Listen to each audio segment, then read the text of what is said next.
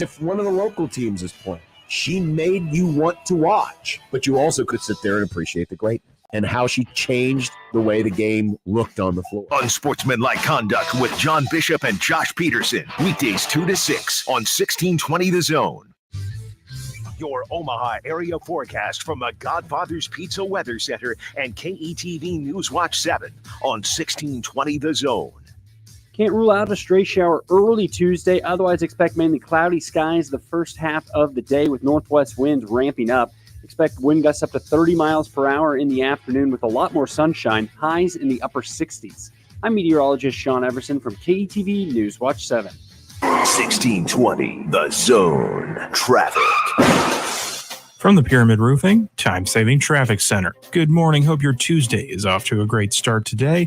Roads in the Omaha Metro looking good right now. No accidents, obstructions, or any slow-moving traffic here in the early hours. If you're heading out soon, should be smooth sailing on the roads. Weather should not be a factor this morning. Just remember to stay safe and wear that seatbelt.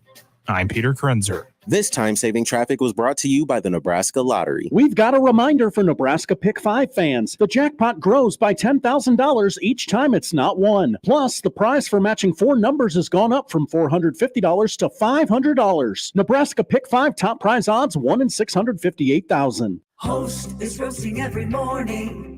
Host is roasting every day. Put your coffee department in good hands with Host Coffee Service, providing direct delivery and loaned coffee equipment with service programs. If you're ready to change to a better coffee provider, it's time for Host Coffee. Omaha's best coffee since 1972. Host Coffee is always roasting something good for you. How many oysters can you down? 12, 24, 36? Test your limit at Shuck's Fish House on Wednesday and Thursday during Oyster Fest. You can get 36 oysters for only $24. Bring a friend and your appetite. Find out more at shucksfishhouse.com. Whether you own a local business or a global one, you're always looking for ways to position your operation to create opportunities and move on them faster. With Bank of America, you get access to experts, award-winning insights, and business solutions so powerful, you'll make every move matter. Locally and globally. Visit bankofamerica.com/banking for business to learn more. What would you like the power to do? Copyright 2024 Bank of America N.A. The road to the NBA Finals starts now. And guess what, new customers? If you're new to FanDuel, you can go on your own playoff run with $150. All you got to do, this is simple. Just place a $5 bet. You're going to get $150 in bonus bets, win or lose, that you can use, Nick, throughout the entire course of the NBA playoffs. And you can go the old school route. You can just take a look at the line, bet on that. But that's not as much fun, too. You got so many ways that you can get in on the action. 3-pointers made. You can go with the over-under. You can go with even first basket score and so much more. All you got to do is go to FanDuel.com. Use the promo code ZONE. That's FanDuel.com/zone. to get started today. FanDuel, official sports betting partner of the NBA. 21 plus and present in Iowa. First online real money wager only. $10 first deposit required. Bonus issued as non-withdrawable bonus bets that expire 7 days after receipt. See terms at sportsbook.fanduel.com. Gambling problem? Call 1-800-BETS-OFF. Hey, baseball fans, join the Blur Tailgate at Hilton Omaha this June for our 12th annual hospitality event during the College Baseball Championship Series. Book an experience for your clients or employees with an inclusive bar, buffet, TVs, music, and tailgate games. Secure your spot today and let Blur Events take care of all the work so you can enjoy the day. Plus, we're just steps away from Charles Schwab Field. Visit blurevents.com to book your group, buy tickets, or learn about sponsorships. That's blurevents.com, your college baseball and football tailgate destination. Nominations for the Step Forward Awards are now open. These awards are the state's most prestigious awards for volunteerism, and we need your help to find outstanding volunteers from your region of the state. If you know a volunteer who deserves to be honored for their service, visit serve.nebraska.gov and click Nominate Now. Public Power District nominations must be submitted by June 1st. Paid for by Serve Nebraska, aired by the Nebraska Broadcasters Association and this station. When it comes to making plans, you are the best. What about those round trips that you plan in advance, which are perfect on your way there and perfect on your way back? Or those meetings with friends for which you make a group chat 3 months before so that nobody or anything is missing? or your daughter's first birthday party. You planned it with such dedication that instead of the first, it felt like our 15's. The same way you plan each detail for those moments. Start planning to protect you and your loved ones from a natural disaster. Sign up for local weather and emergency alerts. Prepare an emergency kit and make a family communications plan. Protecting your family is the best plan you can make. Get started at ready.gov/plan. Brought to you by FEMA and the Ad Council. Prescriptions require an online consultation with a healthcare provider who will determine if appropriate. Restrictions apply. See website for details and important safety information. Subscription required. Price varies based on product and subscription plan. Hey guys, did you know there's a generic form of Viagra that works just the same but is 95% cheaper? And you can get it online at hims.com/radio. Through HIMS, you'll get a free medical consultation to determine the ED medication that's best for you, discreet shipping if prescribed, a 100% online process, and a range of treatment options, including trusted generic alternatives to the name brands, at up to 95% off. ED is personal, and at HIMS, so is treating it. Just go to hims.com/radio and get connected to a licensed medical provider online for free, with zero copay, no expensive appointments, and no awkward face-to-face conversations. To start your free online visit, you need to go to this exclusive address, hims.com/radio. That's hims.com/radio for your free online visit. hims.com/radio. The Zone Inbox is brought to you by Equitable Bank. We take banking personally. Email me, Connor Happer, with the Connor Happer Show at Connor, CONNOR, at 1620thezone.com. Send me your love, your hate, and maybe a few hot takes. The Zone Inbox, presented by Equitable Bank. 1620 The Zone. Levert with a jumper left side, missed it. Offensive rebound, Allen. Right side, Strus. Max, three. Bullseye! 5 straight points from Max Strus. Here's Maxey into the front court with 2. Maxey got to shoot it, gives it to Embiid. 3-pointer at the horn, no good! The Knicks win to go up 2-0 against the Philadelphia 76ers. He's at the midcourt circle. 4 seconds. 3 seconds left. Why are they not fouling? Jumper Murray. Got it at the horn. Denver mounts the comeback. They come back from 20 points down. They win game number 2. 101-99 is the final. Live from 50th and Capitol Avenue in the Big O. This is Mornings with Sharp and Handley on 1620 The Zone, 1620thezone.com, and 1620 The Zone TV. Now here's Gary, Nick, and Jimmy.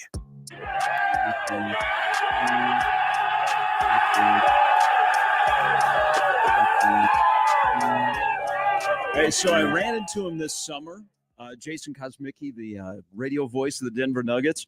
And I asked him, and he was, in glowing this summer because they'd won a championship. I said, "You need to get more excited. We play your highlights in the morning." And I said, "You need to put more into it." I think he made up for it last night. Good morning, everybody. Welcome in on a Tuesday. It is that time of the year that if you have this shift, you just need to take a couple of months away from good sleep. Yeah, because it is a wonderful time of the year. And last night just reiterated, boys, that I'm in love with the multi-view on YouTube TV. I mean, I'm thinking like there's the microwave and some other great inventions for guys. YouTube TV's multi-view, where you can combine NBA and NHL, is going to be right up there. And one of the greatest things that's ever happened in this world. It's a banger. Put it in the Smithsonian. Yeah.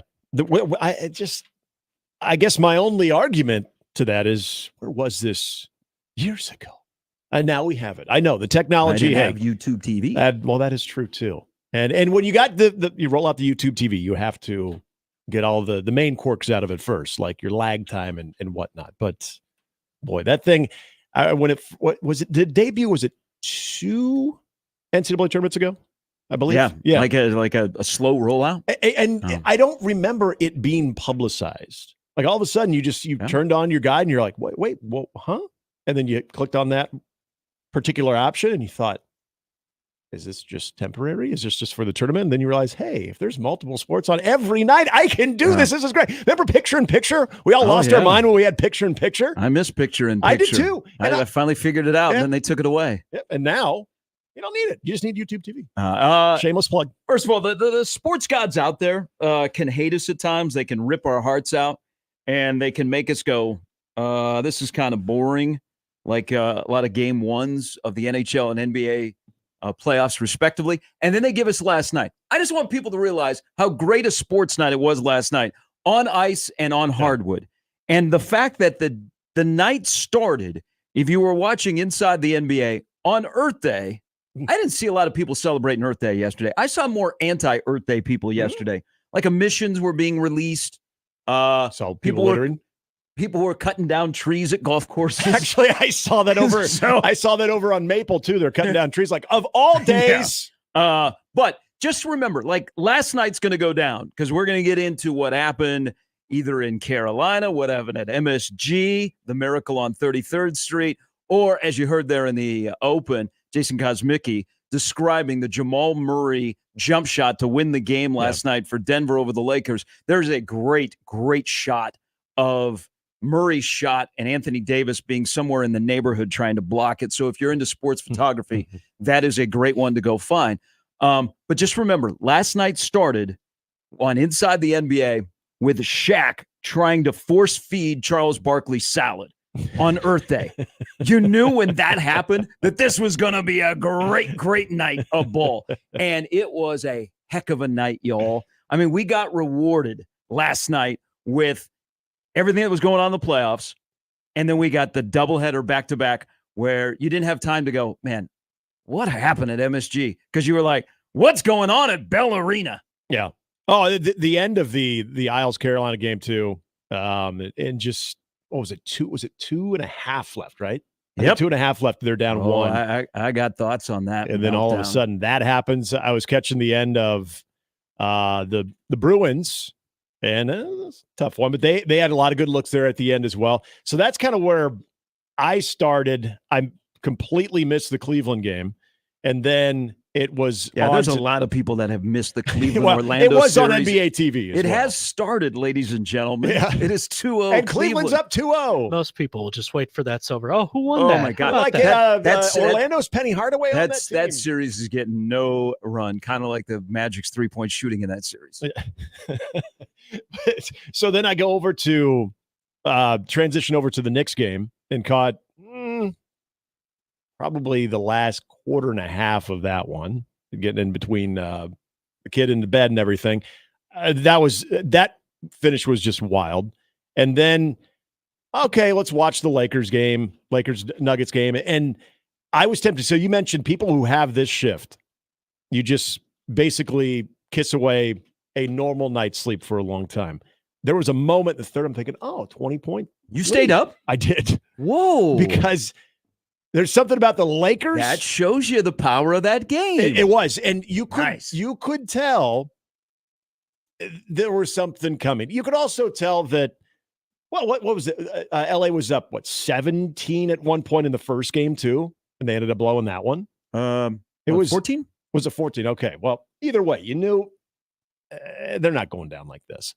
And then you start to kind of see them chipping away a little bit here and there. You get into the fourth quarter, and all of a sudden, like 7 minutes left to go, it's a one possession or at least a 4-point game. And kind of oddly enough, you sort of knew what was going to happen, even though LeBron would hit a shot here and there. And then it became just a fun back and forth. But before I looked at the clock, I'm like, you got to be kidding me. So yeah, I am a little tired today, but that was good. That was worth it. All right, that was worth it. The next 2 months, just grab yourself a grandpa nap during the day, and you gotta stay up and watch these games. We got meetings today too. Jimmy, how long did you make it last night? Did you make it to at least the end of the Sixers-Knicks game? At 20 points down, I'm like, we're done here. Oh, so you made it to the Laker game? Yeah. Okay. That boy. All right. So you made it to the third quarter. Yeah. Well, let me tell you, from the point that they were up 20, Denver outscored them 53-31. Oh, I was happy to see Nuggets won. Anytime I wake up and I see the Lakers have lost and Angel gets its wings, so I was like, hey, I missed it, but you know what? Good to hear. We deserved that last night. So sports fans, we got rewarded. Sometimes sports rips your heart out, especially if you're like a Minnesota Golden Gopher basketball fan or, somebody that's, losing the Portal Combat. But last night, we deserved it, and we got it. And there are a lot of fan bases this morning. I bet across the country, like in New York City, in Philadelphia, in they don't really. Like sports talk radio is just upside down because you would go, okay, who had the bigger collapse of those 3 games? Was it the Islanders, who were 81-0 in the playoffs when they've had a 3 or more goal lead, and they lose, where Carolina scores 2 goals in the span of 9 seconds to win, to go up 2-0 in that series? And then you've got Philadelphia, which was up 5 with 47 seconds to go. And the next thing you know, they're down 1 with 13 seconds to go. Or, as we have already described, Jamal Murray breaking the hearts and breaking LeBron's time in Los Angeles with a game-winning shot when the Nuggets were down 20. The world champs were down 20. And they came back and they won at the buzzer over the Lakers as Anthony Davis got swallowed on the Nugget bench. And you see that shot? Yeah. And you saw the shot of like when he went into the Nugget bench, and it's like ants, like in the summertime when you drop stuff on the ground and the ants just come and swarm. He gets consumed. Like look at Anthony Davis coming out to try and close out on Murray's shot. He goes right by him and falls into the Nugget bench, and he just gets swarmed underneath. Like Anthony Davis disappeared. He came back for the post-game press conference, then promptly walked out. But that's what I thought. It's like those ants that there's a little crumb on the ground and they go. That's Anthony Davis went into the bench, and he literally just disappeared. You got to look at it. Yeah, It's I guess funny. I haven't even noticed. Christian Brown's like, I know this. Takes off his shirt, starts waving it around, and I just couldn't. Yeah, exactly. It's playoff time. I just couldn't believe it. You can believe it, you can't believe it. For someone who starts really getting into these types of moments at this time of the year, but during the regular season, I did think it was interesting that was the first buzzer beater ever, and in any type of playoff game for that organization. But the reason because when they had Alex English, they'd be up by 20. To answer your first question, I'm still saying the Isles collapse. You're up 2:30 to go. And hey, what's the common denominator for all those that you mentioned, though? The home ice, the home court, it's a powerful thing. It truly is a powerful thing because all of those take place on the home court or the home ice where that's the playoff frenzy. That I think that's when people talk about the Stanley Cup playoffs as can't miss television, and NBA playoffs can't miss television. It ratchets up. Everybody always, your boy Jimmy Butler always says playoff Jimmy's not a thing.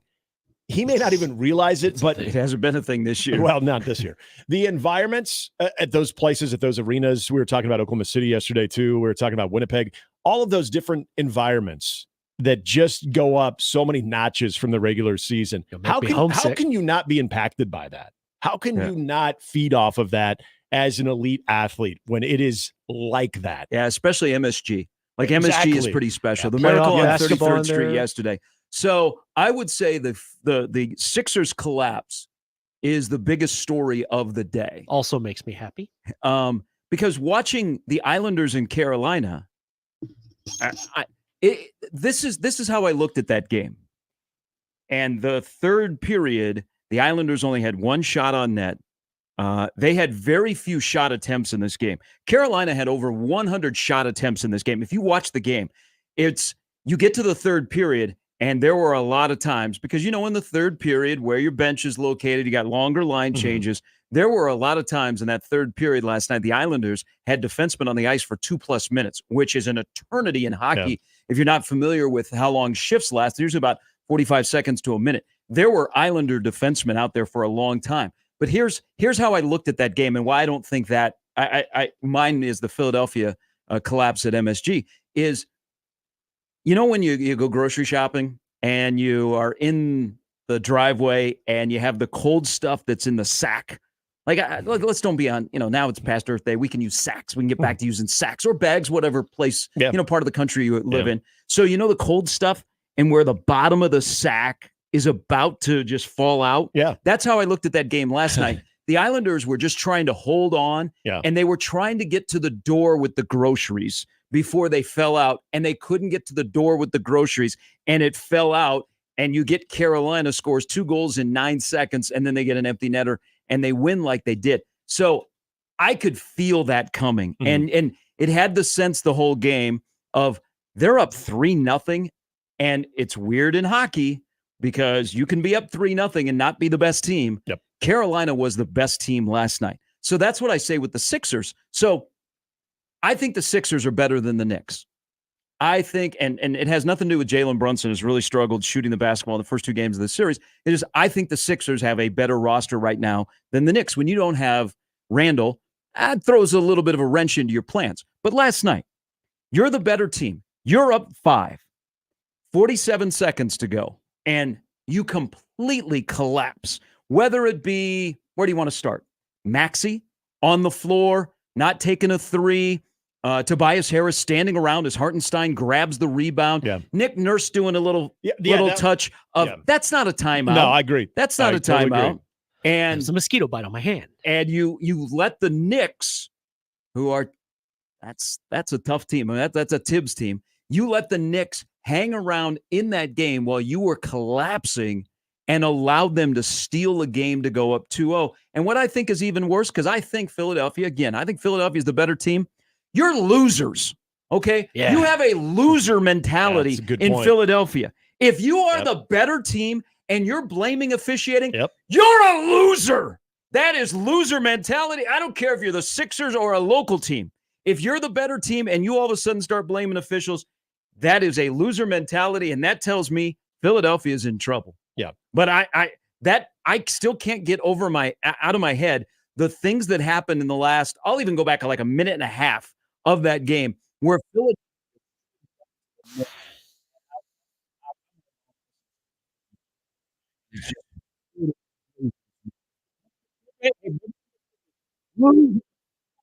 And listening to Joel Embiid, that whole sequence at the end that everybody's going to look at too, with Maxey on the floor. I think it was hard. They showed some angles, but I still think Josh Hart, even the brief second of contact with Maxey, good on Hart to lay off knowing that he was off balance. And hey, I don't need to foul the guy. And so if you want to call that initially, where I think some officials would anticipate, hey, they're going to foul right there. So they're going to call that. But he falls to the floor. You see Hart's hands are back as he spins. You're absolutely right about Nurse. It was just kind of sitting there stoically in a timeout. If I need a timeout in that moment, You're running all over the place. I am raping and pillaging the official to get a timeout. Right. And so not until that he goes to the floor and they go after the basketball, it's then you see Nick Nurse get animated. And at that point, the official, I don't even think, is watching him. He's not even in his peripheral vision. He's watching the play itself. So that I still think there's not enough there to be completely up in arms. Essentially, you don't have an Aaron Boone gripe when it comes to officiating today. But it just absolutely wild. And the other part about it is, I know if you look at how that all goes down and the final shot and everything that happens with that, the Hartenstein's sequence of not the block shot, but keeping that ball out. Like DiVincenzo's going to get all the credit for the 3, and he should. But Hartenstein's basically extra effort to keep that ball alive, to get DiVincenzo that, and then the subsequent block at the end. Like those are just big time plays right there. That was huge. That was a calamity. Jimmy, so Embiid, I don't know, on one leg and a half, scores 34 last night. It's pretty good. Is he the most deliberate, clumsy guy in sports? He'd be pretty close to it. But yet I also believe him when he says they're going to win down 2-0. I don't know, man. They're blaming the officials. They're asking for a review of the first two games. That's what losers do. I mean, Losers do losing stuff. Jalen Brunson is 12 of 55, and yet the Knicks are up 2-0. Now, I don't think it's going to be a sweep by any means. And No, this is a 1989. No brooms will come out. This is going to go a ways. When you're the better team and you immediately start talking about officials, man, look in the mirror. But winning teams don't blame Embiid the is such an officials. interesting player. Like he's one of the better players in the NBA. But gosh, he just seems to spend a lot of time on the floor. Yeah. And when he's on the floor, it seems like he's, like you might as well give him last rites. Yeah. And then he pops up and he's okay. Yeah, yes. It all started with Paul Pierce when he was assassinated during the NBA Finals, and then what was it? Ran out of the locker room. It was maybe about 3 minutes left. Did he have a shot blocked? I can't remember what happened exactly, but he goes to the floor. Maybe he just had the ball taken away from him, but he goes to the floor and he kind of goes down awkwardly. Might have just been fighting for a rebound. And so you're watching in transition and you're waiting to see Joel Embiid trail, and you're still waiting. He's and on you're the still floor waiting, throwing a tantrum. and you're still waiting. And a shot goes up, and he's still not back yet. And then you see the wider angle, and he's up. He's moving okay, but extremely. I mean, it was essentially 5-on-4 for probably a good 25 seconds. I thought he was going to hit that three. I did too. Near midcourt. He didn't look ready though. I didn't think he looked ready. He just such an he's like I like his personality. He's a funny guy. Such an interesting guy when it comes to basketball. I mean, basketball is one of those sports that we put guys through the ringer. Like we'll talk about LeBron, who amazing what he's doing at 39. There is nobody that physically in sports will be 39 years old and able to do what LeBron does. I mean, the man is almost 40, and the whole GOAT conversation aside is the longevity of LeBron. Like I asked Windhorst the other day about, man, he's doing stuff at 39. A better 3-point shooting percentage than Curry. I mean, how is that going to factor in? So that'll be a discussion when it's all said and done. If you haven't picked your side of the longevity of LeBron. But I look at like Jokic last night. He went 27, 20, and 10. There are very few players in the history of the NBA in the postseason, have gone 20, 10, and 10, let alone 27, 20, and 10. And I have people on my timeline are going, man, he looks out of shape. The man played 41 minutes last night at altitude. And he's got a chance to win the MVP again. Yeah. But yet we look to put pro basketball is the sport where we look to poke holes in so many guys instead of just sitting back and appreciate, man, that guy's really, really friggin' good. Yeah, it's about the sport, but it's a heck of a night last night, man. The Jokic, when Anthony Davis was kind of getting his in the first half, and you would see Jokic in the paint. There were times where it's just, I think because we watch him every second, he's now fine. He's that player. I don't know. People might probably watch him before that too, here before last postseason. But now he's one of those guys. And so you watch him on every possession. And his body doesn't allow him to look like he has this high energy level, like he's just moving from side to side. He's a big lumbering dude. So when someone scores on him, even if he's playing as good defense as he possibly can, it looks like he's lazy because he's just this big lumbering guy. Yeah, it's kind of like Luka too. Yeah, he's Who there. are some of the best players in the NBA. I would say this too. The other reason I got into kind of decided, now this is it. You knew something was coming with Denver. When I say that, it was Michael Porter Jr. was kind of the unsung hero, keeping them at least within striking distance there in the first half. You were waiting for everyone else to get going, and not trying to talk like I know Denver all season long, but I'm thinking, Jokic hasn't had his signature run here, and you haven't seen Murray get going, and. Yeah, I know he's struggled a little bit here so far too, but to get that shot off, you just kind of felt they're still hanging around a little bit, and they really haven't done much. It just didn't feel like it was safe with LA. Kind of like what you said about the hockey game. Hey, there's another reason why I didn't feel safe. Darvin Ham's not a very good coach, and it's not good to match him up against Michael Malone. No, that's it might be a sweep. I mean, there's some things that the Nuggets did in the second half that there was no adjustment by Darvin Ham. I mean, what was he doing with Austin Reeves in the fourth? I don't know. As far as which part are you talking about? Why was Austin Reeves on the bench to start the fourth quarter? Oh, that's a good point. Yeah, when did he come in? Now I do remember him not being on the floor. I thought it was like in the third quarter, where I thought, is he in? He wasn't started the fourth quarter. He was on the bench. I guess I didn't realize it was then, but I knew he wasn't there for a little bit, and it must have been part of the fourth quarter too. But again, there was a lot about that game that even with LA up, I don't know if there's a reputation there a little bit too between the type of team that Denver is, but also LA having that ability to close out a team, especially on the road like that. And then you asked what Darvin Ham was doing. Where was AD in the fourth too? You know, that was the other part. He was playing his role well. He was playing his role well. Yeah. I mean, the script writers had that game perfect. Like the Lakers get all this national love. The Nuggets are overrated. And then LeBron's doing LeBron things. Anthony Davis is great for a good 36 minutes. Mm-hmm. And then the Nuggets take over at the end. And Jamal Murray, who had been brutal for the first three quarters, all of a sudden got on a heater in the fourth quarter. I mean, that was like the perfect script writers. But the Nuggets have beaten the Lakers now 10 straight times. Yeah, that's crazy. And I don't. They'll get one game because LeBron complained about the officiating last night after the game. Mm-hmm. But boy, to blow a 20-point lead when now you're staring at, you got to win. You got to win 4 games. Yeah. I mean, you have to win 4 of the next 5. That's a little bit tough if you're the Lakers. Yeah. All right. Welcome in, everybody. The Drunk Monk. Darn. Who he's in Colorado. When Murray hit that shot, I said some profanity really loud at 10 o'clock and then proceeded to get mommed by the wifey. Let me do the math here. Okay. They will have a kid right after the first of the year named Jamal. Like it. I know Embiid still hasn't matured. That was a classic Philly choke job.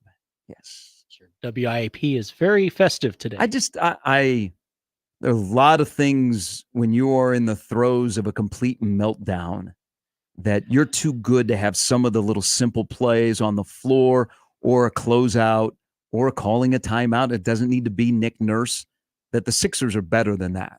I mean, that's one of the all-time collapses, I think, in the NBA is what happened last night in the last minute, little over a minute at MSG. Yeah. Worst playoff choke job for the Sixers since the 86 first round game 1 against the Bullets. You can tell Jimmy's a huge Sixers fan. huge.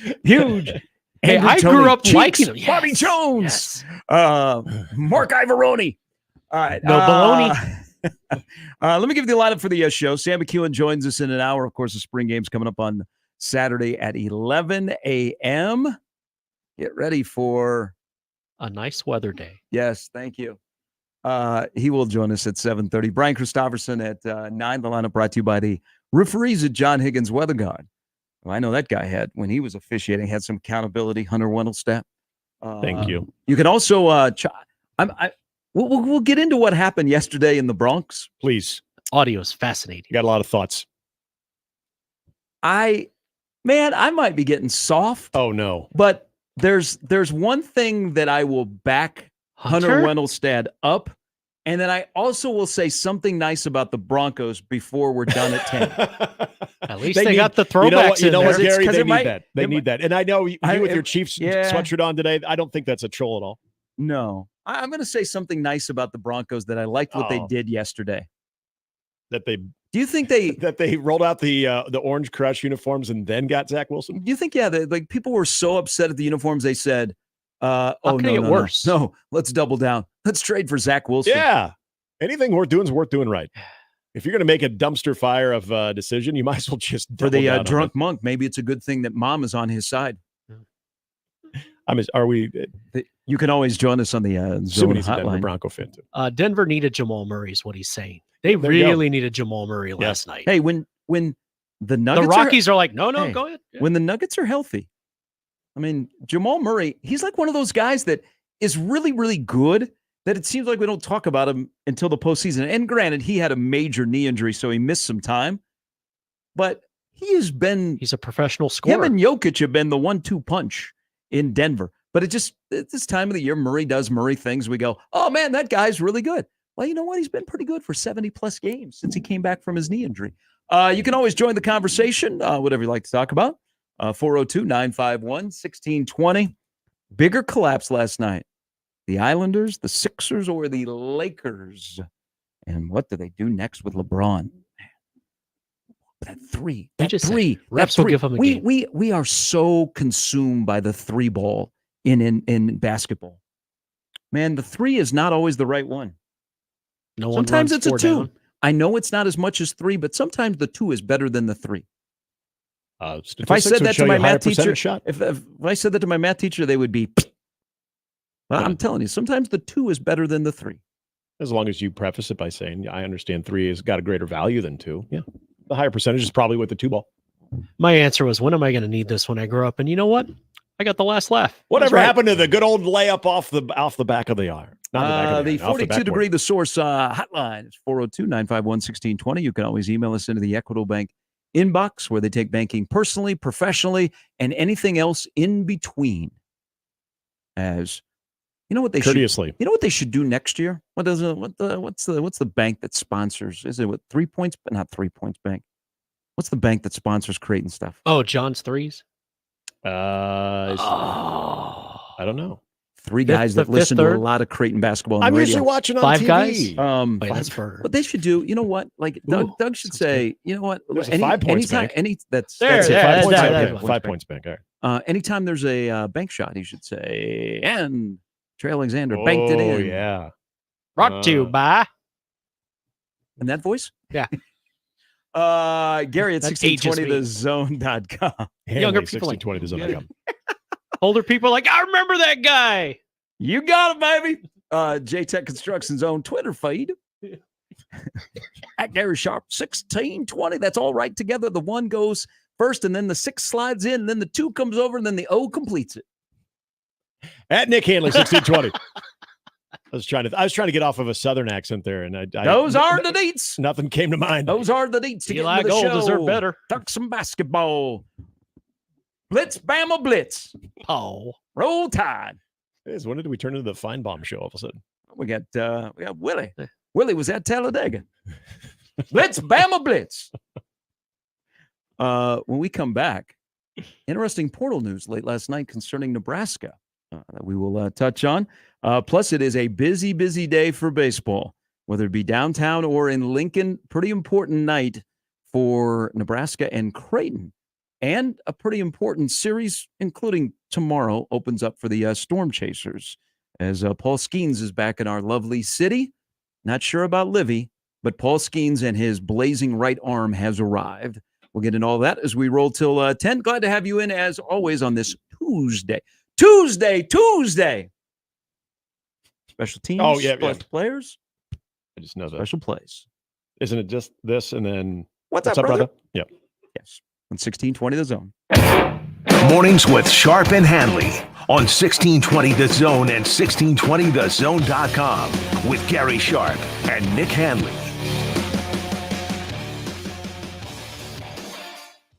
Big names, big games. We've got them all. 1620 The Zone. When it comes to concrete repair, Everlevel has some serious game. Coach Greg McDermott here to coach you on why you should choose Everlevel Concrete Repair. They've got the fundamentals to fix your cracked and uneven concrete, and their products will give you the best defense against future damage. It's a fraction of the price compared to replacement, and their solutions come with a long-term transferable warranty. Working with Everlevel is a slam dunk. Call Everlevel Concrete Repair today for your free inspection. Small business owners, we know tackling your to-do list can sometimes feel like going 12 rounds against a heavyweight champ. Except that heavyweight's gloves are made of something hard, like diamonds. So when a new to-do pops up, you're like, I can't. I'm boxing my diamond boxing glove-wearing heavyweight champ of a to-do list. At Progressive, we don't want to make your day any harder. That's why we make it easy with over 30 customizable coverage options, so you can finally land a knockout blow. See if you can save on business insurance in as little as 7 minutes at ProgressiveCommercial.com. Progressive Casualty Insurance Company. Coverage provided and serviced by affiliated and third-party insurers. You're sitting with a couple of pals at Backlot Tap House and your server brings it.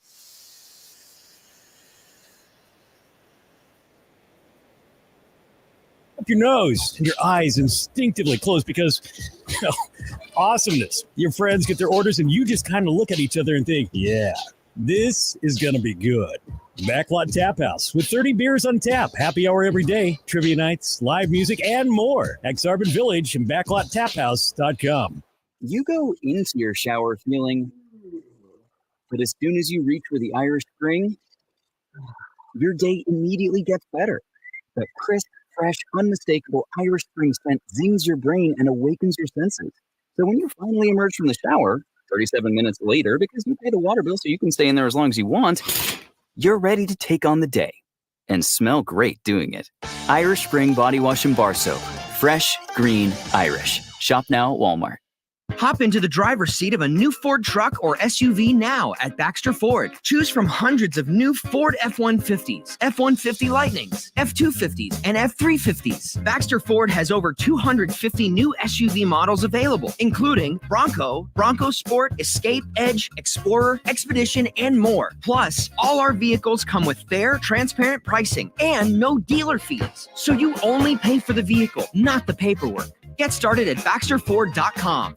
Hey, baseball fans, are you ready to win big this season with the Royals and tickets for less? Then sign up today for the MJ Melendez Home Run Sweepstakes.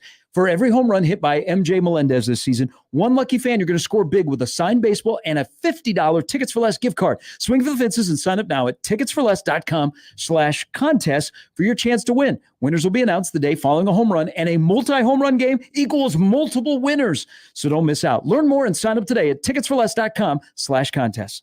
What's holding you back from learning the language you've always wanted to speak? Too hard. Takes too long. Not with Babbel. Babbel's lessons take just 10 minutes a day. 10 minutes isn't long. Nope. And they're fun. Fun isn't hard. Right. Babbel's interactive lessons, podcasts, games, and more make languages fun and engaging. You might even forget you're learning. And Babbel's lessons are built around real life. Babbel teaches language skills you'll actually use. About travel, business, relationships, and more. You'll learn what matters most to you. Plus, Babbel's lessons are designed to get you having real conversations in as little as 3 weeks. Just 3 weeks? Even better. Since Babbel's lessons are voiced by real native speakers, you'll get pronunciation just right and be able to carry on conversations with confidence. Learning a language with Babbel doesn't take long. And with Babbel, it isn't hard. It's perfect. Get Babbel. It starts here. Go to Babbel.com to try for free. That's Babbel.com. Babbel.com. Babbel.com. And we're back. Mornings with Sharp and Handley. Here's Gary, Nick, and Jimmy on 1620 The Zone.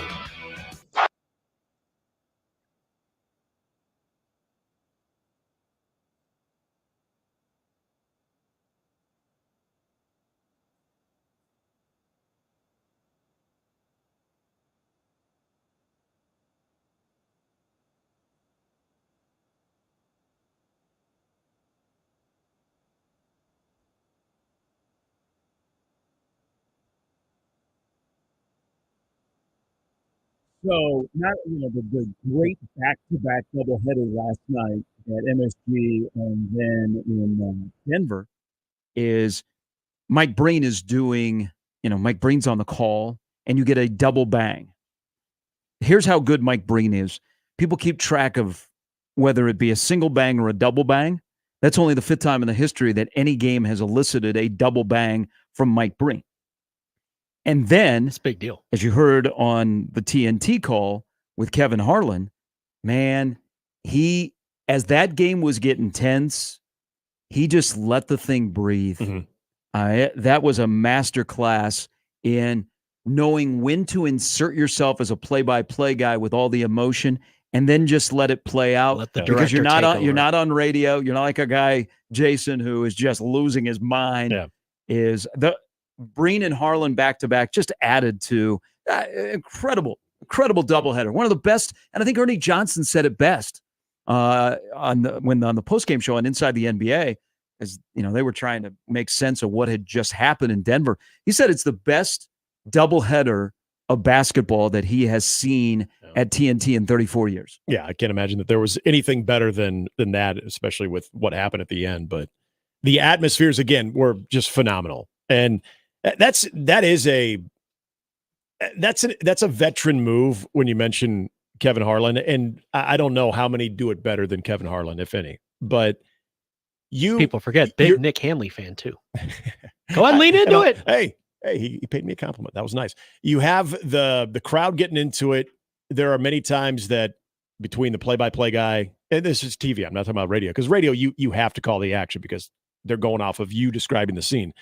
But you're watching that, you're hearing that on TV, you're hearing how loud the arena is.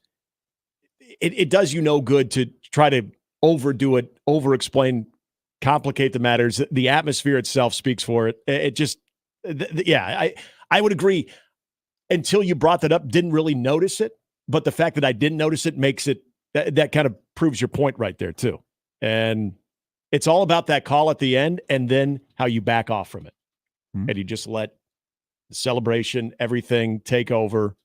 I did go back during the break to watch poor AD. It's a really good description. It was like ants. If Murray was on the other side of the floor, it would have been fun. But right there it is. You were waiting to see like a bunch of bite marks and like part of Anthony Davis missing. Little puppies when they put out food and they all just swarm to it and just flopping over. And, oh, poor guy. Guess you should have played better in the fourth. and that's the takeaway here. Yeah. Don't want to get mobbed. You don't want to get eaten by ants. Him and LeBron had.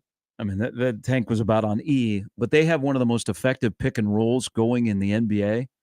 And good on Michael Malone. Again, Michael Malone outcoached Darvin Ham. They adjusted. So off the screen, LeBron was looking at Aaron Gordon, but Lakers never adjusted to that.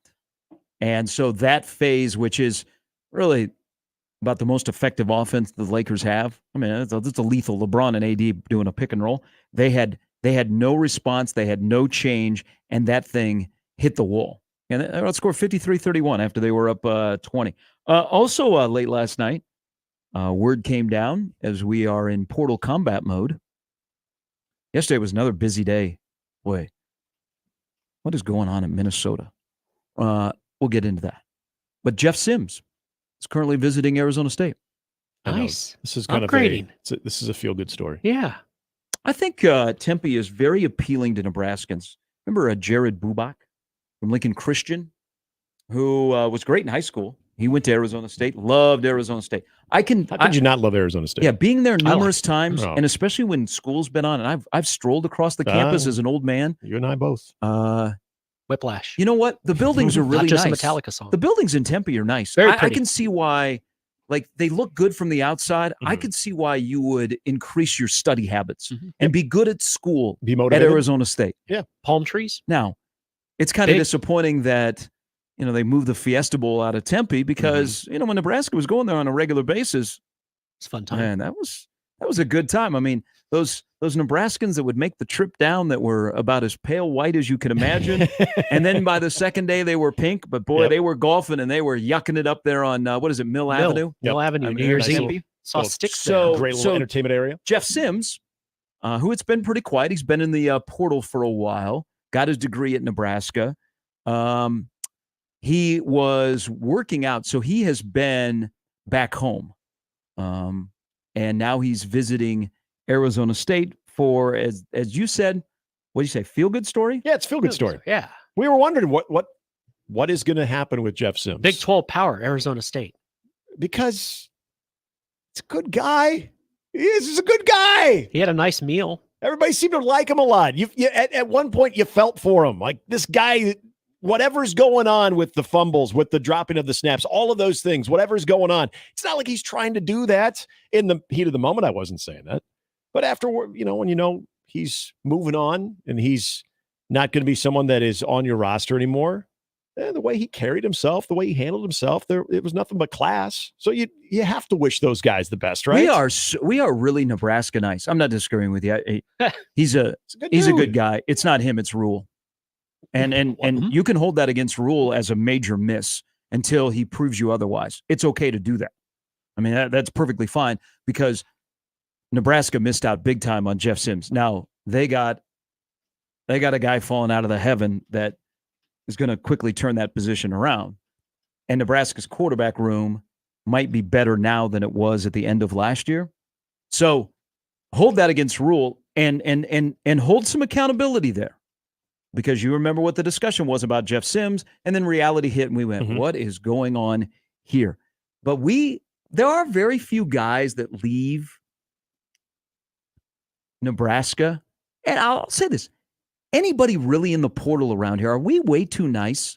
Like guys that leave either Nebraska, Bless Creighton, his or heart. Omaha, and some of them hurt more than others. Go get 'em. This time last year, we were talking about Nemhard and Kaluma with basketball. Been a while since we talked about Wandale Robinson. Yeah. We're currently talking, at least for probably a day, more about Frankie Fiddler. Yeah. I feel like Luke McCaffrey drew a little bit more ire from people. Well, no, because I think we put it back on he was mishandled. But we're like okay with people transferring. Now, I'm not saying that's wrong, but it may be something about how we look at things. Whether okay, hey, we lost Jeff Sims, but we got Dylan Raiola.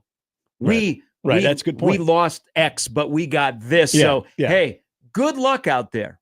But very few guys that transfer in their respective sports receive scorn as they're out the door.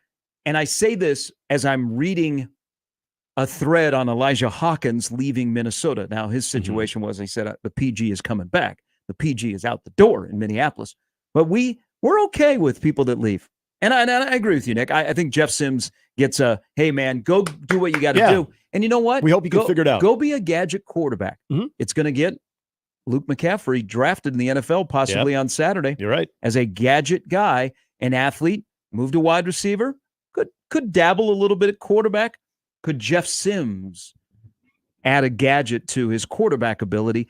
Because he is not a number one quarterback in college football anymore. No, because they have the guy that at one point we were talking about in the transfer portal, possibly coming to Nebraska, and Sam Levitt as well. So when I saw that, and the first thing I thought of is that's awesome. I hope he does find a place. But immediately, and I forgot for a moment that Sam Levitt, that's where he ended up going, is what would be his ultimate role. And I don't think they have a lot of quarterbacks on scholarship after looking more into that last night.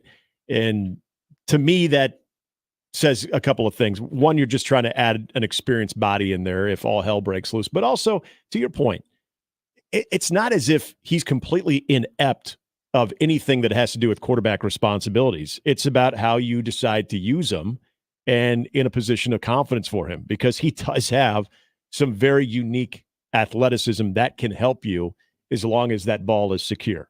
And I know the original tweet yesterday about the gentleman who was reporting this had mentioned had a few turnovers in his time at Nebraska, and there were a lot of people quick to jump on a few. And then this is where he made the mistake. He engaged and said, "Well, he only had X amount of interceptions in 3 games. That's a few in my book." And then everybody were quick to point out the fumbles, the drop steps. All right, buddy, you need to walk away from this one. This is not the conversation to get into, especially with Nebraska fans. Sorry for being positive. Okay. Bless his heart. So that's why I think people were like, you just ripped the Band-Aid right off. But I don't think there is one Nebraska fan that'd be like, yeah, the hell with them. I think a lot of people do feel that way and that was what was so agonizing is he did everything else exactly the way you would want it. When he was on the bench, and you could tell he was obviously frustrated, then he reinserted into the game, and then he fumbles again and drops a snap. It's like, my God, this is awful. Get him out of there. But when you step back from it, you just tend to feel for the kid because he allows you to do that because he handled himself well. He was a great teammate. There were so many good things about him, except for the most important thing, and that was on the field. I don't know. I'm not a super stats guy, but 31 career touchdown passes and 29 interceptions, that is not 2 to 1. It's more than a few. So I was just telling you, I think the 2 sometimes is better than the 3. I know for a fact that 31 to 29 is not 2 for 1. Yeah. He's also a guy that if he doesn't get injured, do you think he is ever not the starter? I think eventually, yes, I do. I think he plays himself out of it. I do. He would have played longer. I think at some point they went all in. I mean, the chips got pushed to the middle of the table, and then they're like, let's just steal the table so nobody sees the chips. I think they would have gotten to the bye week and taken a look. He doesn't get injured. He comes home and starts after Colorado. If he starts the whole year, do they at least eke out that 6th win? It's a good question because lost my mind. I know. Well, okay, this is a wild thought. The biggest takeaway is they've upgraded at that position. I feel like when which game was it? Which game? What was it? No. When he had to come back in the game, it was in Lincoln. Purdue? Yes, thank you. Yeah. Yes. Yes. There were moments. Yeah. I do wonder. I remember being excited. Let's see what he does. Now that it's Jeff Sims Newsday, I do wonder if he does come back and play. He gets the home debut, and he's able to minimize the turnovers. That's a big if. I get it. But as you continue to get familiar with the system you're in, the game speed and everything, I get it. He's experienced. It's not like he's a freshman. Would he have got himself into a little bit of a situation where he's more confident, he's more comfortable, and the ball security just naturally happens? I just think there are some people who they're just turnover prone. And his previous history would tell you that. But he misses games, then he comes back in, and it's almost like you start from square one again, where same old things are happening again. I'm not saying I believe that would have been the case, Michigan, but you bring up the question, which I still think if those turnovers continued at that rate, if you're a coaching staff, you have to just admit your mistake. You lick your wounds and you move on to the next guy, and you try to put the team in the best position to win. And unfortunately, Jeff Sims wasn't it, and I think they knew that. I think they got to a point they knew that. So there's a part of the portal day, portal combat going on, where we have lots of sports that are interacting in the portal combat world. I mean, that battlefield has a lot of people just wandering around going, what side should I go to? I think a coach can definitely, with their respective fan base, drive the narrative on the portal.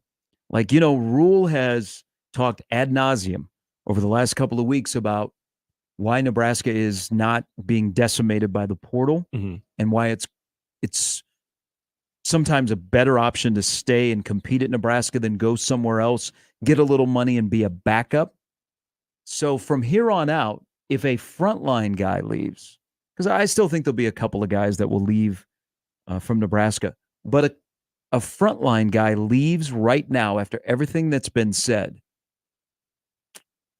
what would be the reaction?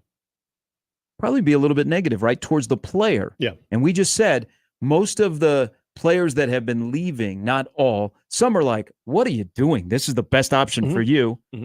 Have been, it's coach's fault. Frost. Martinez transferred because it was Frost.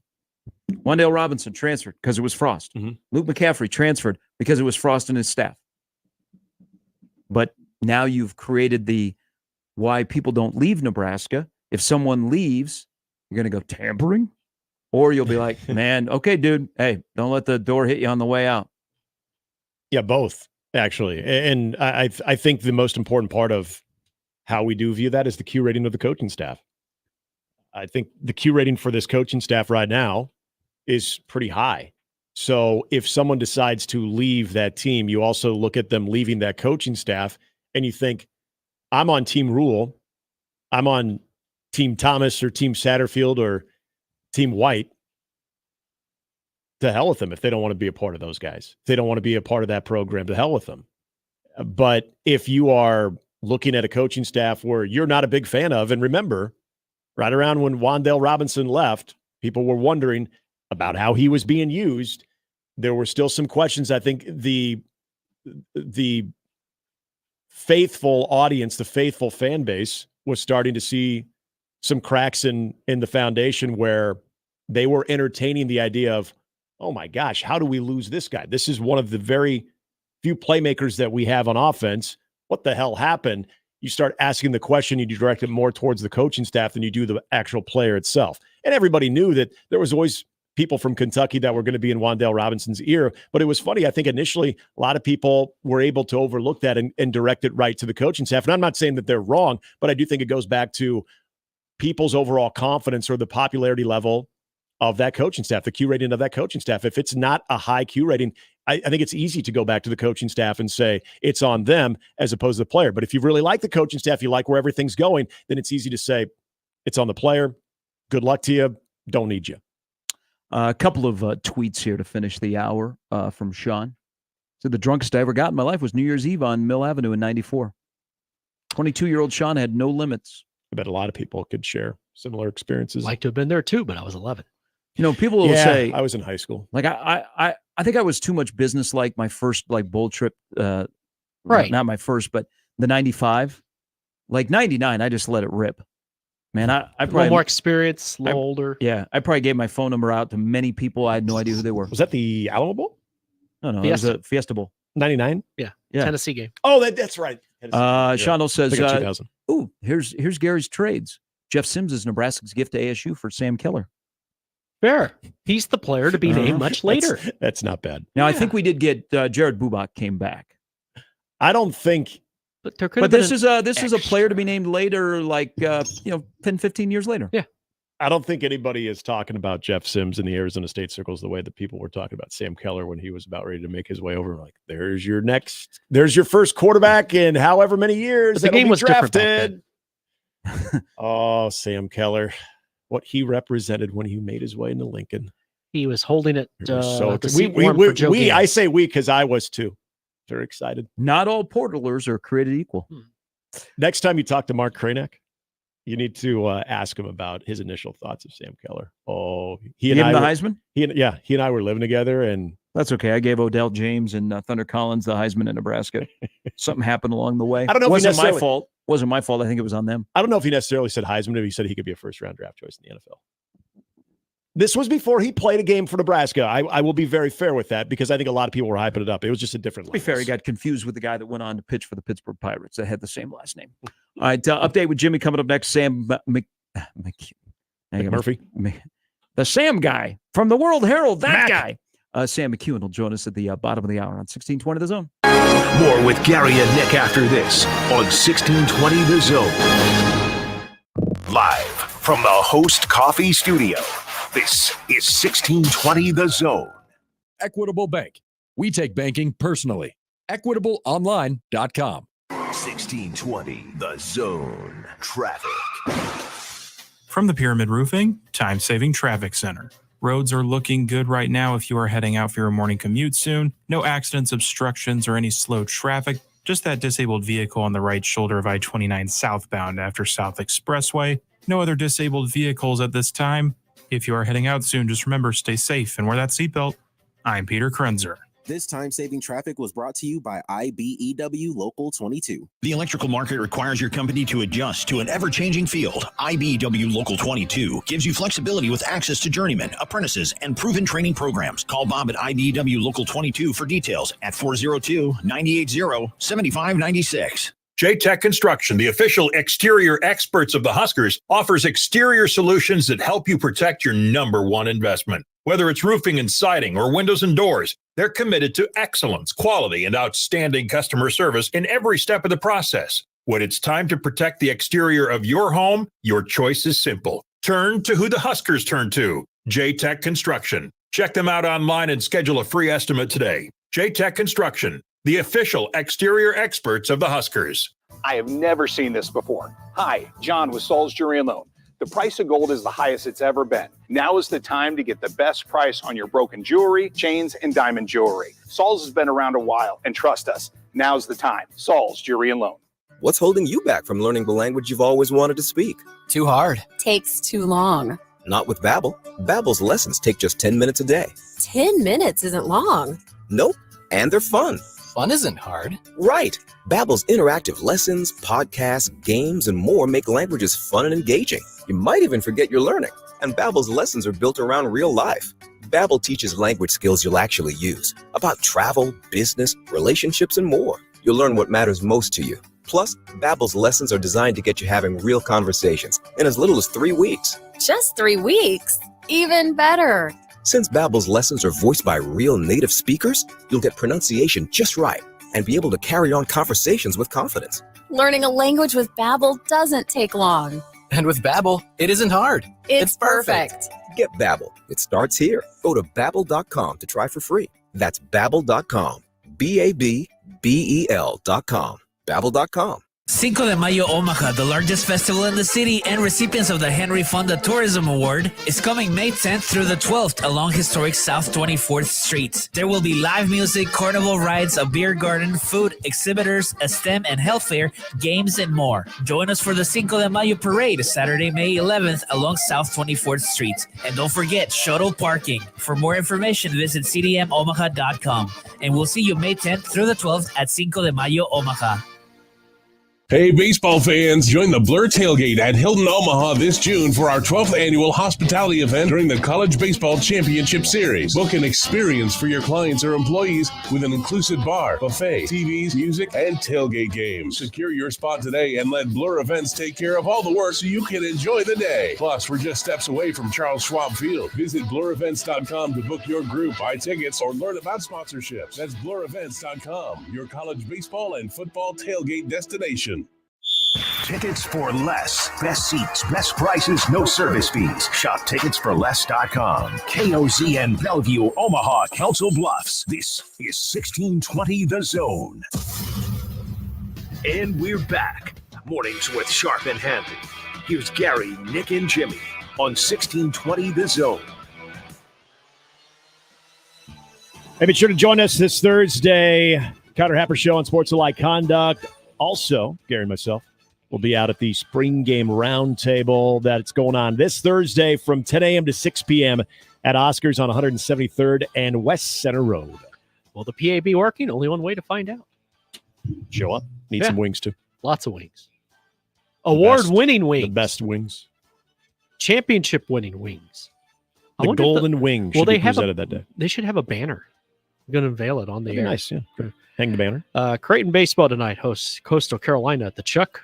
Nick will be there. He hopes you will be, too. The Jays are 8-0 in Wait, you will be there, right? Yes. Okay. The Jays are 8-0 in midweek games. Gary likes to say Billy and I will be there. Billy, yes. Billy Bishop. Ooh, I like that. Alter ego. Hey. Would you rather be 8-0 midweek, but possibly for the second straight year missing your conference tournament, or 3-4 midweek with the best winning percentage and highest RPI in your conference? Yeah, what's the RPI for red team versus blue team?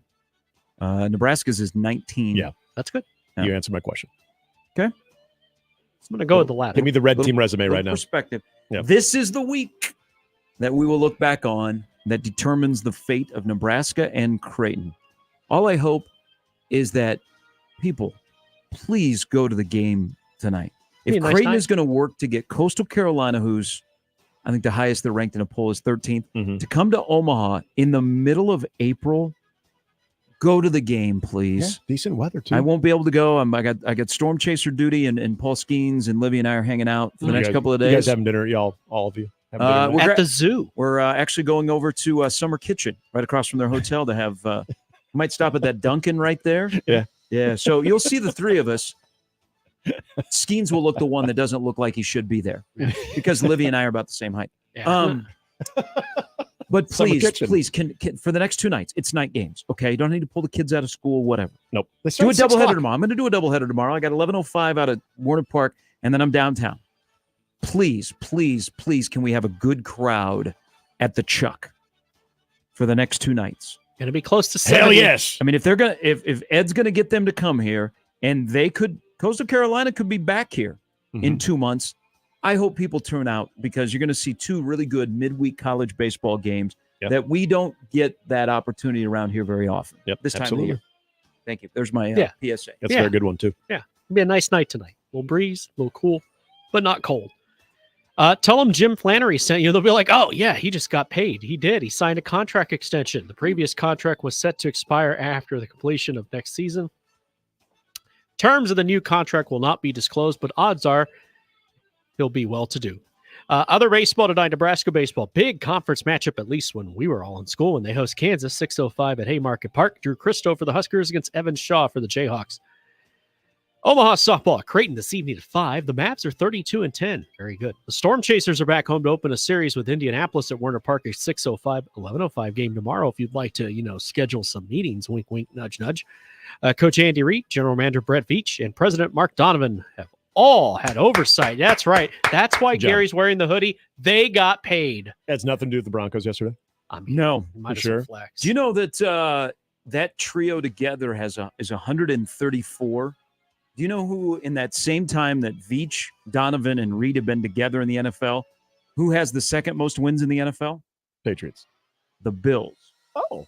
And they only have 78. Let's go. Only. My Bronco fans. Let's ride. Yeah, see, you said Bronco Let's ride. fans. I knew you'd. Let's ride. You got it. You have to. Hey, let's ride. Let's go, Zach. Zach's going to come into Arrowhead. Yep. The Jets thought they had the quarterback position locked up for more than a decade when they drafted Zach Wilson. Well, they said, how about the Broncos? They have him locked up for a decade. He was traded yesterday, as if things couldn't get worse for Bronco fan. Based on the original investment, the Jets got pennies on the dollar. They will receive a 6th-round selection this week's draft from the Broncos, who in addition to Wilson will get a 7th-round draft pick.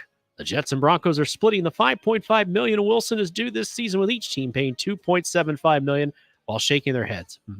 After 15 seasons, 4 Pro Bowls, and a most valuable player, and an epic choke job in the Super Bowl thanks to Kyle Shanahan, former Atlanta Falcons and Colts quarterback Matt Ryan announced his retirement yesterday, officially ending the career of one of the most durable and consistent players of his generation. He was pretty good.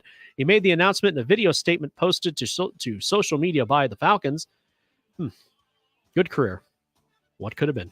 Former Royals great Jacob Junis, now of the Milwaukee Brewers, was taken away in an ambulance after being hit in the neck by a line drive during batting practice at PNC Park in Pittsburgh yesterday. Sources say that he was caught yelling, "Hey, bartender, Joe Boo needs a refill," prior to getting hit. Well, you forget the backstory. He drank the rum. He first. drank the rum, a Pirates infielder, Alika Williams, who hit him. Junis remained down for about 20 minutes while being treated by medical teams. The team said he was conscious, alert, responsive, and feeling good. And he was sent to the hospital for further evaluations. He went on the 15-day injured list on April 6th because of a shoulder impingement. This will probably make things worse. He's made 1 start this season. He'll be back. Finally, even the refs are tough in hockey. Longtime NHL referee Steve Kazari left the ice on a stretcher earlier this month after colliding with Lightning defenseman Hayden Fury during a Penguins victory. Returned to the ice Sunday, working his 137th career Stanley Cup playoff game. He missed the rest of the regular season after the collision, worked with fellow referee Kyle Raymond, as well as lineman Michael Cormier and Bevan Mills during the Canucks' 4-2 win over the Nashville organization in Game 1 of their Western Conference quarterfinal series. The collision with Fleury took place April 6th at center ice with 13:49 remaining in the game at the PPG Paints Arena in Pittsburgh. He stood back up, skated off the ice over the Lightning locker room, while Kazari lay motionless while the training staffs of both teams tended to him. He did not return to the game and was not in the lineup on Sunday when the Lightning opened their postseason run with a 3-2 loss to the Panthers. But yeah, hockey refs, toughest in sports. You're right. And this always reminds me to give a shout out because he's no longer in the NCHC. This was his last year because he's now a baseball coach. But Dan Drager, there was, I bet there's a lot of Maverick fans remember. Gary, you might have been at this game too. This would have been pre-COVID. It was towards the end of the game. He wasn't trailing the play. He was behind the goal in the offensive zone. It deflects off of a stick. This was a full-fledged wrister from a defenseman that probably came in close to 100 miles an hour, deflects off a stick, catches him in the orbital bone. He goes down. He's bleeding like crazy. He gets himself back up, has to be removed forcefully from the rest of the game because he figured, I think there was only 3 minutes left to go. He wanted to finish the game, and the guy could probably barely see. He was living in California at the time. It was so bad they wouldn't let him fly home because of the pressure could essentially rupture his faceplate, like his skull could just implode. And whoa, yeah, and the dude like just some scanner stuff. He just tried to shake it off. He just tried to say, "I'm good." And we didn't see him till the following year. And I was asking him about it and how he was telling me all the things that he, had to go through during that time. They had to put a plate in there. It was awful. But the fact that he was down for a little bit, there was blood everywhere. And then he tried to get himself up, yet then the other two linesmen and the other official were essentially keeping him down so he couldn't try to get him to finish the game. Like, no, we're good. We can 3-man crew. We can finish this one for you, buddy. You got it. Oh man, it was nasty. But it's still one of the toughest things I've ever seen. And then one of the linesmen, in fact, he's Omaha Fire Department chief. He's a battalion chief, Scott Fitzpatrick, fractured. I think it was his tibia, and he skated off the ice too with a fractured tibia. No surprise, he's a firefighter. Yeah, tough firefighter and a hockey official. So, They much announced respect. They announced the NCHC schedule, I think, at noon. Yep, today. It was kind of funny last night in the Boston-Toronto game. The fans are chanting USA, USA, as Austin Matthews then goes Austin Matthews and scores a goal on a breakaway. He is from the USA. That is such a good rival. But man, Toronto is Boston. The series is tied a game apiece now. I forgot the number one sports update locally, and apologies. The Jack Mitchell softball experience rallied in a redemption story because I just see a tweet that says, "You just lost to Jacob Bigelow." Wow, why you gotta do that to the man? He's so excited this morning that Nebraska may kick the tires on Luke Good. Jacob got who's in the hits. portal from Illinois. What are they doing that to Jacob for? Thanks, Jimmy. Isn't it interesting? You know, we live in a basketball state, and then it'll be a volleyball state in the next couple of minutes.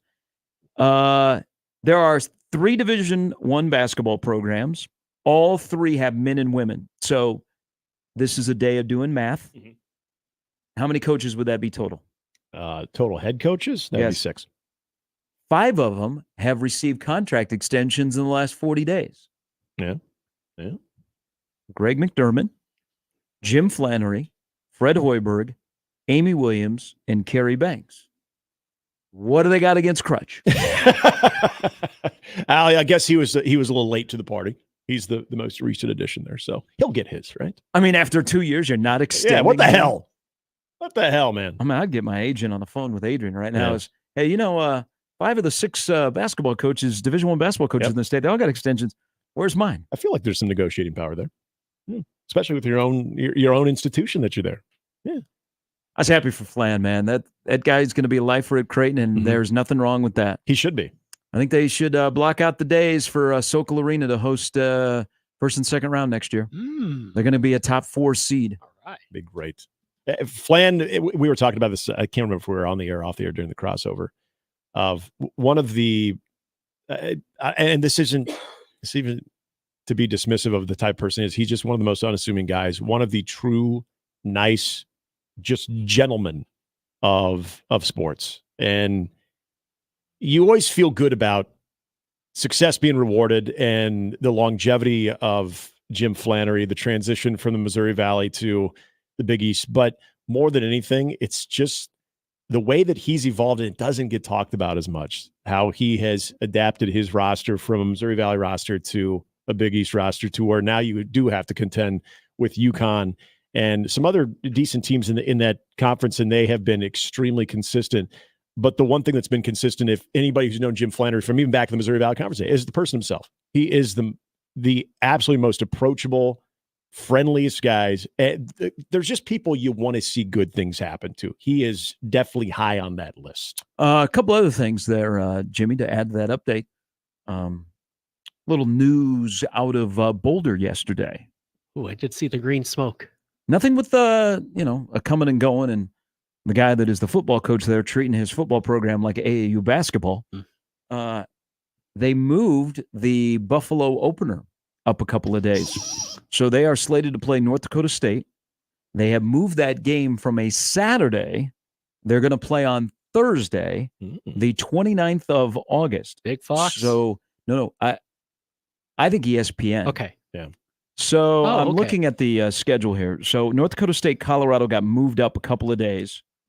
Oh, that's an advantage for Colorado. They'll have 2 extra days of rest before they come to Lincoln.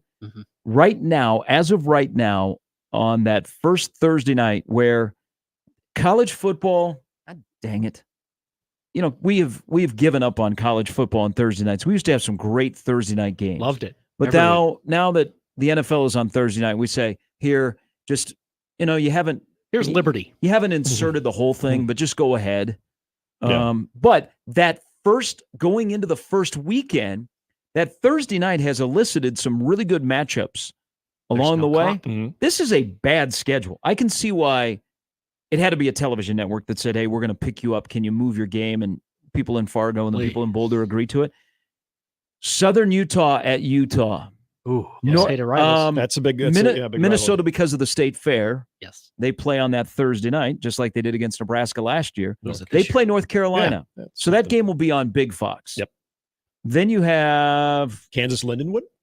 Yeah. Oh, wait, yeah. I not do anything for you? won't be watching Colorado because I'll be at a game. Yeah. So North Dakota State, Colorado. I won't be here on Friday, by the way, guys. Might be the best game of that opening Thursday night. And we used to have a couple of good games. Even last year, We had a couple of good games. You remember Florida and Utah played, 2 years ago? Yeah, that's right. As a kid, I saw Quentin Coriat and some poor TCU guys life on Thursday night. Hey, Kenny Hill won the Heisman Trophy for Texas A&M with a performance at South Carolina on a Thursday night. That's right. Kenny football. And then Johnny Manziel during a preseason game had to be asked about it the same night.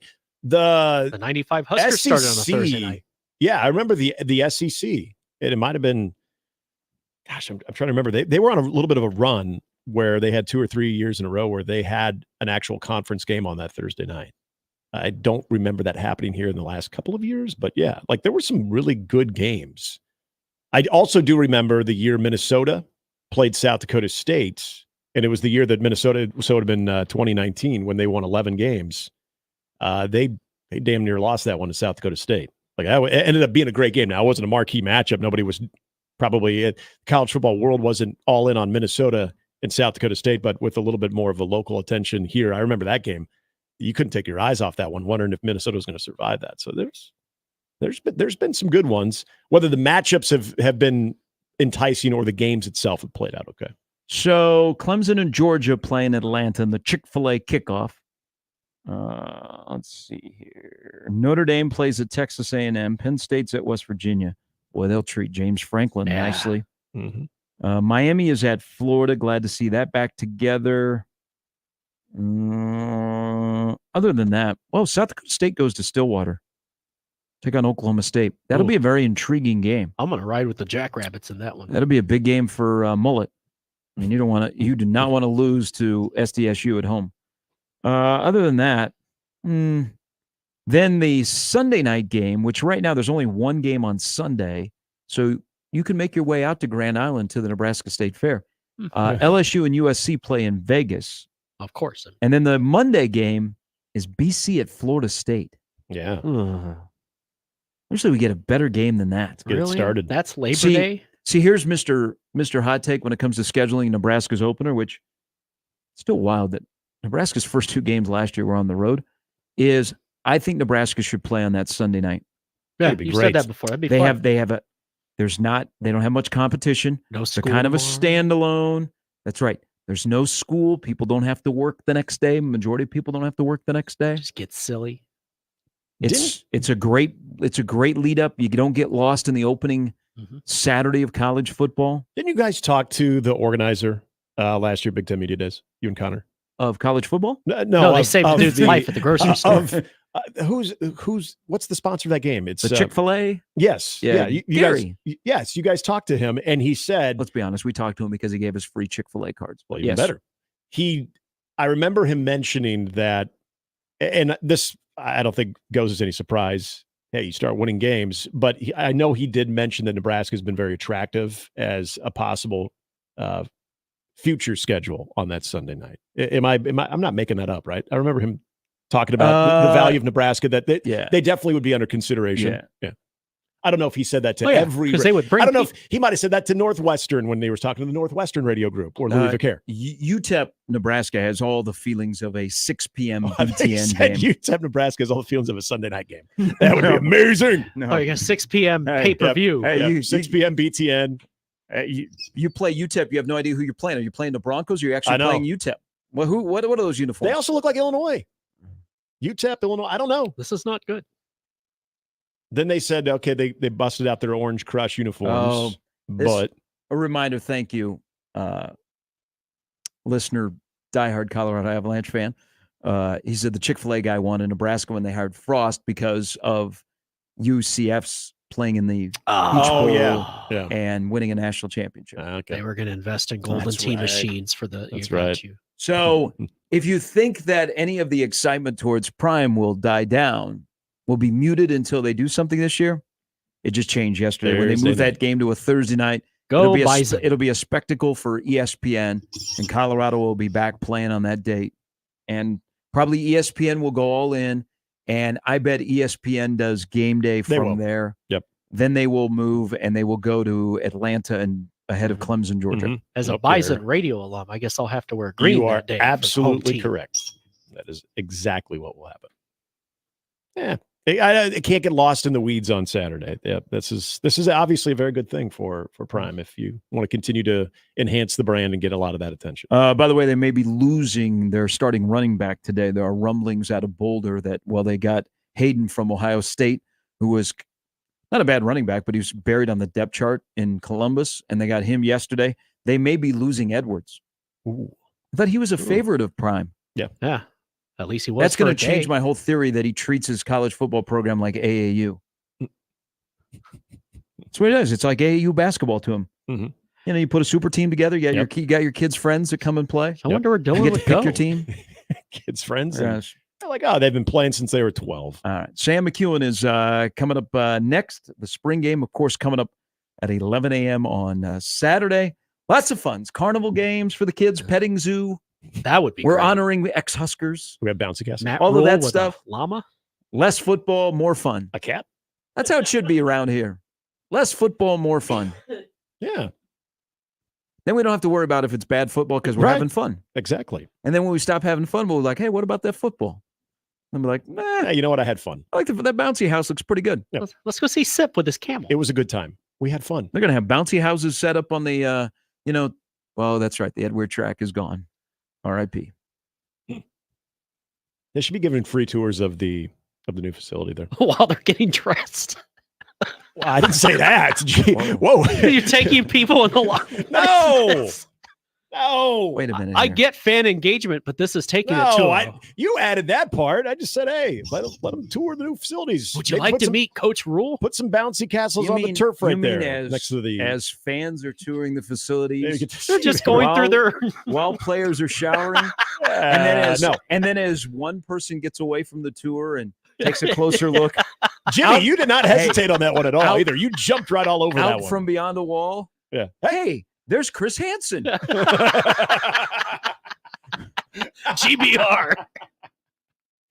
Oh, the lasting impressions that would leave on a young fan. Just don't forget to say no. It's always good to have goals, kids. Can I ask you what you're doing? Sam McEwen joins us next. Mentality. You've heard me talking about it for a while. When you have lost interest in what gets you excited, whether it be your job, whether it be your family, whether it be your passion, you need to figure out why. There's no way, men, that we can live like that. You know what? Don't. But let's figure out why. And that's where Mentality has been helping men across the metro for years now figure out the symptoms of low testosterone. Their FDA-approved testosterone treatment, as they work with most insurance companies with their board-certified physicians, they can take care of you. But most importantly, the patient education is so vital to their care. So they not only say, oh, man, you're fat. You have no interest in your wife. You got low T. They say, no. Let's figure this out. Let's get to the root of the problem, and then let's educate us men, inform us of potential side effects, everything that it can go on, demonstrating that they care about us as men and help us get it back on the right path. So you get educated with Mentality about what low T is, how it affects you, and if it does, after a complete physical and a consultation and the blood panel results, they will get you on the right track. The visits are quick. They are, most importantly, they are personal. At Mentality, they know you by name, not by number, as they work with you to overcome low T. To find out if you have low T and questions get answered, go to their website, lowtusa.com. Schedule a physical today with Mentality. Gary Sharp, Nick Handley, and Jimmy Chavez. Mornings with Sharp and Handley. Weekdays 6 to 10. On 1620 The Zone and 1620thezone.com. You get a lot of junk in your inbox. This one, not junk. Not junk at all. 1620 The Email. Exclusive content, contests, other stuff probably. Subscribe today at 1620thezone.com. Your Omaha area forecast from the Godfather's Pizza Weather Center and KETV News Watch 7 on 1620 The Zone. Can't rule out a stray shower early Tuesday. Otherwise, expect mainly cloudy skies the first half of the day with northwest winds ramping up. Expect wind gusts up to 30 miles per hour in the afternoon with a lot more sunshine, highs in the upper 60s. I'm meteorologist Sean Everson from KETV News Watch 7. 1620 The Zone Traffic. From the Pyramid Roofing Time-Saving Traffic Center. A disabled vehicle reported westbound Maple approaching I-680 in the far right lane. It would be best to stay left for the time being if you will be in this area soon. And some slow traffic building up JFK northbound between L and I-80 at this time. The roads elsewhere looking good right now. Just remember, stay safe and wear that seatbelt. I'm Peter Krenzer. This time-saving traffic is brought to you by Lanahan Nurseries. Shop Lanahan Nurseries for the highest quality bulk mulch. Buy your mulch straight from where it's made. Convenient pickup or free local delivery of 5 yards or more. Lanahan Nurseries, 192nd and Center. The 420 sale continues at 42 degrees. Say what? You heard right. We've extended our 420 sale at 42 degrees, and we're taking the savings up to a new high. Right now, get mix and match, buy one, get one half off on all glass and premium flour. Savings up to 50% on premium Kratom, CBD, and Delta. Plus, up to 75% off on nicotine disposables. Don't miss the extended 420 sale at 42 degrees. Your dispensary for top-tier cannabis, second-to-none product selection, and exceptional service. 42 degrees. By your mom's house. At Sid Dillon Chevrolet, we want you to have the best car buying experience possible. Shop Nebraska's #1 volume Chevy dealer group or at SidDillonChevy.com. Together, let's drive. You are what drives us, Sid Dillon. Are you the decision maker in your company? Consider this. For the first time in decades, there's a better option for a corporate card and spend management platform. Meet Ramp, the only corporate card and spend management system designed to help you spend less money so you can make more. Most corporate credit cards offer points as incentives, but those points amount to less than their worth in real cash value.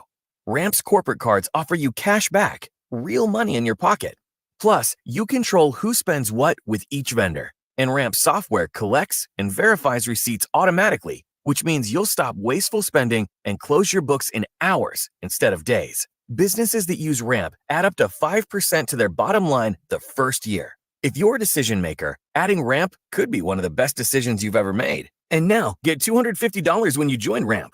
Just go to ramp.com/sports. Ramp.com/sports. RAMP.com/sports. Cards issued by Sutton Bank and Celtic Bank, members of FDIC. Terms and conditions apply. Whether you own a local business or a global one, you're always looking for ways to position your operation to create opportunities and move on them faster. With Bank of America, you get access to experts, award-winning insights, and business solutions so powerful, you'll make every move matter. Locally and globally. Visit bankofamerica.com/banking for business to learn more. What would you like the power to do?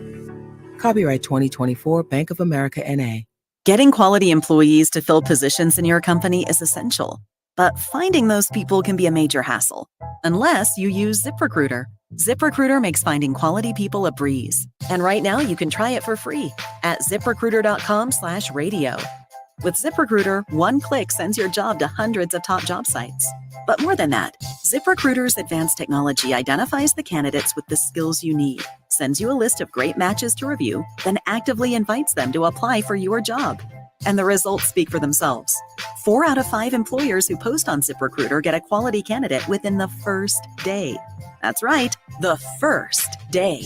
Now you can focus on your business and let ZipRecruiter do the work finding the best people for you. See for yourself. Experience the ease, efficiency, and power of ZipRecruiter for free. Just go to ZipRecruiter.com/radio. That's ZipRecruiter.com/radio. ZipRecruiter.com/radio. Now back to mornings with Sharp and Handley on 1620 The Zone.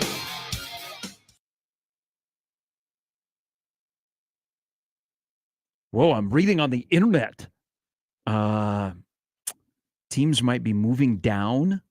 They might be looking to trade up. But whatever happens, they're going to find the guy that they've been targeting all along, and they'll be surprised that he's still available. Welcome to draft week. No. There's so much drama. Some of it's manufactured, but we watch. Sometimes you say crazy things. And both of you guys will watch as Bears fans as we welcome in Sam McEwen of the Omaha World Herald. You fired up for Caleb Williams to be announced as your new quarterback on Thursday night in Detroit? Yeah, I am. I think it's going to be a new era. It's an opportunity for Chicago to to maybe have a quarterback that's really talented for the first time in a while. And there's an opportunity to manipulate that second pick either into a receiver who, could be a Pro Bowler, or, if somebody wants to move up and do something interesting at quarterback that has not yet been unveiled, an opportunity to parlay that into a couple of picks. It's really going to be interesting. Obviously, Caleb Williams is going first. Sounds like Jaden Daniels is going next. And then you've got Drake May. And then does somebody want to move up, and try to do something inside the top 10 for another one?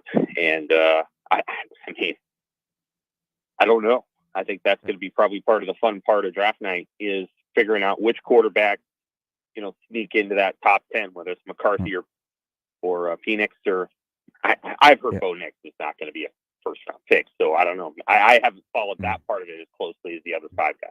So let's stick with the Nebraska part of the NFL draft, which back in the day when the draft was about a week earlier or 2 weeks earlier, Nebraska seemed like they always planned their Saturday game of the draft. It wasn't when it was 3 days. So it was really kind of cool to have the current Nebraska team playing and then guys getting drafted. So there will be the Luke Reimers, the Newsoms, the Browns will be sitting at home on that Saturday going, am I going to get the call? Help me figure this out when it pertains to the draft. With the caveat that Georgia had a monster number, Michigan could have 15 guys drafted this year. And I'm including this year's draft in this total. Last 6 drafts, there is a real possibility 2 of those years, Nebraska will not have anybody drafted. They've had 9 players drafted since 2019. Only 2 of them have gone on day 2. The rest have gone on day 3.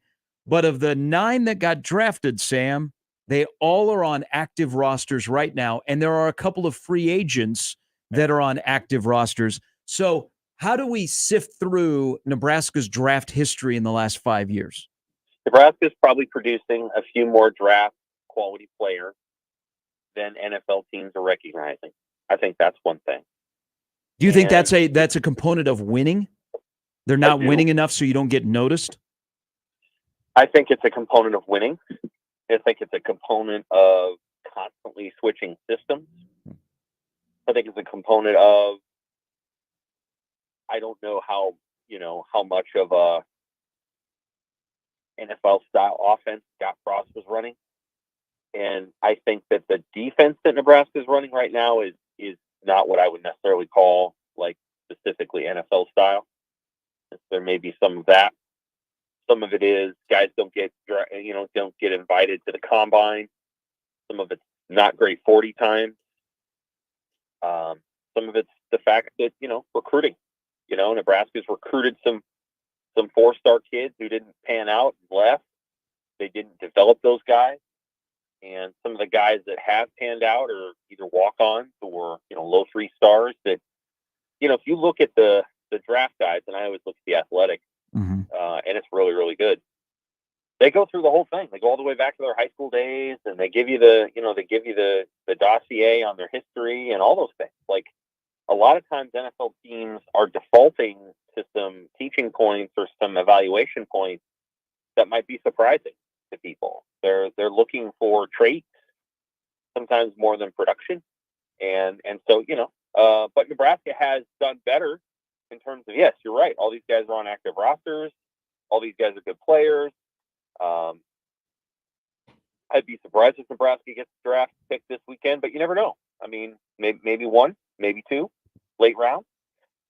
After the spring game, during the spring game, we'll see what happens.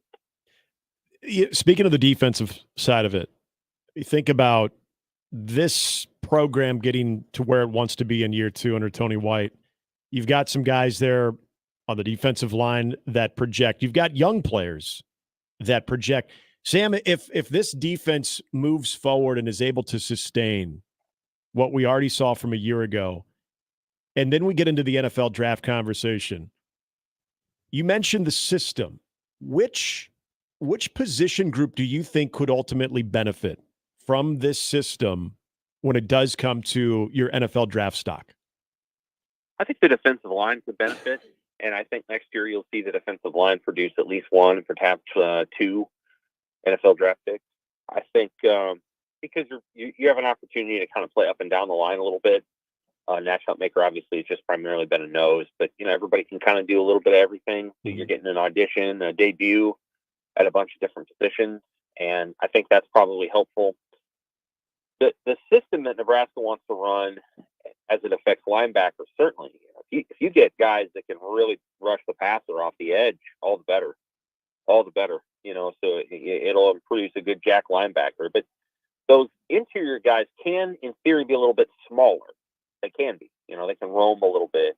So we'll see how that pans out. And of course, your corners are corners. If you have great corners, you have great corners. People can look at the corner draft board and they're going to see guys from Toledo and other schools. Like, you don't always know going into college who's going to produce a great corner. And like a lot of times it's about traits that are then developed. Bly Hill may have those traits. I mean, he went to St. Francis, PA, and good chance he's going to be a starter this year. And he's 6'3" and 185. Not many corners that size. That's an asset. Hard to throw deep on a guy that's 6'3". Really hard. You can get him in short areas a little bit, especially if they're playing off the ball. Maybe you can shake a 6'3" corner. Hard to throw over that guy.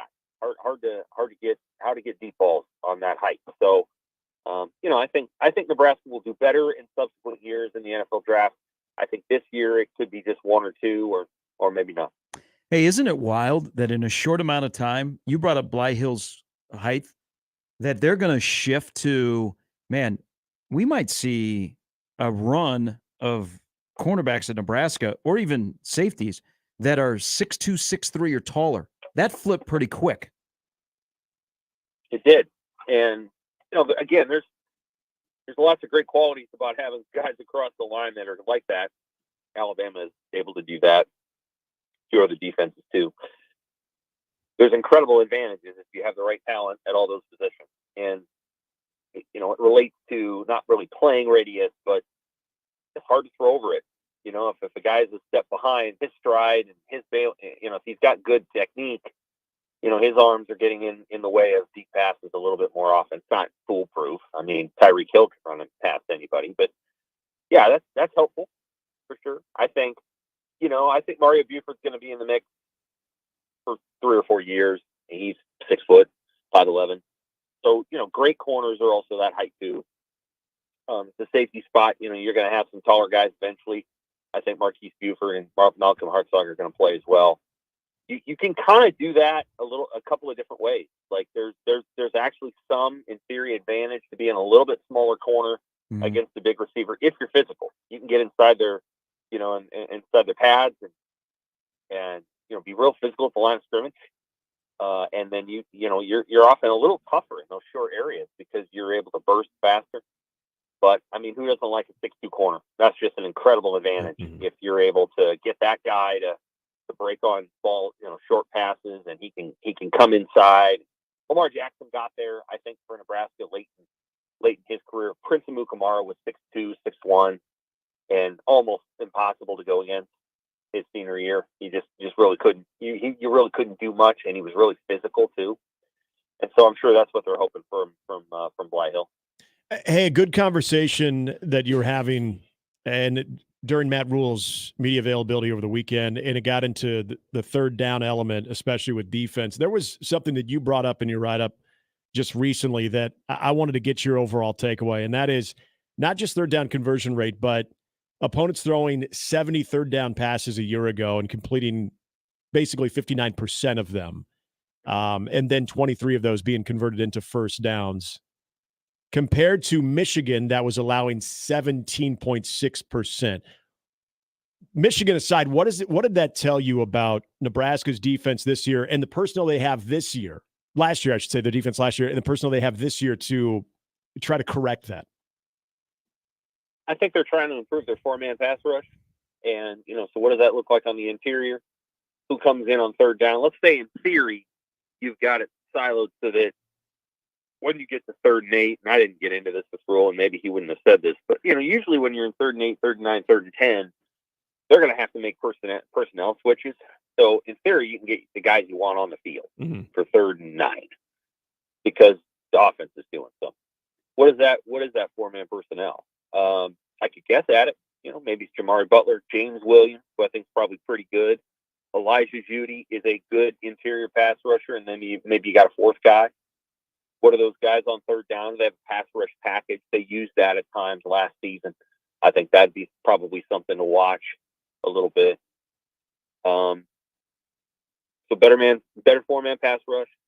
And then when you're in, 3rd and short and medium, can your corners, quite frankly, lock guys up in man coverage? Not just your corners either, not just your outside corners, but your slot corners too. A lot of times it's very hard on 3rd and 4 for your outside receivers to make hay. Unless it's Marvin Harrison, and you're clearing him out and he's coming inside. He's got a big frame and all that. A lot of times you're working with your tight end and you're working with that inside guy, your slot receiver. On occasion, you're running those rub routes where the outside guys come through. Ohio State, again, does a lot of that because they have great receivers. So is your slot corner and is your coverage linebacker, are both those guys able to make plays and body up the slot receivers and the tight ends? That, those are all things that they've got to work on and get better at. I thought they were pretty good at some of those things last year, to be clear. But on 3rd and long, they did struggle. And there were things as the season went on that teams were able to figure out a little bit against Nebraska. Maybe you have a tight end leak on 2nd and long or 3rd and long, and they struggled to cover that guy. And quite frankly, they struggled to cover that guy for 5 years. And so on a wheel route or a leak route or any of those things, they started to figure those things out a little bit. And then they started to figure out option routes against slot corners. In the Wisconsin game, Buford was the guy that was down and covering, and he was just coming back from an injury. And, that's just not an easy cover. It's just a hard cover when you're in space and things like that. So all those things are true. Go back and look at the Great Bow defenses. They had what was called a match zone, kind of a matchup zone. And it was, it was sort of a zone behind. When you went deep, it was a zone, but underneath it was all man. And they would switch all the coverages like they were going into a zone, and they pick it up man. And he had all the guys. He had Gomes and he had Haig and he had Will Compton, and he had great players who were able to kind of patrol everybody. Yeah. And then he had the best pass rush in the country with Sue and Pierre Allen and Jared Crick. So if you ever want to go back and see how is this actually done, that's how it's done. That group will show you how it's supposed to work. But of course, you had a Pro Football Hall of Famer, and then you had multiple Pro Bowlers. I think Prince was a Pro Bowler, but you had multiple NFL players in that defense, and that's hard to replicate if you don't have players. And what do your ears and eyes tell you this spring on what the offensive line has done to take that next step? Well, there's two things. I think one, their life's going to be easier because they got a quarterback that's going to stay in a box, and they have more to expect. They can expect more from a quarterback. You cannot underrate the when your back's turned to the guy that you're protecting, and you don't know what he's doing. It can be hard. A sack can look like it's on you when really the guy shouldn't have bailed the pocket, and he did. And so I think one of the advantages they're going to have is they know Dylan Raiola, who's probably going to be your starter, is going to stay in there. That's what Dylan Raiola wants to do. And if Raiola gets out, he's going to get out in a predictable way. He's going to be flush from the middle, and he's going to move outward. It's not going to be a guy just running outside to run outside. Chuba Purdy, for example, did that quite a bit in that Iowa game, where he's just kind of running, and you're not really sure where he's going because he didn't need to leave the pocket he was in. The second thing that I think you're going to see is, it's an older group, and I think it's probably going to be a group that can pick up a lot of the junk and traffic that you're going to see from defenses. I don't know that it's going to be a bulldozer group that's just going to blow everybody off the ball, but I do think it's going to be more athletic, and I think you'll be able to run some screen stuff. Get guys out on a screen and run a little bit, and maybe wall some guys off. And I love a good screen. Best thing about the Bill Callahan era. I love a good screen because you can take the edge off that pass rush. And, one or two of those a game, and it's almost like you're making everything else better. And I think they'll get a little bit better at that play. I know running back is always going to be a conversation. And just last Saturday, I don't know how surprised you were. Maybe none of us should be that in a year where they were able to pick up Dante Dowdell and rightfully so, a lot of people were excited about that. We're still talking about Emmett Johnson going into the final week of spring. What does that tell you about Emmett Johnson? But maybe more importantly, what does it tell you about the running back room? I think they like the versatility of Emmett Johnson. I think they like what he's able to do, play to play. At the same time, they want to be able to roll more than one guy out there. I think their hope is that they've got options to 3-down options beyond Emmett. And Rule kind of got into it a little bit where he's like, in our protection system, you have to do this and you have to do this. I think what he's saying there is, we need backs that are, again, I use this phrase a lot with the Fred Hoiberg. You need a back that's maybe at least 200 level off, and like if you're going to play for Fred Hoiberg, you can't be a 100 level player because he's just too smart, and the offense they run is, while intuitive, it requires some knowledge of the game, and so you have to learn it. I think it's the same with Nebraska's offense or what they want to do. I don't think you could just roll out there and, hey, I'm going to run or I'm going to not run. Like there's some complexity to it. And I think Emmett Johnson has picked that up, and I assume it's kind of paper. That was the wrong time for him to crap out. Man, cell service in Crime Town is brutal. And trade understanding it to execution. I think you were cutting out there. Hey, we appreciate it as always. We'll see you a couple times this week, and of course on Saturday. Give me an off the radar name that you think we'll be talking about on Saturday. That's always fun. Well, I mean, pull out that roster. I got to make sure the guys are all healthy. I think Ja'Cory Barney's probably going to do something good in the spring game, and maybe that's a name that people aren't familiar with because he just got here. And then on the defensive side of the ball, DeAndre Barnes, Jeremiah Charles, some of the young corners, Mario Buford, who, is probably a year away, but I think he's going to be a good player. They kind of blew the top off Bly Hill, so I can't name him. But, they've got some good young skill players that I think will show up. We'll see you on Saturday. Take care. It's Sam McEwen of the World Herald. I'm going to be nerdy on Saturday. Because I think short sleeve shirt and a tie. Pen protector? Yes. The pocket protector. And I will be going door to door to ask for money. In the press box, which would be really weird. So you're saying Jehovah's Witnesses are nerds too, is what you're saying? I don't know, man. I made a mistake when I was a little kid. You answered the door. And I let them in. Never. And they were just sitting in our living room. And I had to go get my mom to go, hey, there's a couple of guys here that would like to talk to you. Did I get a talking to? Didn't you let someone in a garage sale too? Yeah, they used our bathroom, and then they started wandering around our house, and they treated like the interior of our house like the garage sale. Oh, what's this? That's a wedding picture. See, these plates in the cabinet. That's what's right. Like I talk to everybody. Nobody's a stranger. I just didn't get that why we're two, like little college age kids at our door that would like, hey, we'd like to come in and talk to you. Yeah, and they seem friendly. And I'm like, sure, right? Sure. Yeah. I'd like to talk to you. Are your parents home? And I'm like, I think so. I'll be back. You guys can just sit right there. Hold on, Mr. Ice Cream Man. I just remember they sat next to each other, hip to hip. Yeah. Oh my God.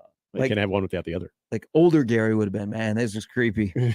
but younger Gary's like, wow, that's kind of cool. Yeah, young and inquisitive. Do you guys want to play? Exploring, Gary. Now, to be fair, they also were riding cool bikes. And I'm like, man, that's a cool bike. Because that's how it started. I'm like, hey, that's a cool bike. Yeah. Oh, and then they knew they had an end. Yeah. Would you like to know more about the bike and what is it? It's like Terminator 2. How the Church of Jesus Latter-day Saints can help you get a bike like That's that? a nice bike. Before people judge the parenting of the Sharps, I never got into a van looking for candy. That's good. So I knew my limits. Okay, good. But I'm going to be nerdy here. So I don't think a lot of vets will play this weekend, and that's okay. That's good. Yeah, it's not serious football. Put them on mothballs. To some it is, but at the end of the day, we're there to have a family reunion, see a little football. And you had 14 practices already. To see if the recent developments of Bonner are real and offensive tackle depth that they maybe for the first time in about 3 years around here has been openly talked about trying to develop. Instead of just trying to piece together the offensive tackle position with about 3 guys to play 2 spots, they may have actually gone through a spring where guys have gotten enough reps that they can possibly trust them when they get to the fall. So look for Bonner and the offensive tackle guys, especially like a Bricks, who is a bit of ways, but it was great that he was here in the spring. The Bonner news, non-serious football takes. Yeah, I think the Bonner one, when we saw him a year ago, and did he not have the first reception? Well, he's playing fullback. Yeah, he was in that hybrid role, and we thought we were going to see him at tight end, fullback, and then of course what he was recruited to be. Now people kind of forget about that, as they forgot about him last year. And guy's got some size.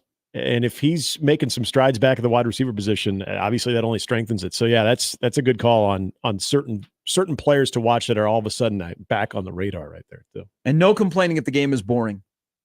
And Boring's good. Boring's it just seems to be going pretty quick. We should want boring. Yeah, boring's good. You know what boring means? Wow, they look good. Yeah, everybody's healthy. Can't wait for the opener. High five. Get it in and out, then get to the baseball game. Nebraska is just being Nebraska. They're like everybody else in college football. They're treating the spring game as load management. Yeah. It's fine. Yeah. I don't know that it's fine for some people. Embrace the boring. You should do spring football big red overreaction. And a person that says, "Hey man, I paid $15 for my ticket. And I got Tom, Dick, and Harry playing, and I have no idea what's going on. I want some real football. I want some heads cracking. I want some ACLs exploding. Okay? I want that. Tough guys. Look, we ripped out the AstroTurf. Sorry, you're getting football. Yeah. Okay? We need to bring the toughness back into it. I want guys having their heads popped off. I want the ones versus the ones. I want them going at each other, and I want them swinging helmets at each other before the end of the day. Well, like any given Sunday. I want eyeballs on the field. Well, grab yourself a VHS tape of the '90s spring game, and you can get that. Yeah. So just you have to have expectations, but they raise the ticket prices, and the $25 ticket holder goes, at least give me something. Can we at least kick a field goal? Ooh. Alvano, get out there. Yeah. Skills competition, you could do something. Catch a like football, that. take home a Hell, player. the cat year with Bo, they did. They did a lot of stuff. Yeah, they did the throwing the football, the crossbar. Didn't Searles get engaged? They had linemen catching punts. Yep. Yeah. So I mean, they did some fun things, kept you entertained, played a little bit of football on top of it as well. I see your marketing brain. So now next you got to do a wedding. Well, and engagement. Wasn't that when Jeff Jamrog was your on-field MC and he was giving everyone's Twitter handles? All the players. It was, they knew the audience. They had a younger audience on top of the older audience. I once got scorned on my own show because I said, you know what, the way this thing is going, why don't you just play 7-on-7? And of course, the old heads who, spring was game 12 of our season. And we live for we hate the red. Well, we hate white. They're like, that's the stupidest idea. And I'm like, that's where we're going. Yeah. Well, here we are. Lane Kiffin is my friend. Also, Morgan Wallen's friend. Walked him out in his concert at Ole Miss the other day. But would not wear a Peyton Manning jersey. Yeah, he's got principles. Morgan Wallen tried to troll him. It's like, hey, man, you remember you coached at Tennessee? Lane responded, hey, remember you were arrested in Tennessee? Whoa. Clap back. Back to football. Remember, we used to have varsity versus alumni games. Yeah. All right. So mornings with Sharp and Handley and Jimmy. 1620 The Zone. Hey, Omaha, if you're looking for tickets like to the spring game, where weather will be nice, I'm going to say, because this really means nothing, maybe about 65,000 there on Saturday. And you know what? Tickets for Less is your place to find tickets to either the spring game or what's coming up in the fall. You know those Colorado tickets, they are going to be a hot item. So sports, concerts, something else, you look no further than Tickets for Less. And with their transparent upfront pricing and top-notch customer service, why go anywhere else? You can shop online, in-store at 145th and West Center, or give them a call today, 402-398-1999. Plus, download the free Tickets for Less app, and you're going to get 10% off when you register. Also, when you go to ticketsforless.com and at checkout, use my promo code THEZONE for an even better discount. Oh, It is like every day is a touchdown with ticketsforless.com. More with Gary and Nick after this on 1620 The Zone. For the Jays, the Huskers, and even you Jayskers, we are 1620 The Zone. You're sitting with a couple of pals at Backlot Tap House in Exarban Village when your server brings up this perfectly cooked smash burger. The smell of a juicy beef patty sends a waft of aroma right up your nose, and your eyes instinctively close because, well, awesomeness. Your friends get their orders, and you just kind of look at each other and think, yeah, this is going to be good. Backlot Tap House with 30 beers on tap, happy hour every day, trivia nights, live music, and more. Exarban Village and BacklotTapHouse.com. I've never seen this. John Deneen from Saul's Jewelry and Loan. I've never seen the price of gold as high as it is right now, which means you could be sitting on a gold mine yourself. Bring us in your broken gold chains, gold rings, and diamond jewelry. You'll never get a better price for those items. Saul's knows jewelry, and we've been around.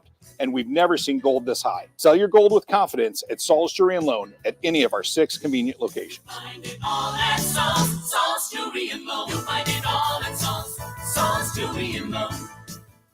Hey, baseball fans, join the Blur Tailgate at Hilton Omaha this June for our 12th annual hospitality event during the College Baseball Championship Series. Book an experience for your clients or employees with an inclusive bar, buffet, TVs, music, and tailgate games. Secure your spot today and let Blur Events take care of all the work so you can enjoy the day. Plus, we're just steps away from Charles Schwab Field. Visit blurevents.com to book your group, buy tickets, or learn about sponsorships. That's blurevents.com, your college baseball and football tailgate destination.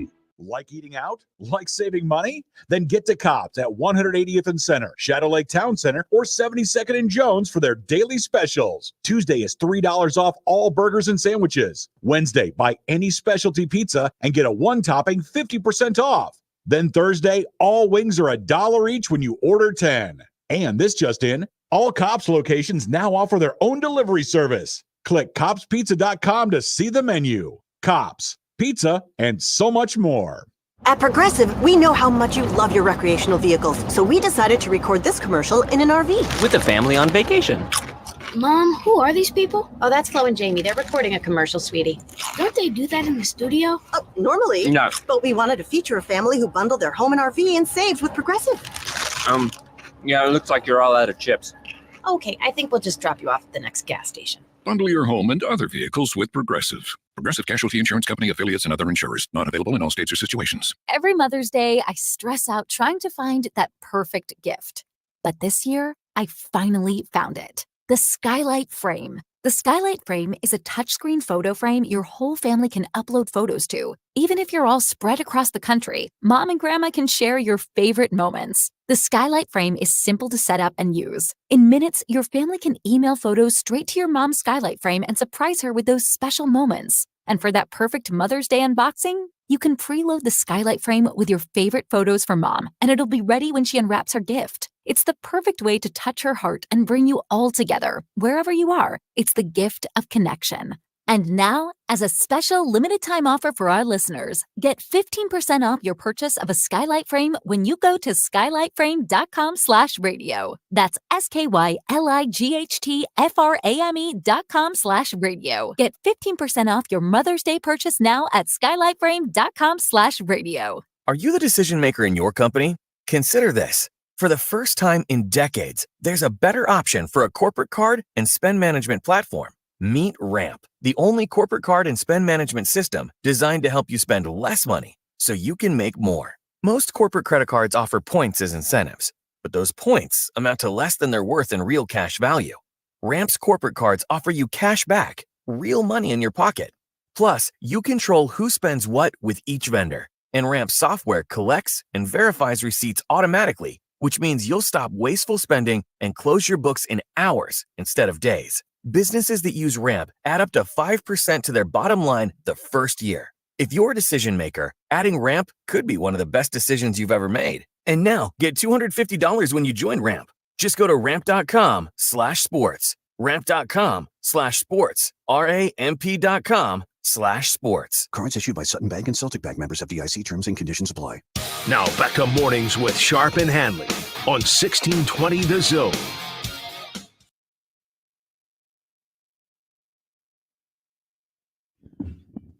All right, this is the time of the year that question I asked about to Sam about the NFL draft, where 2 times the last 6 years, Nebraska could be shut out. 2019, we lost our minds because Nebraska did not have a guy drafted. Well, might have a guy drafted on Thursday, Friday, or Saturday. I'm going to just go out on a limb and say Thursday and Friday, they won't have anybody drafted. Yeah, it's bold. But these are all tied together. Nebraska hasn't had an All-American, first-team All-American offensive lineman since 2001. They have not had an All-Big Ten unanimous first-team offensive lineman since 2012. They have not had a first-round pick since 2011. It says a lot from a standpoint of if you look at the records as well, you look at, and even in the year, with the last year that Nebraska would have went to a bowl game in 2016, you weren't looking at that roster chock full of dudes that were major impact type of guys. And I think you look at that situation and it's easy to say, well, this is a major problem unless you feel that's about to change. And I think that's where many people are right now, especially when you look at, the Nashes of the world and the Ty Robinsons, guys that can find themselves playing for an NFL team. Looking at some of the guys in the secondary as well. So, I mean, I think as long as you feel like that is about to change, it softens the blow a little bit. But between a record standpoint, the bowl drought, and what Nebraska's trying to get back to doing, yeah, it makes sense. It totally makes sense when you look at certain areas where this team has fallen short. And from a personnel standpoint of not having those standout guys, it's great to develop players. It's great to see guys go from walk-on to starters. But how are your 3 to 4 star, your high-level guys getting into the program, and how are they getting into that second and third year of their eligibility? Where are they looking? Are they getting developed to a rate that is going to be a major difference maker, a standout difference maker on the field? And you just haven't seen that collectively. And this will also be the 28th year since Nebraska had an offensive player drafted in the first round. Oof.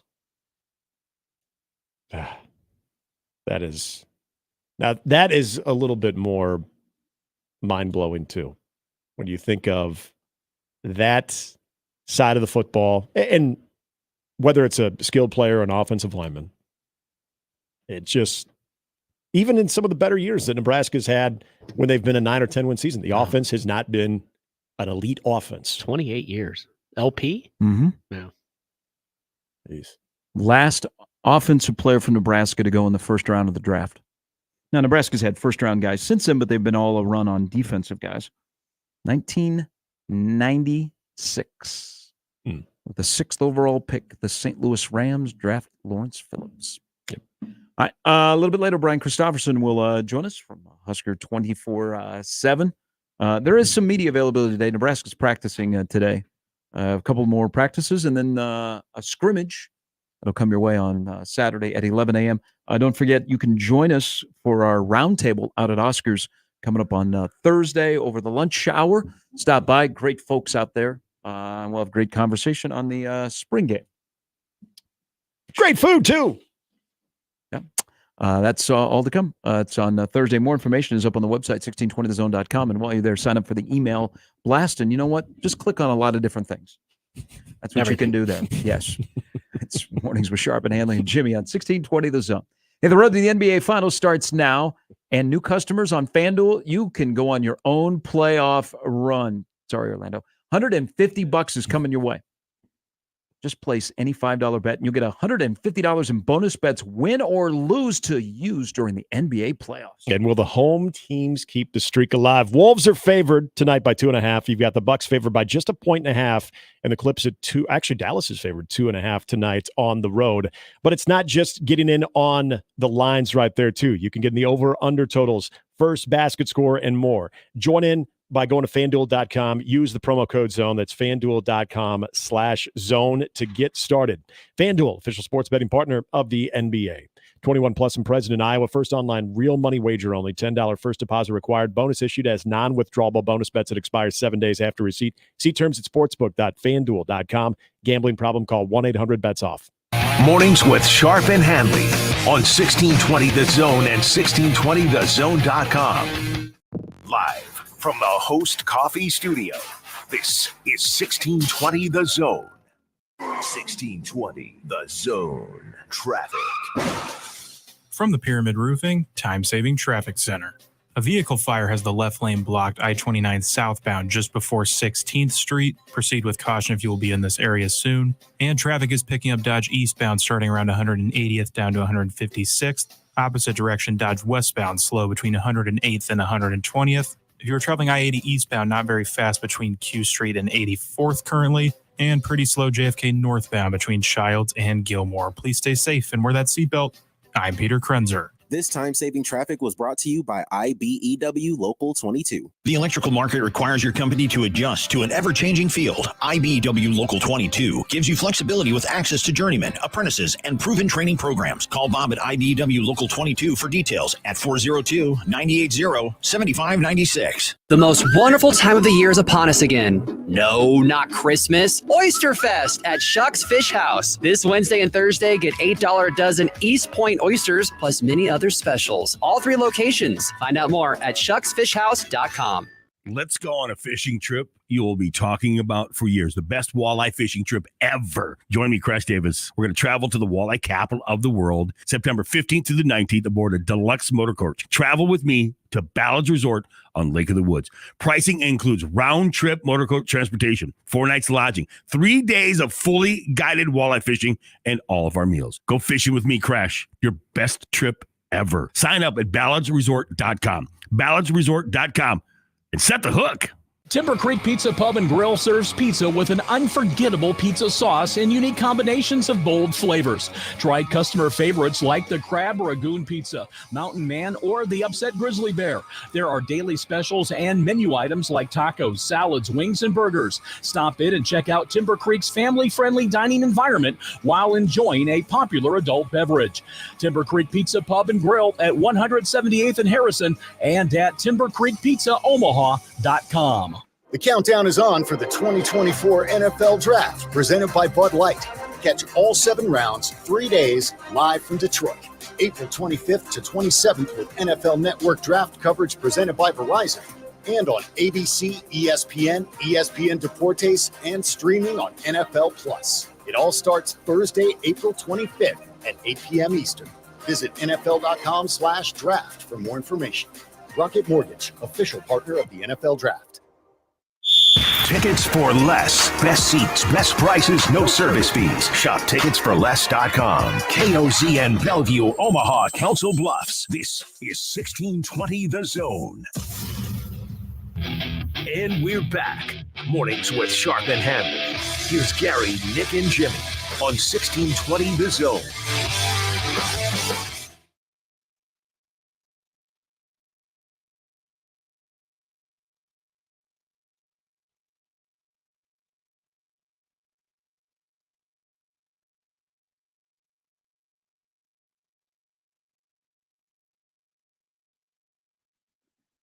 Did you ever participate in the September Fest parade? I did when I was really little. Yeah. I don't even know. I think it was when I was in Cub Scouts. Oh. I think we were in there. I think we got to walk around. And as much as I would have liked to be in the audience getting the candy, I think we were passing out, like just throwing candy. That's all you had to do. It used to be every Monday on that Labor Day. Yep. I'd be there doing it for TV. Oh, yeah. You and Jerry Lewis. Yeah. So I did that with J.J. Davis on a couple of years. Yeah. And then Tom Becca one year. Did he get real political? No, he didn't. I would. There go the pipe fitters. I was. Gosh dang it. Yeah, I wasn't sure what to expect. They're so right wingers. There go the right winger pipe fitters. Yeah, I was a little worried about that. He had a lot of energy, so I went with J.J. Davis, who's never short on energy, and then Tom Becca. And it was just me. Just, all right, here comes the stormtroopers. So it was always kind of like Terry, fun. like Terry Moore, a great person. Yeah, I mean, what he's done in the community. But unfortunately, they are thousands of dollars in debt. So Septemberfest is canceled this year. Mm-hmm. I don't know if it'll ever come back. To watch I mean, they've football. been around for It's a nearly staple. 50 years. So we're not going to have Maha. We're not going to have Septemberfest. What else are we not going to have Cancel here? the city. College World Series going to get canceled sometime? That was called COVID. Whoa. We've done that already. Saw that movie. That actually did happen, but it had nothing to do with Did not get money. good reviews. Hey, you guys will like this. I was thinking of you last night because of the Tickets for Less promotion. So I went and celebrated Passover yesterday. Yeah, I heard you say that yesterday. I do not know any Hebrew. I'm having a turnover. But I am up for a good bar mitzvah. I've never been to a bar mitzvah. Like a bar mitzvah and a bar mitzvah? Yeah, bar mitzvah. Ooh. The food is good. It's like music, it's dancing. a banger. What's a bar mitzvah? Now, I have no idea. Bar mitzvah. Yeah, bar. But I thought you said bar and bar. Maybe there was a difference. Bar mitzvah. Bar, you get a little bit more after it, liquid. One has booze, one has sheep. That's kind of what I'm thinking. So, Yes, my sir, first yes, bar sir. mitzvah, 2 bags bar full. mitzvah, how the hell you call it? Bar mitzvah. Okay, that I went to. Nebraska was clinching the Big Ten baseball title at Penn State that day, so I sat in the back and watched it on my phone. Did not go over so well with the people that were there. They're like, because I wasn't Big Penn fully State paying fans. attention, and I had watched young Yep. learn Hebrew and all of that kind of stuff. But it was an important game. It Chuck, was. then I ask- was hey, there. I was on the call. So What's the score? last night I was at They smoked them. Passover, and I was one of the newbies at this Passover. So sometimes you're not supposed to eat certain things at only when they request it or whatever. How the ceremony works. Yeah, that's how I got in trouble. So maybe grabbing that the cracker. I know it's not called the cracker, just at will. Hors d'oeuvre. Or Yeah. drinking when you're not supposed to be drinking. Yeah. But you guys will enjoy this, and so will everyone else. So they asked me to read. So I nice. read a passage. Yeah. Not in Hebrew, Okay, because I don't know how Hebrew. It wouldn't have shocked me if you knew Hebrew. So I was reading, and I went into full radio. I was like, Hey, because I mean, there were some staunch Jewish people in the room, Yeah. like, hey, this is a sacred thing. Yeah. And I'm like, So you took it serious. you guys have no idea what you just did. Now I get to read. So I went into full radio voice, and I was doing characters and stuff. like Harry Carey or And I could just feel like part of the room wanted to laugh. The other part was like, This guy's not taking it you are serious. never going to become a Jew. Yeah. Can you give us And I said, that's okay, because OJ wasn't. I guess it was. Many Hall of of them Famer Rod Carew. No. He converted. Half. What a So fine looking I was reading, and it got, instead of the word taskmaster, Yeah. I said Ticketmaster. Are you going to charge extra for that one? That could have been much worse. I thought you were going to say ass So master. you did a Ticketmaster endorsement at a bar mitzvah? So I was reading ahead because I was in character, and it had Taskmaster, and I said Ticketmaster. What does Tickets for So Less you- think about that? Yeah, you angered two groups of people: Jewish people and Tickets for Less. Tickets for Less, not Jewish. Sharp, what the hell, man? So You're so good to us. I enjoyed it. Fortunately, I was at a place that celebrated last night, and Michelle, I will use her name, not her last name, said, "Yeah, usually it's just like 4 hours," and I'm like, "Oh, 4 Like, hours? what happens if I duck out early? Can and- we turn on the TV to watch the basketball? Can I game? watch the Sixers? Can we game? stop challenging No, every like, damn so, call? So like they whip through it. Did you? So happy Passover to everybody that celebrates. I just didn't read the passage really well, but I was pretty good though. I was like had characters, and they were changing my voice. What voices did you go into? Well, there was a guy and a girl. Okay. So I was like, Oh man. I was like, and he came down, and Do we- with authority there was Pharaoh. Throw it down the lane, split the D. Do we know if anybody recorded this? No, they didn't. Oh man, I want to They get a didn't. copy of this Like one. Kobe to Shaq But- against Portland in Game 7. You Threw know- it up and hammered it down. I don't know why I know this because I've never been to a bar mitzvah, but I know mitzvah it means to do a good deed. So apparently you atoned from your watching the Big Ten clincher for Yeah. Nebraska. That would have been in 2017. You did Yeah. your good deed. 7 did years later. You did a solid mitzvah by reading yesterday. However, you executed it and pulled it off. We should do a That remote was at a bar mitzvah. that was your mitzvah, Gary. Take the show on the road. Good I'm job, telling you, brother. I'm open. You got a bar or a bar? I'm there because the food is like excellent. Like you stay for the ceremony, and Yeah. I don't understand Hebrew, Mhm. but I maybe have referenced that when the young person that they attain legal adulthood under the Jewish law, Mhm. they have their ceremony and they carry around what I refer to as the Stanley Cup, but it is not that. As you can see, I'm just a terrible Jew. I'm learning. Terribly brilliant. That would be fun. I'm learning. I was like, can we just play the Adam Sandler song? And I was told this is Passover, not Hanukkah. Don't feel bad. Then I was like, have I seen this in a movie before? Yeah, the 10 Commandments. Did you ask if you could drink out of the cup? Mm-hmm. No, I didn't drink wine because I was driving. Good. But then they offered grape juice, and I'm like, it's not good for my system. A lot of sugar. Yeah, good for you. But so for everybody that celebrated Passover, I was a really, really nice ceremony. You know, give yourself some credit here because you're here talking about what you do, and I'm thinking the Zone could have taken when Nick Baugh worked here and had Nick Bar Mitzvah and had a whole deal where they Nick Bar Mitzvah. Oh, so you're thinking one thing, I'm thinking how can we profit? Got to get our hands on that reading. Sounds like we missed out on some. How long was it, roughly? Because I'm very talented, she gave me quite a bit of room to read. Yeah. Yeah. You just went right down it and were able. You weren't reading it verbatim. You were looking up at the audience, engaging. I would have enjoyed it. I'd have learned something. There were like some pregnant pauses. Okay. Just to really drive the message home. So hold on. I'm being told I did a matzah. I don't know what this means. A matzah. I have no idea.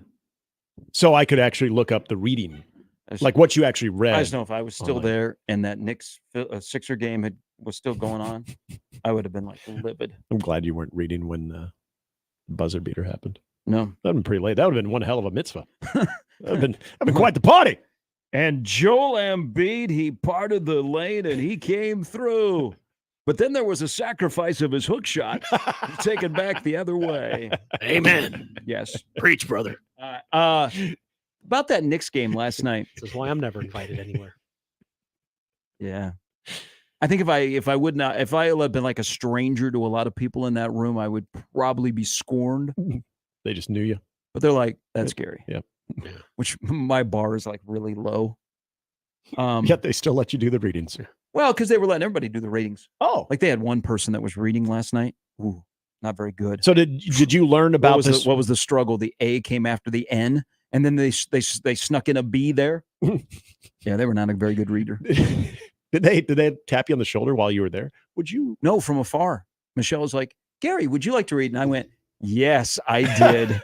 I would. What would you like me to read? Wow. That wasn't a sure, why not? It was do it in Vince Scully voice. Acceptance of it. That's great. Good for you. Yeah. But watching the Knicks game last night, there's a lot of like celebrities that never age. Mm-hmm. Like Stephen A. Sandra Bullock. Stephen A. Well, yeah, he was right there. He was talking about celebrities. That never age. Yeah. Stephen A. He shows a little wear and tear. Like Jennifer Aniston, who is my hall pass. Yeah. Someday she's gonna show up.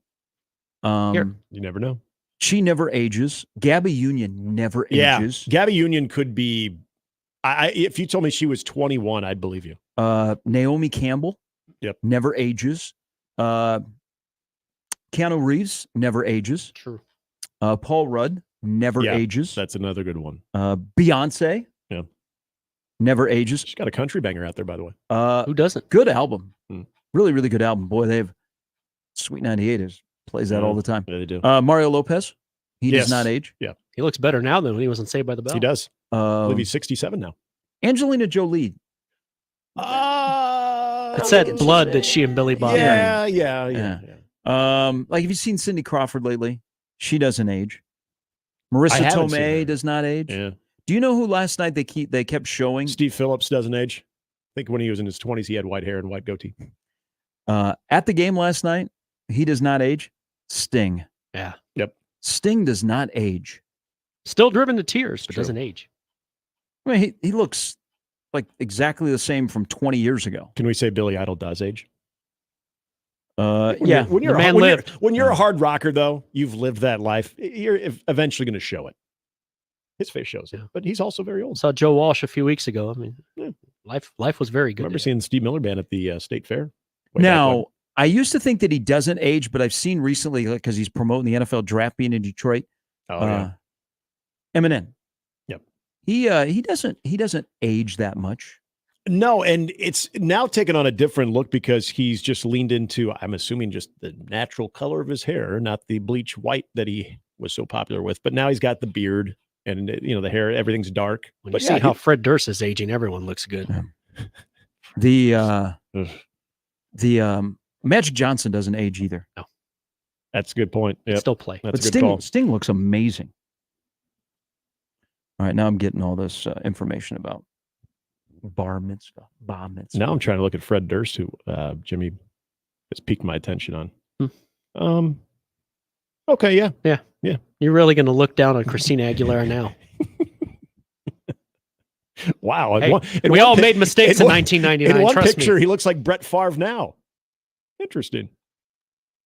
Only you're more likely to trust thought Fred Durst with your money than Brett Favre. Well, maybe, yeah. Yeah, probably. That's never thought I'd be making the comparison of Fred Durst and Brett Favre, but here I am. I think we all knew. Oh, man, we were all into Limp Bizkit. Yeah. I mean, who wasn't? We all had that. I was until he became first two albums. until he became fake tough guy when Scott Stapp challenged him to a celebrity boxing match and he turned it down.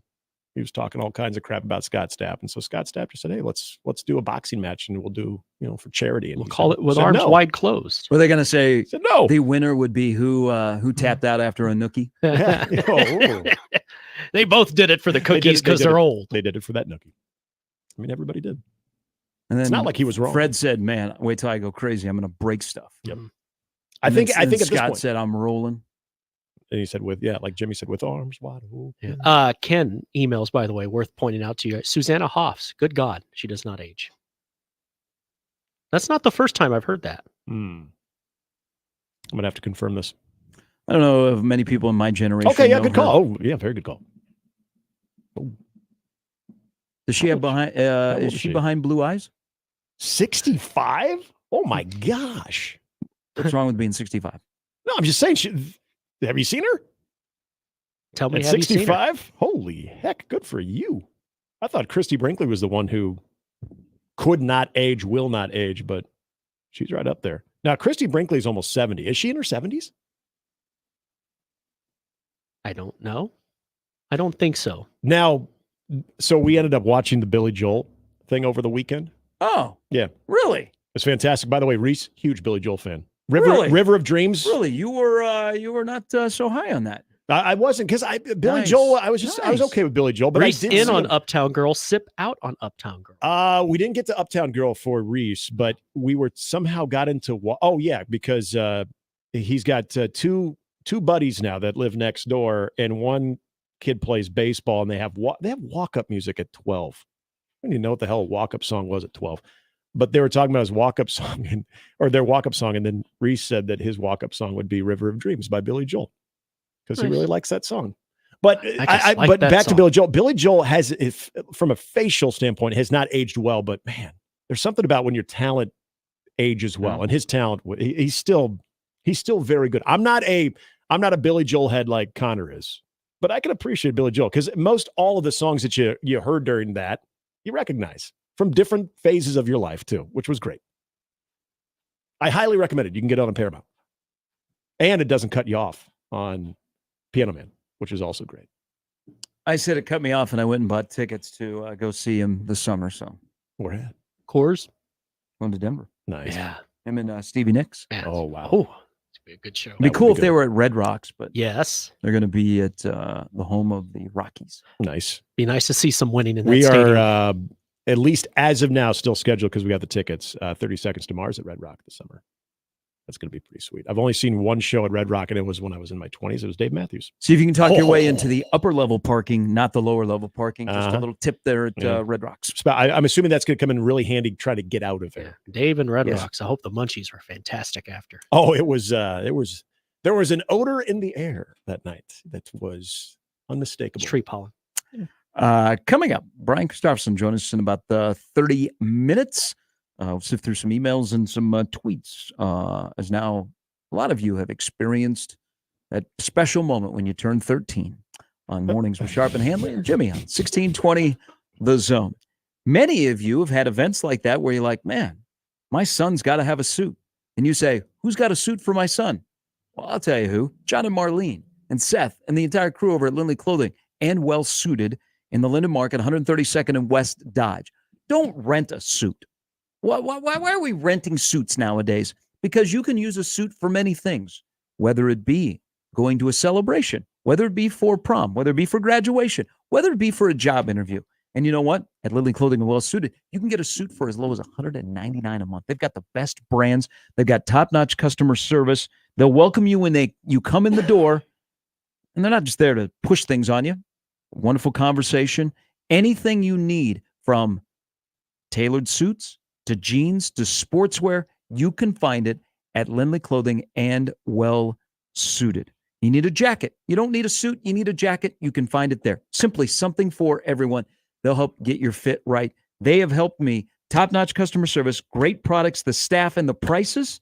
That's why you'll keep going back, and that's why they've been outfitting men in the Omaha area for nearly 9 decades. It's Lindley Clothing and Well Suited, conveniently located in the Linden Market, 132nd and West Dodge. Gary Sharp, Nick Handley, and Jimmy Chavez. Mornings with Sharp and Handley. Weekdays 6 to 10. On 1620 The Zone and 1620thezone.com. Previously on Unsportsmanlike Conduct. I cannot believe you didn't want to watch Hook. What a classic I've never movie. seen Hook either. Yeah, but Nick, you're 5. John was alive in the mid-90s. I didn't see every single movie. You didn't see anything. You're a big dumb idiot. about? I'm working at the gas station again, watching the 94 Orange Bowl. Watch some damn movies, John. I've seen and listen plenty- to Nirvana. Hell yeah. Unsportsmanlike Conduct with John Bishop and Josh Peterson. Weekdays 2 to 6 on 1620 The Zone. Your Omaha area forecast from the Godfather's Pizza Weather Center and KETV News Watch 7 on 1620 The Zone. Can't rule out a stray shower early Tuesday. Otherwise, expect mainly cloudy skies the first half of the day with northwest winds ramping up. Expect wind gusts up to 30 miles per hour in the afternoon with a lot more sunshine, highs in the upper 60s. I'm meteorologist Sean Everson from KETV News Watch 7. 1620 The Zone. Traffic. From the Pyramid Roofing Time-Saving Traffic Center. A vehicle fire still affecting the left lane I-29 southbound just before 16th Street. Some heavy traffic dodge westbound between 108th and 120th. Also slow I-80 eastbound between I-680 and 84th, as well as JFK northbound between Childs and Gilmore. Please stay safe and wear that seatbelt. I'm Peter Krenzer. This time-saving traffic was brought to you by the Nebraska Lottery. We've got a reminder for Nebraska Pick 5 fans. The jackpot grows by $10,000 each time it's not won. Plus, the prize for matching 4 numbers has gone up from $450 to $500. Nebraska Pick 5 top prize odds 1 in 658,000. Attention Omaha parents, if you're looking for a fun, safe, affordable summer camp experience for your kids, look no further than Camp Croc. Located at Croc Center, Omaha, just off of Kennedy Freeway and Q Street, Camp Croc runs weekdays from the end of May through August 9th. Kids ages 6 through 12 will enjoy all kinds of activities, from sports and character building to swimming and STEM projects. Plus, breakfast, lunch, and snacks are included. For more details, go to omahacroc.org. That's omahakroc.org. You're sitting with a couple of pals at Backlot Tap House in Exarban Village when your server brings up this perfectly cooked smash burger. The smell of a juicy beef patty sends a waft of aroma right up your nose, and your eyes instinctively close because, well, awesomeness. Your friends get their orders, and you just kind of look at each other and think, yeah, this is going to be good. Backlot Tap House with 30 beers on tap, happy hour every day, trivia nights, live music, and more. Exarban Village and BacklotTapHouse.com. News Talk 1290 Coil is your radio home for Omaha Storm Chasers baseball, proud AAA affiliate of the Kansas City Royals. Tune in to hear every pitch, every hit, and every out as the Chasers play at Warner Park and across the International League in 2024. With the voice of the Omaha Storm Chasers, Nick Batters, on News Talk 1290 Coil. Tune in to 1290 Coil all season long for your Omaha Storm Chasers baseball as they take on the International League. It's Storm Chasers baseball on 1290 Coil. Are Nebraska craft beers and ciders important to you? Whether you just love Nebraska brewed beers and ciders or you're a full-fledged craft brewery, there are benefits to membership for anyone with the Nebraska Craft Brewers Guild. Their sole mission is to foster and help grow the Nebraska-centric brewing community. Become a member today at nebraska.beer and help advance the craft beer and cider industry in the state of Nebraska. Find out more about the Nebraska Craft Brewers Guild at nebraska.beer. Hop into the driver's seat of a new Ford truck or SUV now at Baxter Ford. Choose from hundreds of new Ford F-150s, F-150 Lightnings, F-250s, and F-350s. Baxter Ford has over 250 new SUV models available, including Bronco, Bronco Sport, Escape, Edge, Explorer, Expedition, and more. Plus, all our vehicles come with fair, transparent pricing and no dealer fees. So you only pay for the vehicle, not the paperwork. Get started at BaxterFord.com.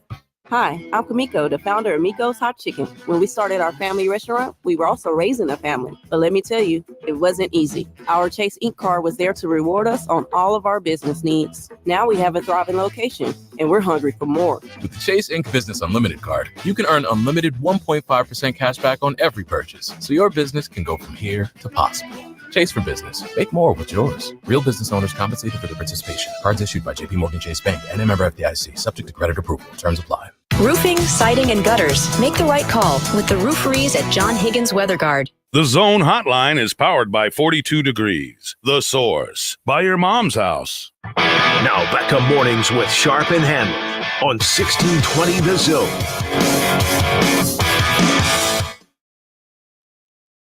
All right, welcome back in. Mornings with Sharp and Handley. Jimmy here as well. 1620 The Zone. Brian Christopherson will stop by here momentarily. Last week of spring ball for Nebraska. The spring game is at 11 a.m. on Saturday. Yeah. Let's see, Dylan Raiola. People be excited to see him. I'm sure he'll sign some autographs after the game. Hey, you look good, by the way. Okay, so it's... Yeah, okay, I got to move that. Look at you. This is look at you. I feel like the Philadelphia 76ers here. I'm blowing a good show.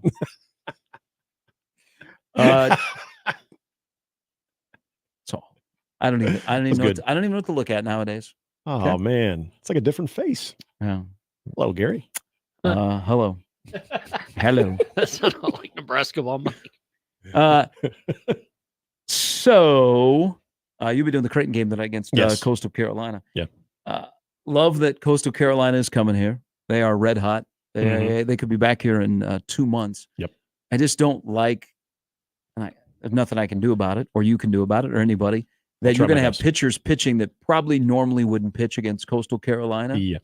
So it's a midweek game, conference weekend. And they got Georgetown, who was 8-1, and then got swept by UConn. So it's a huge weekend for Creighton, which has lost 2 straight Big East series. Good enough to split.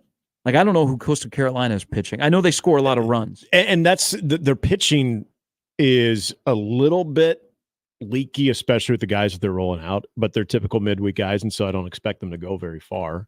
But from an ERA standpoint, from a strikeout to walk ratio, it's juicy.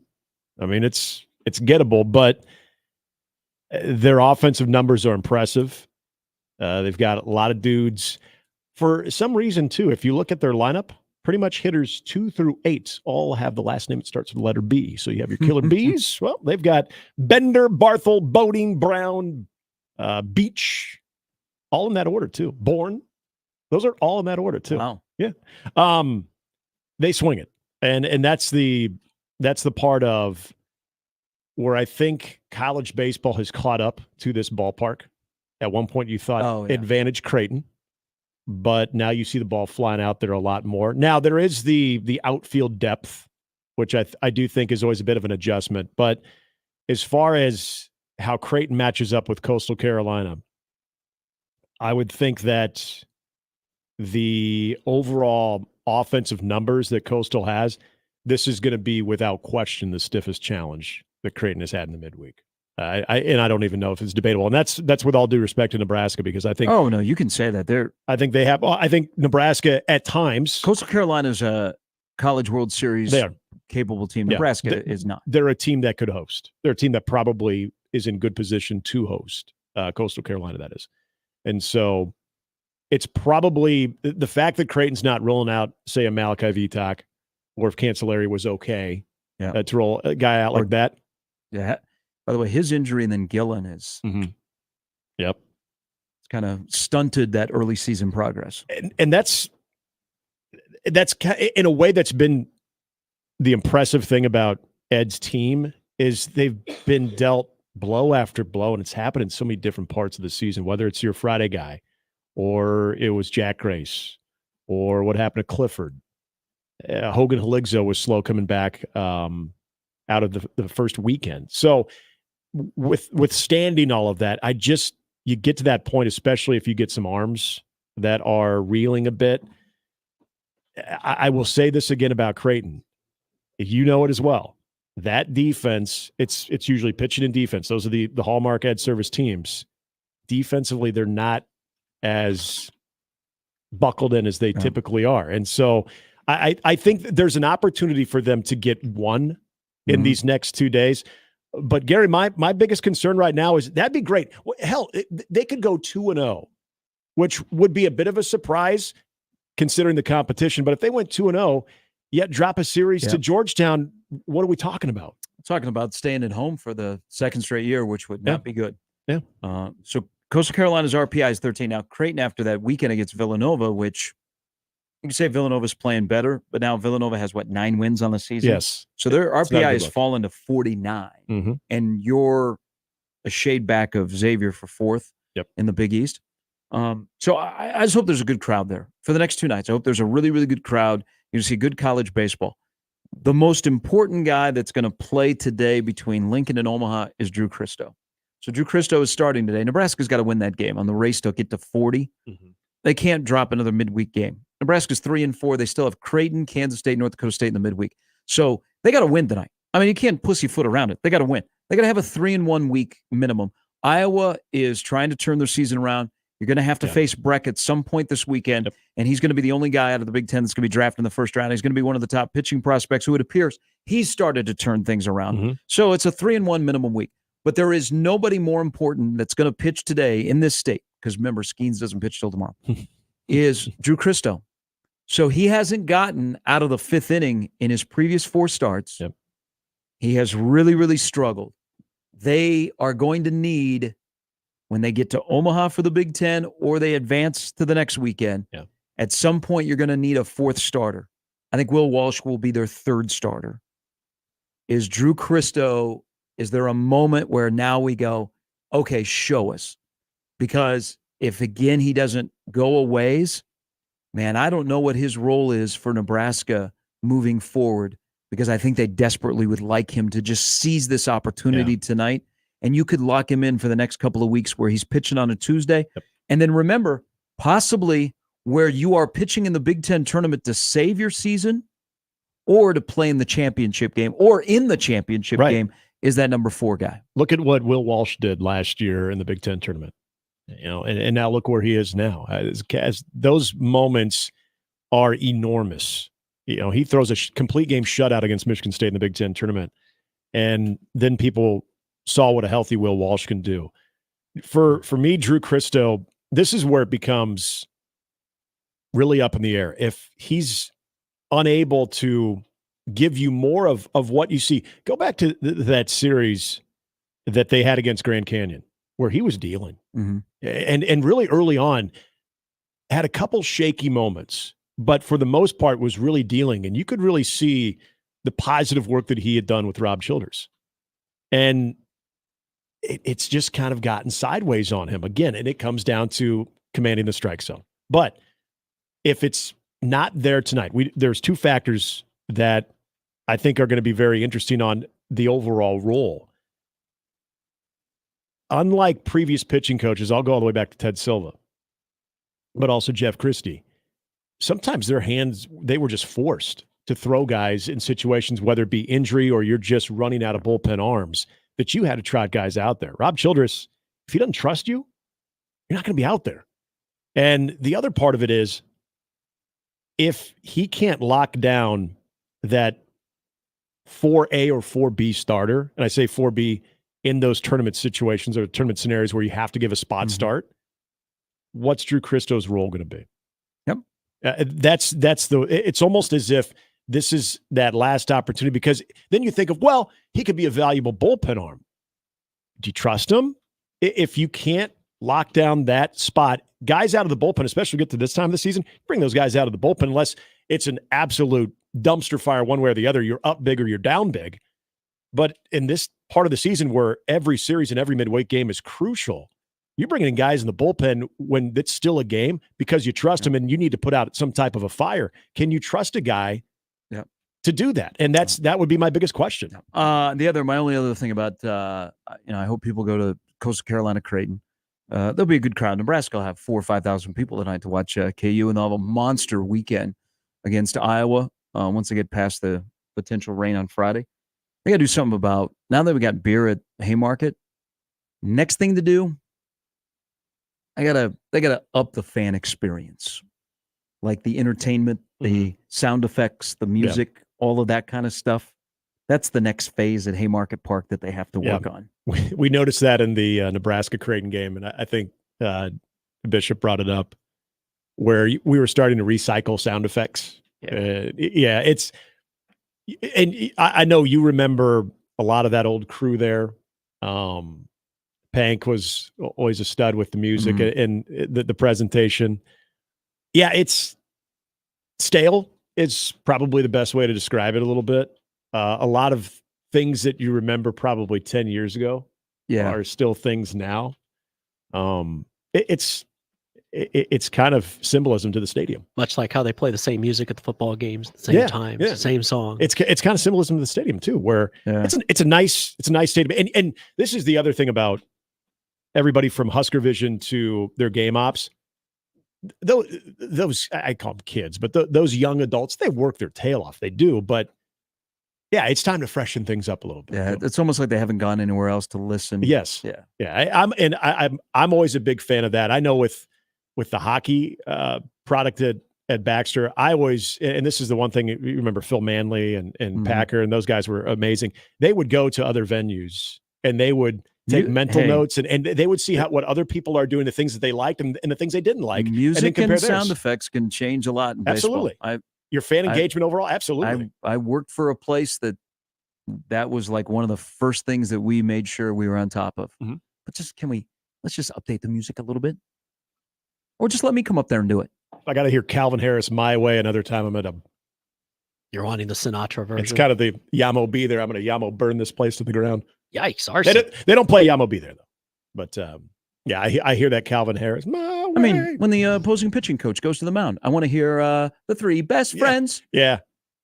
They don't do that. So other Big Ten venues did that a lot, and I loved it. Let's make it hostile. You got the Hawkeyes are coming in this weekend without Caitlin. So you know the one. That's true. You're right, and this is a big weekend for that. This is a good time to bring this up, Gary, because you still got a couple of days. I know people that are drinking, they want to be engaged. You got Iowa. You got to bring the A game. You got to freshen things up. The one place that does it really good, and I've talked highly of their overall baseball stadium setup at Penn State, but their sound effects guy, probably the same guy that does their minor league games. I bet it is. Yeah, almost to the point that it's obnoxious, but it's funny. Like when Mojo Hagee was playing, they created a sound effect specifically for him of the Mojo. So when they would be like, now batting the right fielder, number 39, Mojo Hagee, and then he would foul it off, he'd be like, you just hear Mojo. It was hilarious. We would be laughing during the broadcast. Just a subtle request I have. Yeah, it was. I'm with you. All right, quick break. Nebraska One Mike has got a thought or two. He'll join us next on 1620 The Zone. More with Gary and Nick after this on 1620 The Zone. Now live on Twitch, YouTube, and 1620thezone.com. Your Omaha Stockmen are kicking off their 10th season and have their home opener at Ralston Stadium on April 27th at 7 against their Heartland Football Association foe, the Newton Nighthawks. Their home opener is also their 4th annual Sammy's Superheroes Childhood Cancer Night. This has become a fan favorite night with kid captains and raffle items, with a portion of ticket sales going directly to the foundation. The Omaha Stockmen home opener and Sammy's Superheroes Childhood Cancer Night, April 27th at 7 at Ralston Stadium.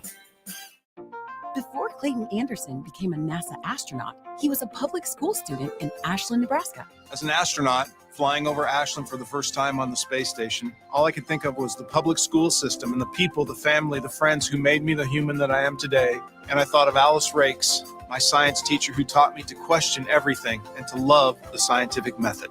I owe it all to those people who helped me get there. Tell us why you're public school proud at publicschoolproudnebraska.org. Are you the decision maker in your company? Consider this. For the first time in decades, there's a better option for a corporate card and spend management platform. Meet Ramp, the only corporate card and spend management system designed to help you spend less money so you can make more. Most corporate credit cards offer points as incentives, but those points amount to less than their worth in real cash value. Ramp's corporate cards offer you cash back, real money in your pocket. Plus, you control who spends what with each vendor, and Ramp software collects and verifies receipts automatically, which means you'll stop wasteful spending and close your books in hours instead of days. Businesses that use Ramp add up to 5% to their bottom line the first year. If you're a decision maker, adding Ramp could be one of the best decisions you've ever made. And now, get $250 when you join Ramp. Just go to ramp.com/sports. Ramp.com/sports. RAMP.com/sports. Cards issued by Sutton Bank and Celtic Bank, members of FDIC. Terms and conditions apply. My taco pie is really something special, and it can't be imitated. It starts with my zesty taco sauce, seasoned beef, onions, lettuce, tomatoes, mounds of cheddar, and mozzarella cheese. This pie is the real deal. For a limited time, build your own feast with the specialty pizza, like my taco pie, a one-topping pizza, and cinnamon monkey bread. Do yourself a favor and order. Today, Godfather's Pizza. Do it.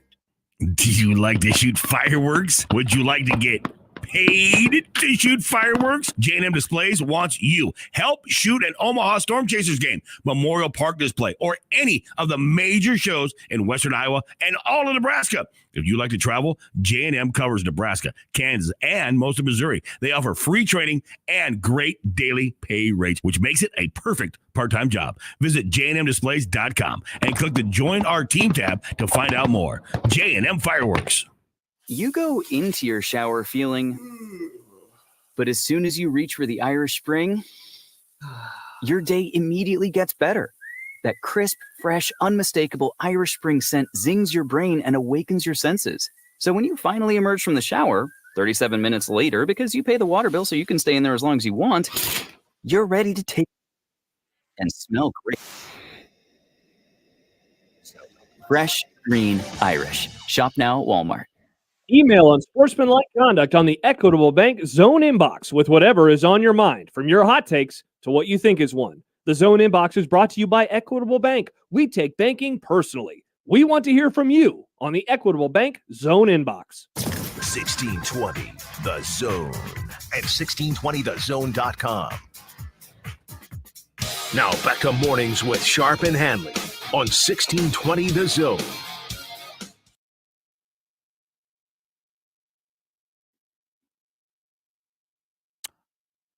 All right, BC's going to join us here in a little bit on this Tuesday. But first, Nebraska Ball Mike on the 42-degree The Source hotline joins us.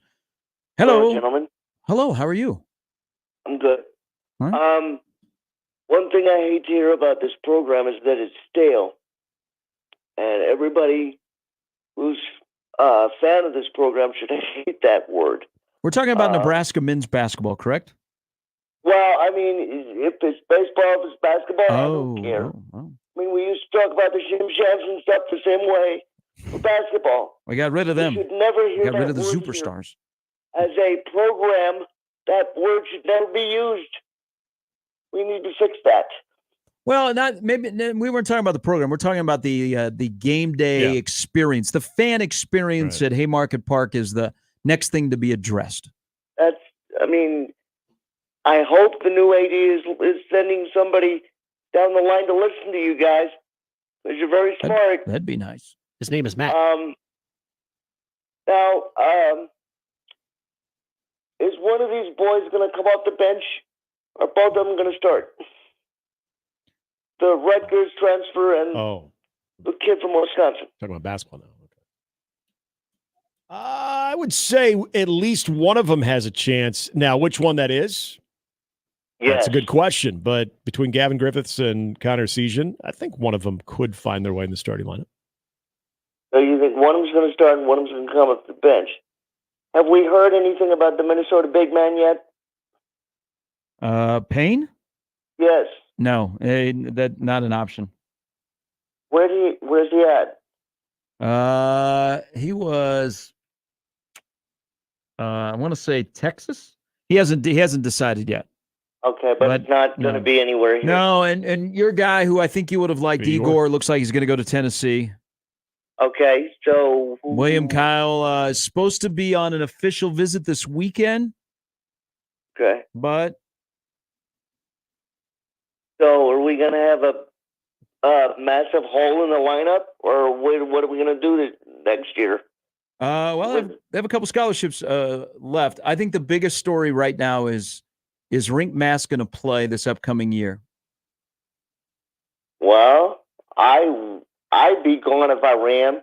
Well, I don't think there's a possibility of him leaving. I think the playing overseas is now off the table. Why? Because I think he'd like to stay here. You think he wants to stay here another year? Okay. What gives you the impression that he doesn't? He's actually helping Nebraska recruit right now. I understand that, but like he put up a great year, he could go Well, over there here's and make a now lot of money. let me tell you why. Is because I think he has to make a decision on what he's going to do with his knee. What's wrong? Well, he has a knee that's going to require attention. If he has to have surgery, how severe is that surgery, and what is his timeline to play in this upcoming season? Mm-hmm. Okay. That's a great unknown. He had it scoped during the season right around December, and that's why you saw the red sleeve the rest of the year. Okay. I mean, he's a tough kid. He did his job and he didn't complain. So, I mean, Coach Hoiberg knows what he wants. He's building a team, and this is going to be interesting to see what this team looks like next year. You know, we got a bunch of shooters, and we got a point guard from Utah who put up numbers and did his thing. Now can we build on this last year like it means something? Well, I hope so. That's the standard. I mean, he's not getting people he doesn't know, and he's not getting people we haven't seen. I like the Wisconsin kid a lot. I like the Rutgers kid a lot. They both can shoot. Yep. So well, in this offense, you have a head coach that can help guys get better shooting. They will not lack for shooters, either on the floor or coming off the bench. No. All right. All right, gentlemen. All right. Be good. See you, Mike. You too. Big moment here. You want to hit the breaking news sounder?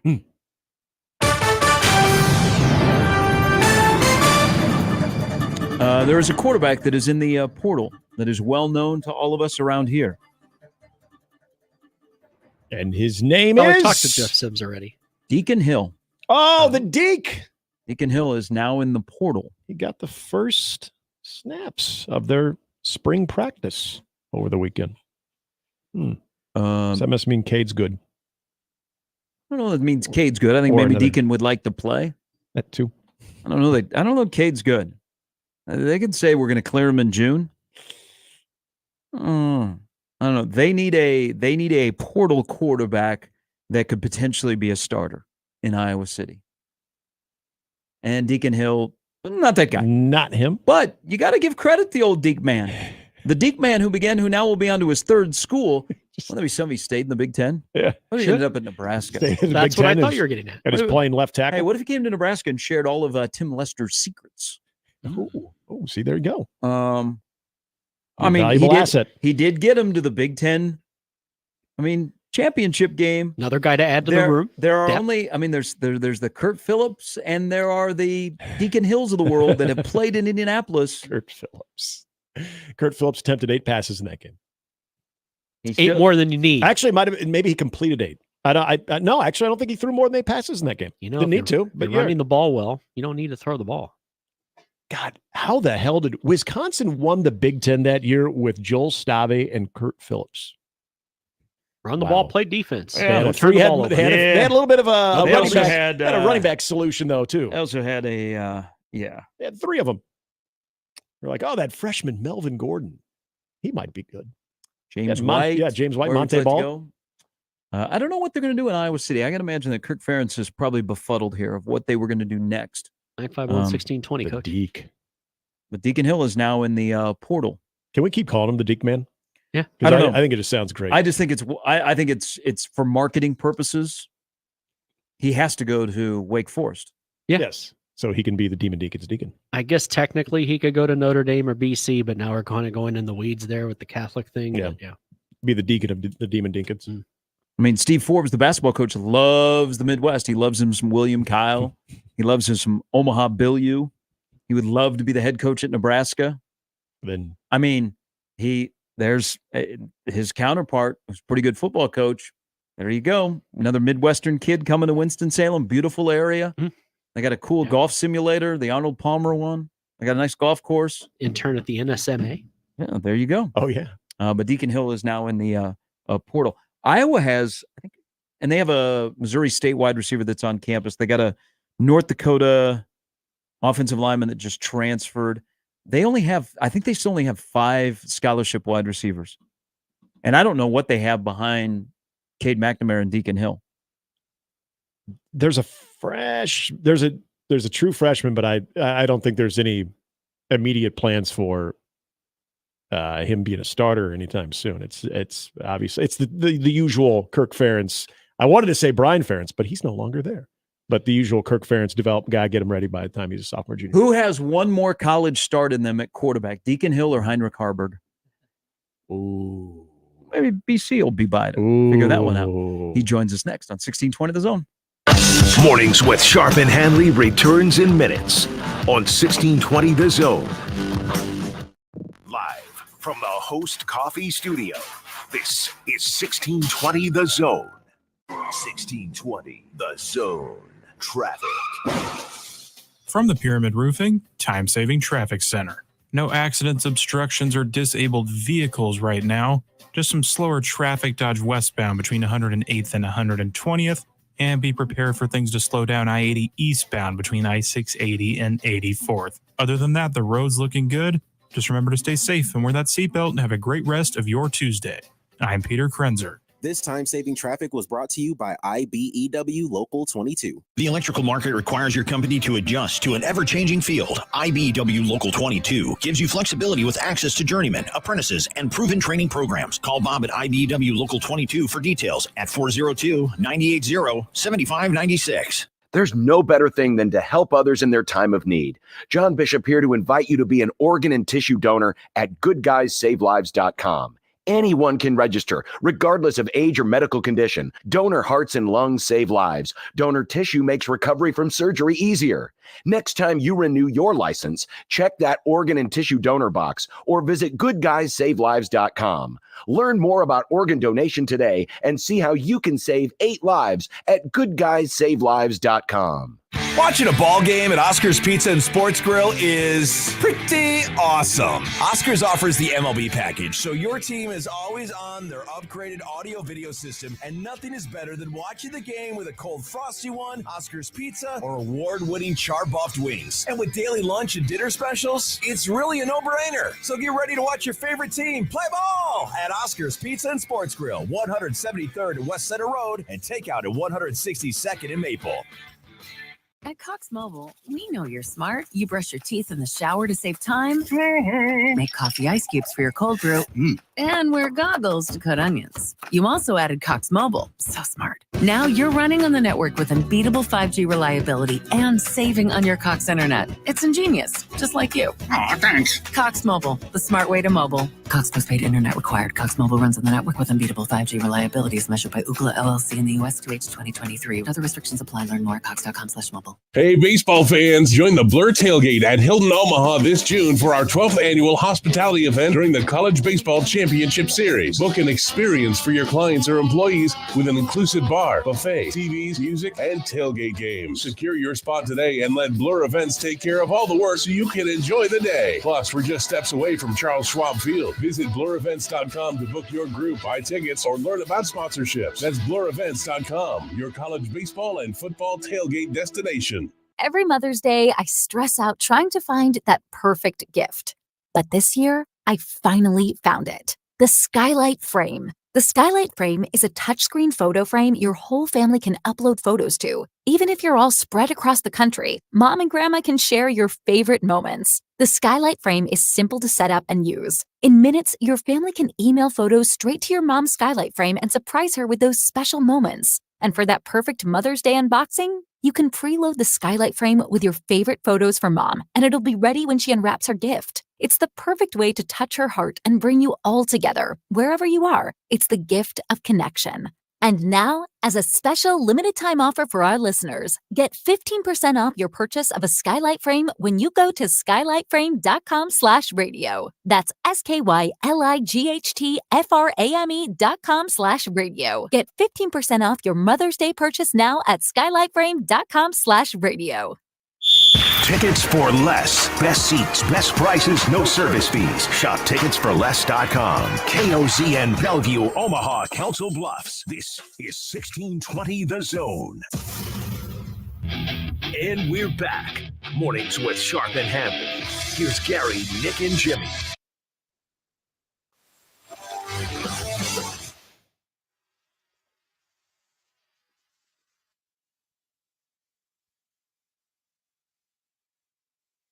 All right, spring game week, 11 a.m. on Saturday. Our favorite memories of spring games, those heroes that we never hear from in the fall, but everybody gets to experience a moment. You get Jamal Turner tumbling into the end zone. Colin Collins that do not read much into Breon Carnes lighting up our defense. Or don't forget, why do I always? Yeah, never mind. Brian Christopherson of Husker 24/7 joins us. Do you have an obscure favorite moment of the red-white game throughout your history, either of watching or now covering? Was it Mike Demps who had a big kickoff return? Yes. Had one of those plays that was sort of stole the show. The Jamal Turner one was the obvious one, even though he had an okay career, although it kind of took till his senior year until he found the end zone. Had a good time, though, against Michigan State. That was the one where everyone's like, this guy's like Deshaun Jackson because he flipped in the end zone, you know. So it got a little overboard with that one. There's been a few third or fourth team quarterbacks who you're right, Carl's right, who lit up some. I wouldn't say that all the time, but on this one he is. You know, he lit up some bad defenses. Bobby Newcomb taking off on the option play and going like 88 yards for a touchdown, sort of like, oh yeah, he's the real deal. And obviously he had a good career at a different position it ended up being, but those are ones that come to mind. There's probably some better like hidden gems though. I think the recent one I was thinking of again, because he actually did play a little bit, but Brody Belt, because that was the year when Nebraska had Marquis Stepp, but none of the running backs were healthy. Yeah. And so he got the lion's share of the carries. He was a big one. And then it wasn't that long ago, quarterback, I forget his first name, Cynic, had the Jarrett. Thank you. He was the one that was getting a lot of reps and like, oh, there's some athleticism and he's a local guy. All right, we like this. Yeah, they went to Jared's. And then Heinrich Harburg, he led a game-winning drive his first year. I think it might have been against the Wind. I don't know. It was and had a nice throw, like 40 yards on the last play of the game. Shouldn't have probably been time on the clock, but Harburg's had a moment over there too. So we'll see what happens Saturday. What question that you were pondering in the middle of March do you think you have your answer to about spring football here on the final week of April?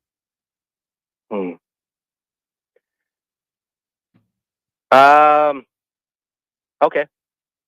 The cornerbacks is a big one to me. I suspected Tommy Hill was going to be one of them, but it can change. That competition is going to roll on, so let's not just act like we should put it in concrete yet. But the fact that the head man, on Saturday said at this moment it'd be Hill and Hill, I didn't think we'd have that clarity on who the other guy could be at this point, because there's like 6 or 7 names you could throw into that. And who knows, maybe Jeremiah Charles, he's been dinged up a little bit, is going to bounce back, or an Ethan Nation or somebody like that. But I think Bly Hill has had a great spring, to position himself like that. That's one. The quarterback, the fact that you're hearing that Dylan Raiola and we're seeing it, let's face it, with a few of the throws they even showed us in the highlight tees, is maybe in front, or is at least showing that he is the guy you hoped he would be at this point. That's maybe not a surprise, but it's a big sort of okay, that feels good, like that we're to this point, and the coaches are saying the quarterbacks are ahead of where they suspected they would be. So that's one. I think it's not an answer, so it's the opposite of what you're asking, I guess. But Latovsky and Justin Evans, I think, have really used this spring to announce they're a part of it. Like some way, somehow, could be starters. Whether one of them's a sixth guy, I don't know how it's all going to work out at this point.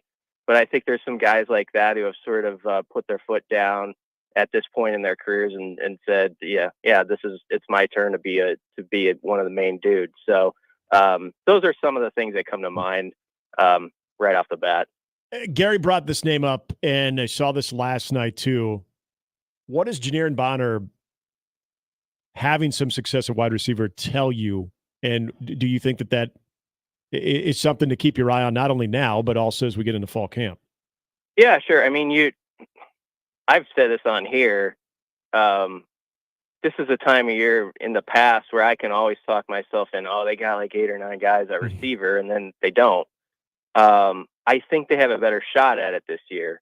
To the first question Gary asked, I don't know that I'd say that for sure yet, because that's like one of those position groups now. It's to the point, like, let's see it like in the fall. Let's see like a month and a half into the season if we're saying there's actually like 7 guys you trust and can make plays.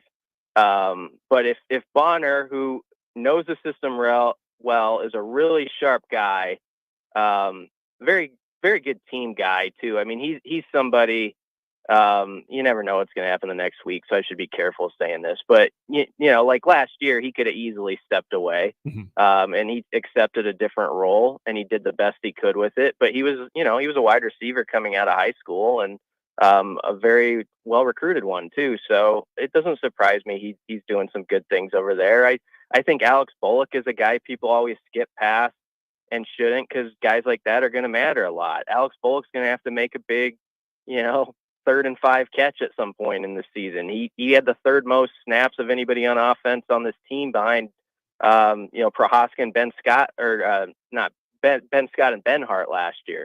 So I think when you kind of put those names down, you can come up with 8 or 9. You're starting to feel like that seems like it'll work. I think Nayer's kind of picked it up since the halfway point of the spring, from what I've heard, so that's good. Banks has been impressive from the get-go. I think the other guy at receiver that I would mention is Jalen Lloyd. It just seems like, every week he's kind of doing something, or he's getting brought up unsolicited, or you see him in the highlight package. We saw him with the connection with Dylan on the stuff from Saturday's scrimmage, had 2 nice plays.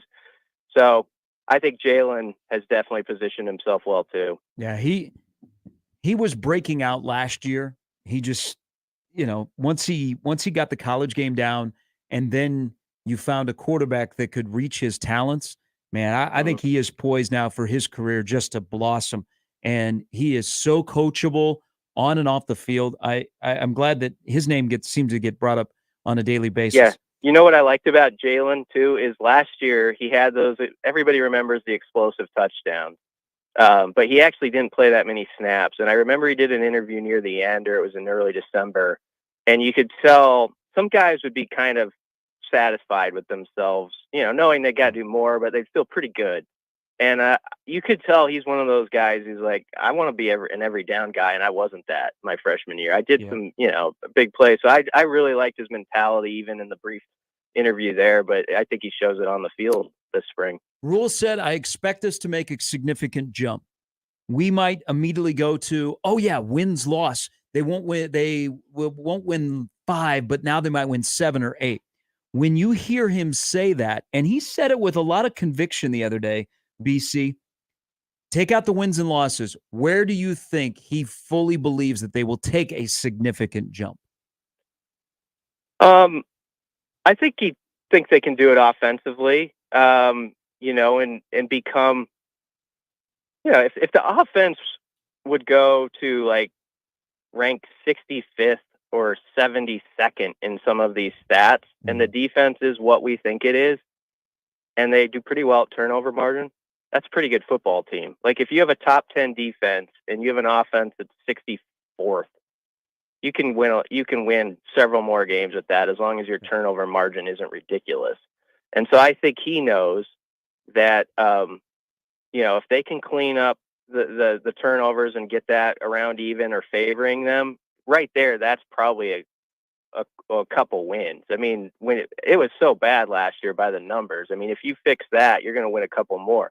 But if you have an offense that is at least somewhat capable on 3rd down and 6 of not everyone covering their eyes or telling their children, get behind the couch now, you shouldn't be watching this. Something bad's going to happen.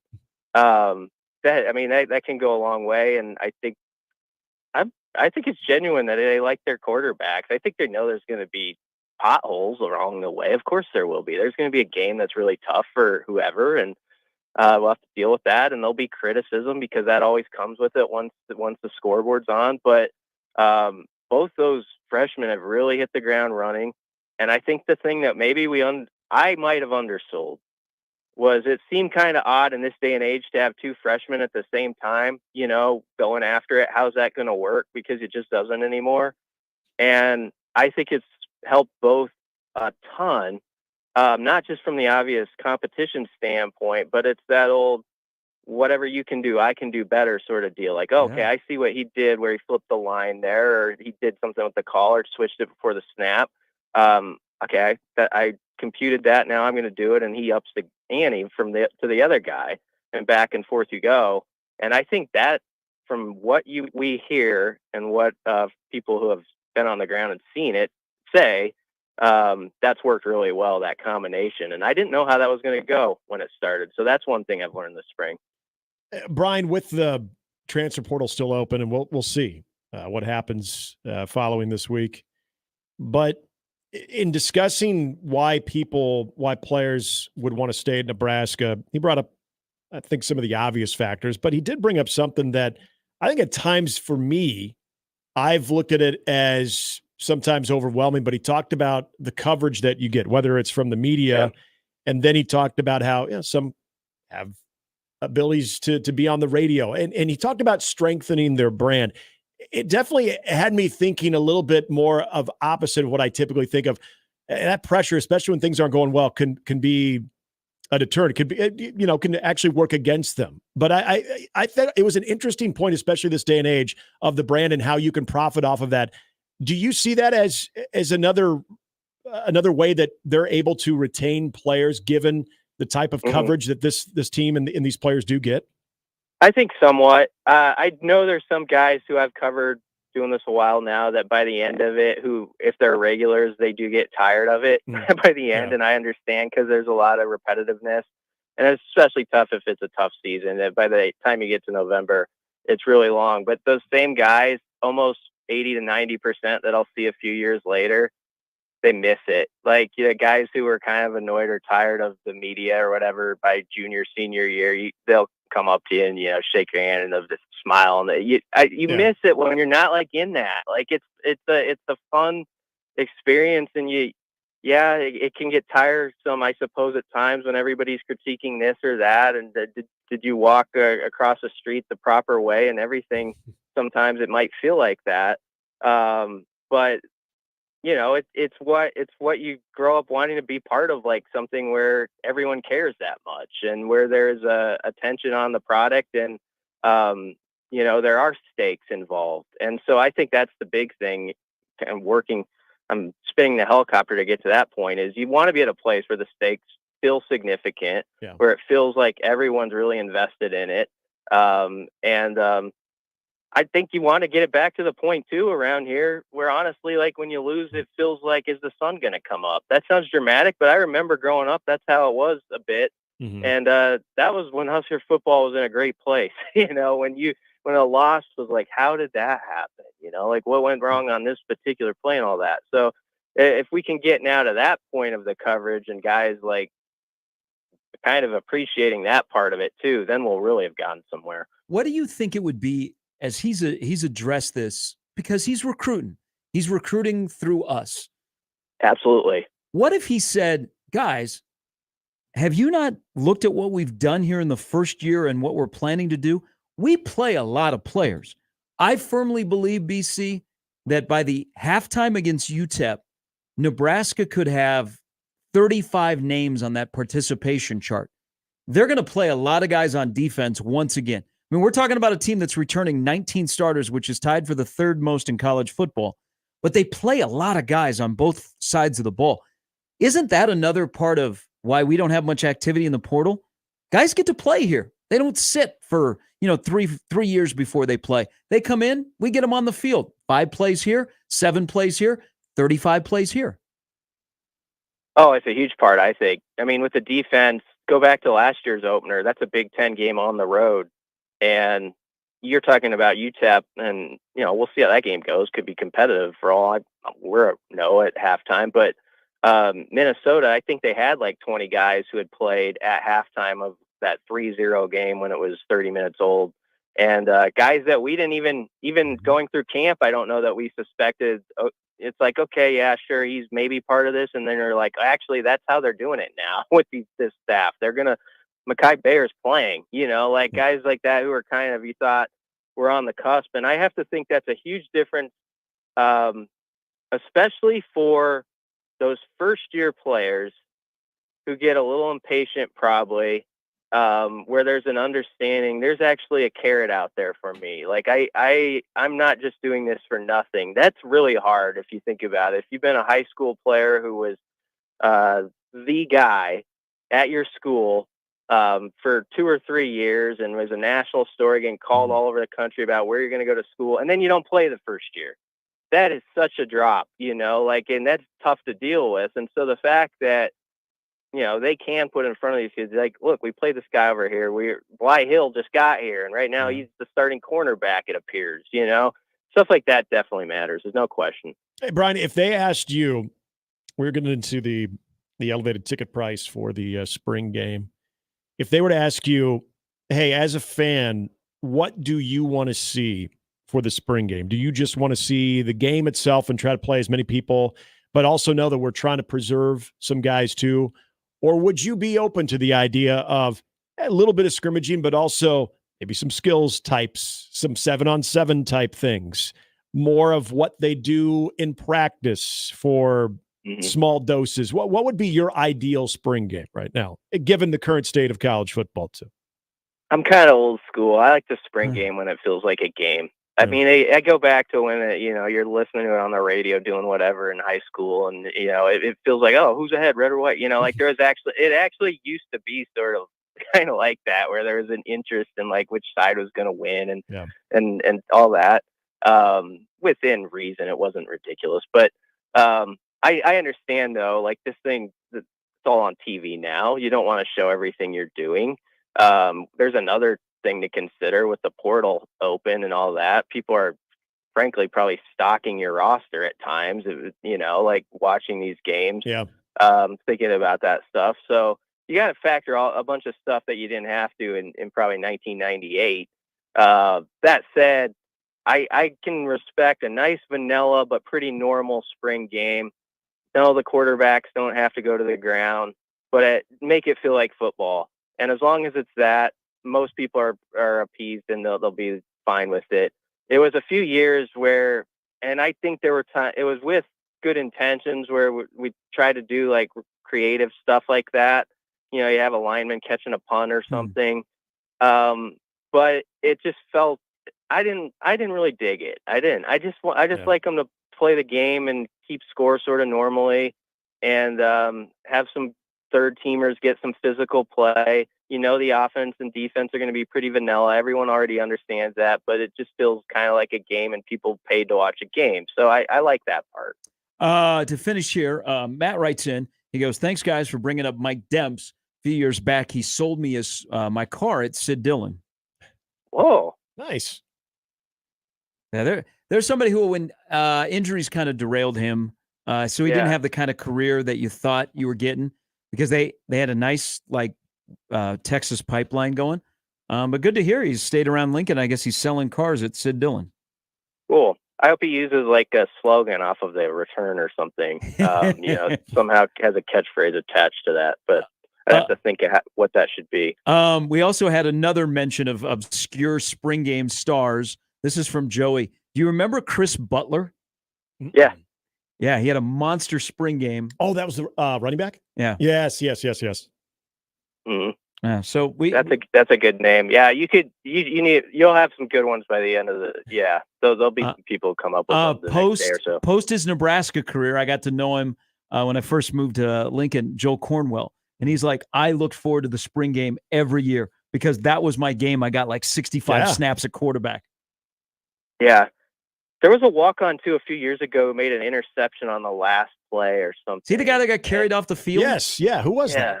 And I wish I could think of his name right now. It was a really nice moment. That was the Cynic game, wasn't it?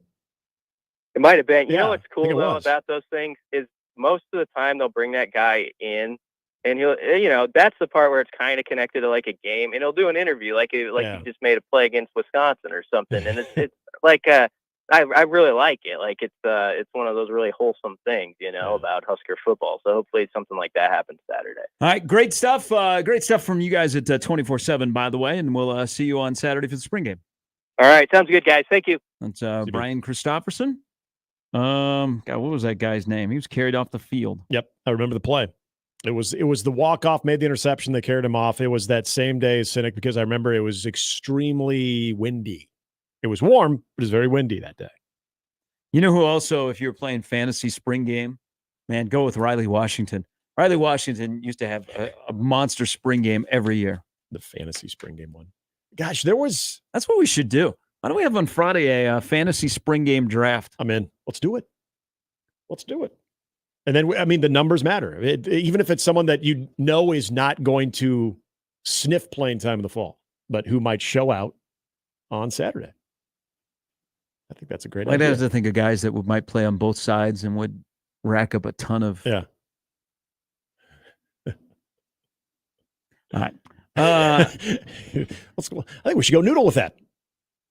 Go do what? Go noodle with that, as Kramer would say. Thinking of something. I'm going to go noodle with that. Man, there are moments, though.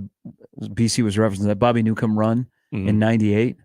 Well, I remember when you're like, man, that quarterback competition is over. Well, remember the hype of Bill Callahan that first year, everybody wanted to see the West Coast offense. And, Hey, Joe Daly was slinging it. Joe Daly, 4 touchdown passes in that spring game in 04. Yep, we're thinking, Joe Daly, he's got this offense down. This is going to be now, good. This is going to be all right. Another guy that He showed did not off. have the offense. Another guy that showed off in the spring game that actually came to fruition at quarterback, Zach Taylor. Yep. His first spring game at Nebraska, he had a monster day. A lot he of threw yards. for nearly And 4. he didn't. It wasn't like he threw 40 times either. But yeah, he was connecting a lot. I remember the Joe Daly, and then it carried into the fall because they played a very weak. It was like Eastern Washington or something like that to open up the Callahan era, and Joe Daly was really good in that game too. But then the complexity of that offense was just not a good fit. I think Joe Daly would have been a good quarterback if he was in a different system. The one that Frank Solich had, where they were a little bit more spread, still some option concepts, it was a good fit for Joe Daly. Then you got to be a pro West Coast offense, not a college West Coast offense quarterback, but a pro West Coast offense quarterback. So you're saying that throwing, 7 interceptions in your first 72 attempts as a quarterback is not good? That's not good. No, they typically frown on that. But God, they did some shifting though. That Yeah, first oh, game, yeah, the pre-snap? game was against Western Illinois. Western Illinois, okay. So the shifting that they did on offense, man, we lost some good Husker fans that day. The Yellow Coaters were busy. The Red Cross was coming up. Crossover's coming up top of the hour. We've got more, including Hunter Wendelstadt, who, if you think he's been umpiring for a long time, his dad was an umpire, and now son's an umpire. Ran a nifty school, too. And son still does. Oh, he took it over. Yes, Okay. and it will be, hey, you guys buy a ticket to come watch me umpire. That's actually part of that's one of the segments they have that they teach down there in Florida. You can't. He had an interesting day yesterday with Aaron Boone, and also I must say something nice about the Broncos, and I will, because I do genuinely have something nice to say about the Broncos when we come back on Mornings with Sharp and Handley and Jimmy on 1620 The Zone. Gary Sharp, Nick Handley, and Jimmy Chavez. Mornings with Sharp and Handley. Weekdays 6 to 10 on 1620 The Zone and 1620thezone.com. Previously on The Crossover. I opened up my fortune cookie last night, and on the front it says, here you could download a bunch of music. And then on the back, there's a QR code for Napster. Yeah, fortune cookies used to be fun, whimsical. At the end of your chicken fried rice, you're like, boop, boop, boop. Boop, boop, boop. That's exactly what I did we had last night. Chinese the other night. I don't think we ever got fortune cookies. Even worse. Mornings with Sharp and Handley. The Connor Happer Show. Unsportsmanlike conduct. 6A to 6P. 1620 The Zone. Your Omaha area forecast from the Godfather's Pizza Weather Center and KETV Newswatch 7 on 1620 The Zone. Can't rule out a stray shower early Tuesday. Otherwise, expect mainly cloudy skies the first half of the day with northwest winds ramping up. Expect wind gusts up to 30 miles per hour in the afternoon with a lot more sunshine, highs in the upper 60s. I'm meteorologist Sean Everson from KETV Newswatch 7. News Talk 1290 Coil is your radio home for Omaha Storm Chasers baseball, proud AAA affiliate of the Kansas City Royals. Tune in to hear every pitch, every hit, and every out as the Chasers play at Warner Park and across the International League in 2024. With the voice of the Omaha Storm Chasers, Nick Batters, on News Talk 1290 Coil. Tune in to 1290 Coil all season long for your Omaha Storm Chasers baseball as they take on the International League. It's Storm Chasers baseball on 1290 Coil. I've never seen this. John Deneen from Saul's Jewelry and Loan. I've never seen the price of gold as high as it is right now, which means you could be sitting on a gold mine yourself. Bring us in your broken gold chains, gold rings, and diamond jewelry. You'll never get a better price for those items. Saul's knows jewelry, and we've been around, and we've never seen gold this high. Sell your gold with confidence at Saul's Jewelry and Loan at any of our 6 convenient locations. Find it all at Saul's Jewelry and Loan. You'll find it all at Saul's Jewelry and Loan. Small business owners, we know tackling your to-do list can sometimes feel like going 12 rounds against a heavyweight champ. Except that heavyweight's gloves are made of something hard, like diamonds. So when a new to-do pops up, you're like, I can't. I'm boxing my diamond boxing glove-wearing heavyweight champ of a to-do list. At Progressive, we don't want to make your day any harder. That's why we make it easy with over 30 customizable coverage options, so you can finally land a knockout blow. See if you can save on business insurance in as little as 7 minutes at ProgressiveCommercial.com. Progressive Casualty Insurance Company. Coverage provided and serviced by affiliated and third-party insurers. You've had your Easter, now have your oysters at Shuck's Fish House. The Spring Oyster Fest is this Wednesday and Thursday. Get $13 a dozen Harbor House oysters plus a surprise premium oyster for $18 a dozen. Find out more at shucksfishhouse.com. Prescriptions require an online consultation with a healthcare provider who will determine if appropriate. Restrictions apply. See website for details and important safety information. Subscription required. Price varies based on product and subscription plan. Hey guys, did you know there's a generic form of Viagra that works just the same but is 95% cheaper? And you can get it online at hims.com/radio. Through HIMS, you'll get a free medical consultation to determine the ED medication that's best for you, discreet shipping if prescribed, a 100% online process, and a range of treatment options, including trusted generic alternatives to the name brands, at up to 95% off. ED is personal, and at HIMS, so is treating it. Just go to hims.com/radio and get connected to a licensed medical provider online for free, with zero copay, no expensive appointments, and no awkward face-to-face conversations. To start your free online visit, you need to go to this exclusive address, hims.com/radio. That's hims.com/radio for your free online visit. hims.com/radio. Make the right call. John Higgins Weather Guard, the home of the roofers. You're thinking about the summer season, but have you thought about storm season? Have no fear. John Higgins Weather Guard is here. For roofing, siding, and gutter repair, make the right call to John Higgins Weather Guard. John Higgins Weather Guard, the home of the roofers. Make the right call. Now back to Mornings with Sharp and Handley on 1620 The Zone.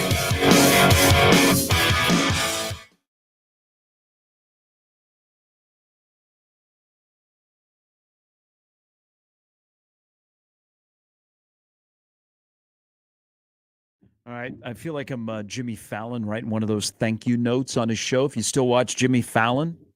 Haven't in a while, though. I did see when they brought U2 down in the subway system and they all were in disguise. I watched them on Saturday Night Live. That was the most recent Jimmy Fallon thing I've seen. Thank you to Dallas. Thank you to Kansas City. Thank you to Pittsburgh. Thank you to Green Bay. Thank you to Las Vegas. Thank you to Indy. All of those NFL teams have resisted the pressure, the urge to tinker with their original uniform. So thank you to those teams. I don't even like when my team wears dark at home. That should be against the law. It should be against state law. And with the Bronco uniform or UTEP or UTSA, whoever Illinois they were introduced yesterday, I like UTSA. I'm biased. is I love the throwbacks. I wish that would be their full-time uniform. Their throwbacks are great. The other two, they can throw away. I think they did that on purpose. Like, okay, here it is. But no, before you overreact. But it was so bad. People are like, I'm not we have forgetting the orange what you ones. Yeah, it's just trying to create a diversion. And then later we have really big news about our roster. Real big news. Might have a quarterback. did. Broncos trade for Wilson again. I'm surprised that news didn't come out about 9:30 last night Central Time during the Nuggets game. And there are so many misses on uniforms, on rebrands, or just a tinker here or there. How is this so more hard? More misses than hits. I noticed you didn't mention Chicago. Chicago hasn't really tinkered their uniform. They have an alternate like everybody else does. I thought he did. They still play? Those teams, none of those teams are in quarterback purgatory, right? Until they're not. Yes, they've been quarterback purgatory since Sid Luckman. Hey, you watch your tone. Will Fuller might be listening. So yesterday Chad at Hutchinson. the Yankee A's game early on, I was going to watch this game. It was on MLB Network. I was like, noon game. I was going to watch how porous the Yankee offense is. Boy, Aaron Judge. Boone getting thrown out yesterday clouds over the fact how bad the Yankee offense is and how much of a struggle Aaron Judge is. But they're, 7 games above 500? They're only, are they a game back in the AL East? So as bad as their offense is, they're still playing pretty well. So Boone gets thrown out yesterday.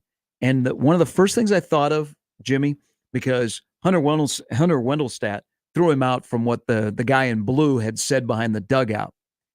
Literally in blue. Didn't Joey Tim Crawford, aren't you? Didn't Tim Duncan get thrown out of a game sitting on the bench? On the bench. Yeah, He by was Joey smiling. Crawford? Yeah. Joey threw him out in like March of 07, and he was suspended for the rest of the playoffs.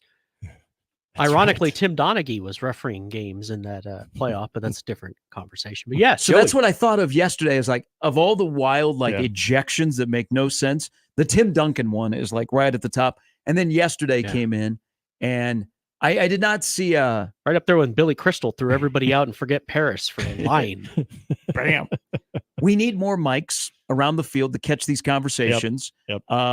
And there must be something at Yankee Stadium with the Yes Network mics, because you remember It was clear as day. when Boone came out and argued with the young umpire that was working behind the plate in a Rays Yankees game. He said, "My guys are savages." Yep. And you could hear the entire thing. So you didn't need John Boy to break it down. I saw Wendelstadt's response. I did not see in there I made a mistake. Nope. Not at all. So whatever the fans said, and they got to track him down, right? Somebody's got to do a story on this guy. He was the only guy in the section wearing all blue. But there is a part of me. The meme guy with the thumbs down. Yeah. That's what I picture. That guy became I had a friend who went to a game and like found him and took a picture with him. That was a Yankee game, right? Yeah. So this is what I picture yesterday. This is for Frazier. So here's where I'm going to give it a little bit to Hunter Wendelstedt. Now, there's no accountability with umpires, and they can do whatever they want, but he can't. I would take him off the rest of the series, and I would maybe pause him working Yankee games for a while. But Aaron Boone, man. Aaron Boone MFs umpires 162 games a year, and he gets after them. Like, he swears as much as my math teacher who was the football coach in high school. Mm-hmm. And it's F-bomb, F-bomb, F-bomb. That's Aaron That's Boone. how I was in math. So there is part that go, okay, I've dealt with him, and I'll let him go because he gets after it. And you know what? So I'm not going to give you the benefit of the doubt, because anything coming from that area, that's got to be Boone, because he does that the entire game on me. And so, boom, you're gone. I'll give him a little bit of leeway, but there is the bottom line. I'm going to watch Skeens pitch tomorrow. I'm not going to watch Laz Diaz Jr. behind the plate. That was the most disappointing part of it, because, Aaron Boone's got a reputation. A lot of managers have a reputation. You know that. The explanation, because it was an apology, the explanation afterwards without taking any accountability at all. Now, he had not seen the video, which clearly, yes, the video was fantastic theater. Yes, it was. The animated Boone plea in his case was one of my favorite things. But yes, I don't shed too many tears when it comes to anything involving the New York Yankees or Aaron Boone. But this is a product of umpires and I think officials more than anything under attack. And I'm not saying that they're being unfairly treated, but in moments, yeah, justifiably so, they're under attack. But you think of the reputation that Aaron Boone has of having a conversation earlier after the first pitch, and then you hear that coming from that area. You're trying to nip that in the bud right away. You're anticipating, you're basing that off of reputation. You're assuming that that's where it came from. And I know even his explanation is, I knew it didn't come from Aaron Boone, but it came from that section of the dugout, and he's the guy that's the manager. At no point do you say, if that came from a fan, that's unfortunate and that's on me. Even if you hadn't seen it yet, I need to take a look at this. And this is where I also think officials, umpires are becoming a lot more defensive because of the type of pressure that they're under. It's Defensive. not just some are. Wait, Angel Hernandez is about to become your friend. You'd like standing up for Angel Hernandez here. Oh, no. Angel, Ladd, Hunter. We got the infield. I just got the plate. We're going to run some. Bad umping is bad umping. And especially guys that are veterans, you have to be better. There's no excuse for it. Did you see the Kansas City Baltimore game Saturday night? First pitch is right down the middle of the plate. Oh, yes. And Ryan Lefebvre goes, what was wrong with that? Frank Drebin goes, "Well, it couldn't make the third out." That was they were afraid that. Now, I'm not. Hunter Weddlestead is not a very good umpire. Yeah, I'm just saying. Well, in that game, I gave him a little bit of an opening, but we're going to Harry's school, not Hunter's. You have no accountability because the union's going to protect you. Yeah, but you can say, "Hey, I made a mistake." Right, and that's the thing is, if he's pleading that, if he's saying, "Hey, that didn't come from me," this is where I think again you have to be understanding of the situation. This goes back to judgment. I mean, being an umpire, being an official, it's in the moment judgment calls. I totally get that. But when you can step back and you do have the ability afterwards, when you explain your side of it, to see what happened and say, you know what? Yeah, that one is on me. You've been an umpire for however many years.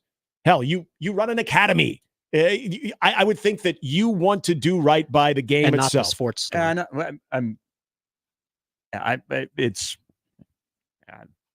There's no accountability there. I don't know what. No, there's zero accountability. Yeah. So are you saying you support him? No. Or you're reiterating what I said about if you're going to hear a guy that MFs you all the time, you have a little opening to go, yeah, that's probably from you. Yeah, you then you have the rabbit ears, and that is it's like before a guy even tags a guy at second place, you're anticipating the double play, you're just assuming the double play as opposed to it actually happening. Now, this needs to happen more often, fans, to get a player thrown out of a game where an umpire has rabbit ears and they think it's coming from the dugout or the player.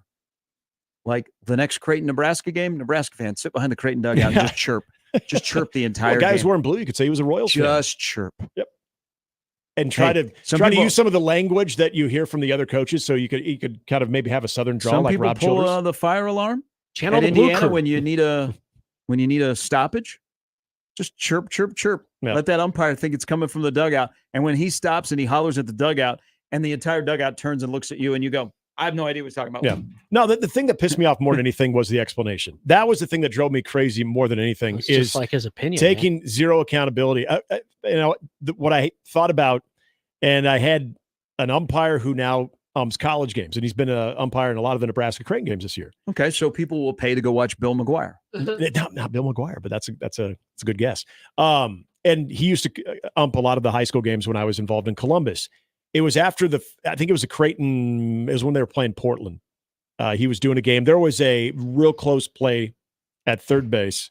He texted me that night and realized that I was doing the broadcast and asked me what I thought of the call.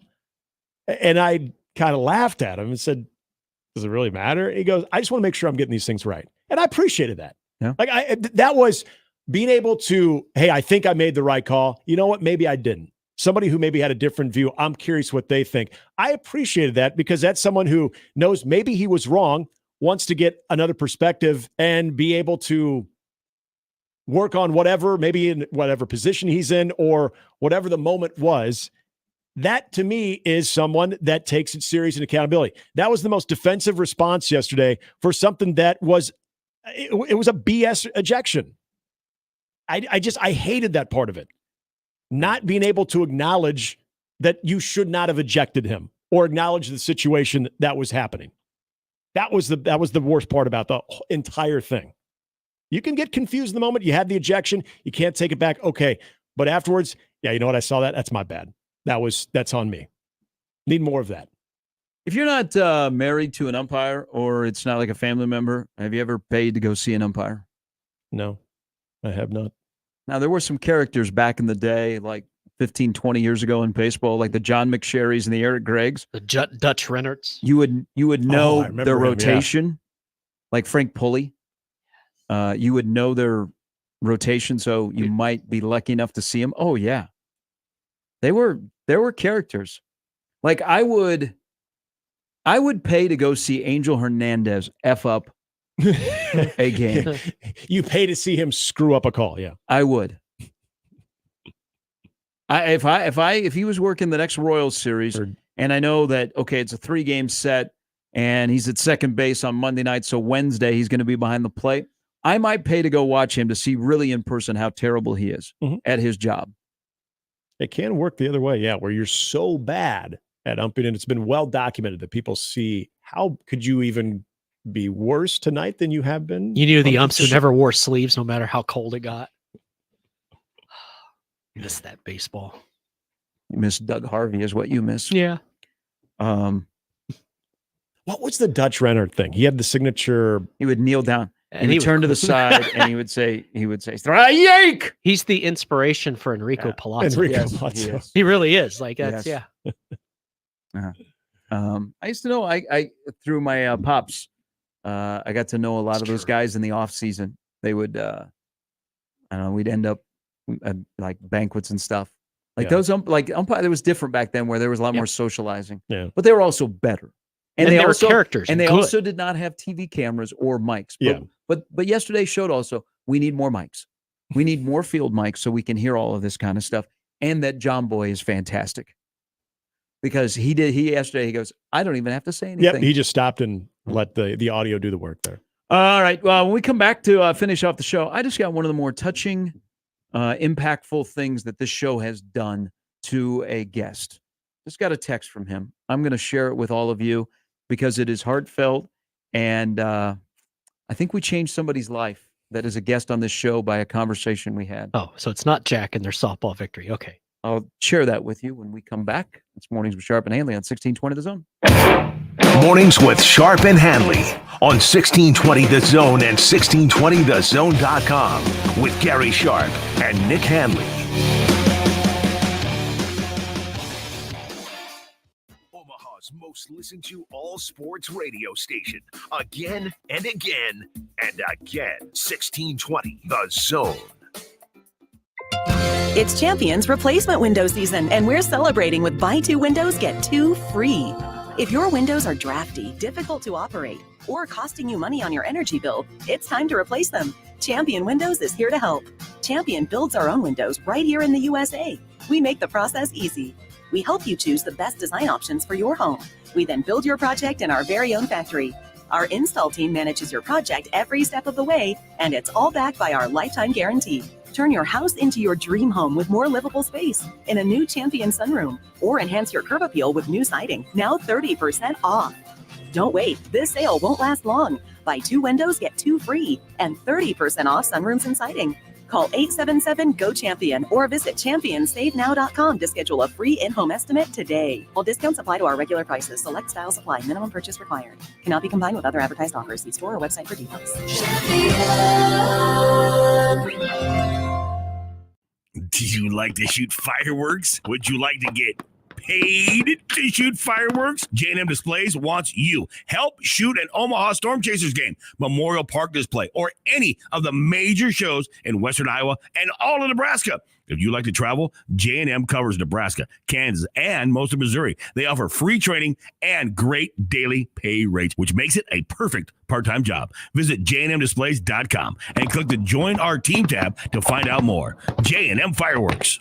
When you get nachos, tacos, empanadas, spicy queso with jalapenos, Pepto-Bismol's there. Pepto-Bismol provides fast, effective relief from nausea, heartburn, indigestion, upset stomach, and diarrhea. All the things that can happen unexpectedly on vacation. So before you travel, pack the Pepto. Pepto-Bismol. When you have nausea, heartburn, indigestion, upset stomach, diarrhea. Use as directed. Keep out of reach of children. You go into your shower feeling, but as soon as you reach for the Irish Spring, your day immediately gets better. That crisp, fresh, unmistakable Irish Spring scent zings your brain and awakens your senses. So when you finally emerge from the shower, 37 minutes later, because you pay the water bill so you can stay in there as long as you want, you're ready to take on the day and smell great doing it. Irish Spring Body Wash and Bar Soap. Fresh, green, Irish. Shop now at Walmart. Getting quality employees to fill positions in your company is essential, but finding those people can be a major hassle, unless you use ZipRecruiter. ZipRecruiter makes finding quality people a breeze. And right now you can try it for free at ZipRecruiter.com/radio. With ZipRecruiter, one click sends your job to hundreds of top job sites. But more than that, ZipRecruiter's advanced technology identifies the candidates with the skills you need, sends you a list of great matches to review, then actively invites them to apply for your job. And the results speak for themselves. 4 out of 5 employers who post on ZipRecruiter get a quality candidate within the first day. That's right, the first day. Now you can focus on your business and let ZipRecruiter do the work finding the best people for you. See for yourself. Experience the ease, efficiency, and power of ZipRecruiter for free. Just go to ZipRecruiter.com/radio. That's ZipRecruiter.com/radio. ZipRecruiter.com/radio. And we're back. Mornings with Sharp and Handley. Here's Gary, Nick, and Jimmy on 1620 The Zone. Sure, the other two shows today, we'll talk a lot about the Jack Mitchell softball experience. They won last night. Who do they play? Because that business should shut down. Well, also, credit should go where credit's due. Let's see. So there was also a reminder tweet about the team that they played, that they got smoked. They got no hit. Apparently that team won 27-0 last night too. So now they're using it. They just play a wagon of a team. Yeah. They played the 96 Bulls. Yeah, apparently. Wait a minute. So they played the Average Joes. Yes, Average Joes is the team. Yeah. Do a podcast, the Average Joe sports show. Let me look at. Yeah, see So this was the lineup for the Average Joes. Player A, blue shirt, white hoodie, black shirt, shorts, gray sweatpants, Nebraska Husker sweatshirt, pants, backwards hat. Yep. Now, that's great. Those media notes suck. I told you, I got one of the most heartening, I like to give a lot of advice on the show, and especially guys that I know really, really, really well. Got a text this morning of somebody who on the show is a regular guest that I gave him a little advice yesterday. Hit the one in the middle. They went 2 for 2 with an RBI and a run scored. My heart-to-heart talk with Jacob Bigelow paid off yesterday. Yep. Wait a minute. The only person that did not get two people in this lineup didn't get a hit yesterday. One works, they both work for this company. One works here, but also did, give him credit though. He did drive in 2 runs. How? Sacrifice. Come on. He was bunting? No, probably sacrifice fly. Yeah. All right. Yeah, Caleb Henry hitting cleanup there, by the way. Pat Norris in your 2 spot. I noticed they had a little team victory picture, like Nebraska does. Mm-hmm. A lot of Cardinal fans on that team. Yeah. Well, Jacob's a big Cardinal fan because probably had a good. You know what? Regular Jose Oquendo. Hey, next to getting a portal edition for Nebraska basketball, that might have been the second best night that Jacob's had recently, because his softball team that he plays on won, and then the Cardinals walked off the D-backs. Who's the other? Go crazy. Yeah. I believe Caleb Henry's also a big Cardinal fan. Why? I don't know. You'd have to ask him. Couldn't tell you that one. Jacob can be the mini wizard. Yeah, Henry's wearing both the hat and the shirt. too. So he's all in. He's all in with the Cardinal movement. There are a lot of smiles on that team photo, though. Good for them. That's good. You know, sometimes when you've been down and out on your luck, you got to get a victory. You're just not the White Sox. I mean, the Lakers lost to the Celtics in Game 1 in 1985. They called it the Memorial Day Massacre, came out Game 2 and won the championship. Nebraska got shut out at Arizona State. Look what happened. Yeah. They made it all the way to the Big 12 championship Where's game. the most improvement, guys? Between weeks one 1 and 2. And clearly that does not exclude. And then that week team. 3 hits you and you're back to reality. Eventually you regress to the mean. And then you're singing the rest of the Eminem song. And then eventually you've got to play that. I'm sure they have to play that team again. That no hit them. I bet this is where you got to play teams twice. It's like season. When the Mighty Ducks played Iceland. Yeah. What did they learn from the first one? Yes. All right. Segments with Sammy Mack and BC are up on the radio replay page. We're back in tomorrow at 6, a day closer to the draft. I wonder, man, I wonder if you'd move up or if you'd move back. And no, so manufactured drama. But gosh, for the 9th straight year, I'll be in Richie Garla's basement watching the draft. They got a stranglehold on us. We'll see you tomorrow at 6 on 1620 The Zone. Live from the Host Coffee Studio.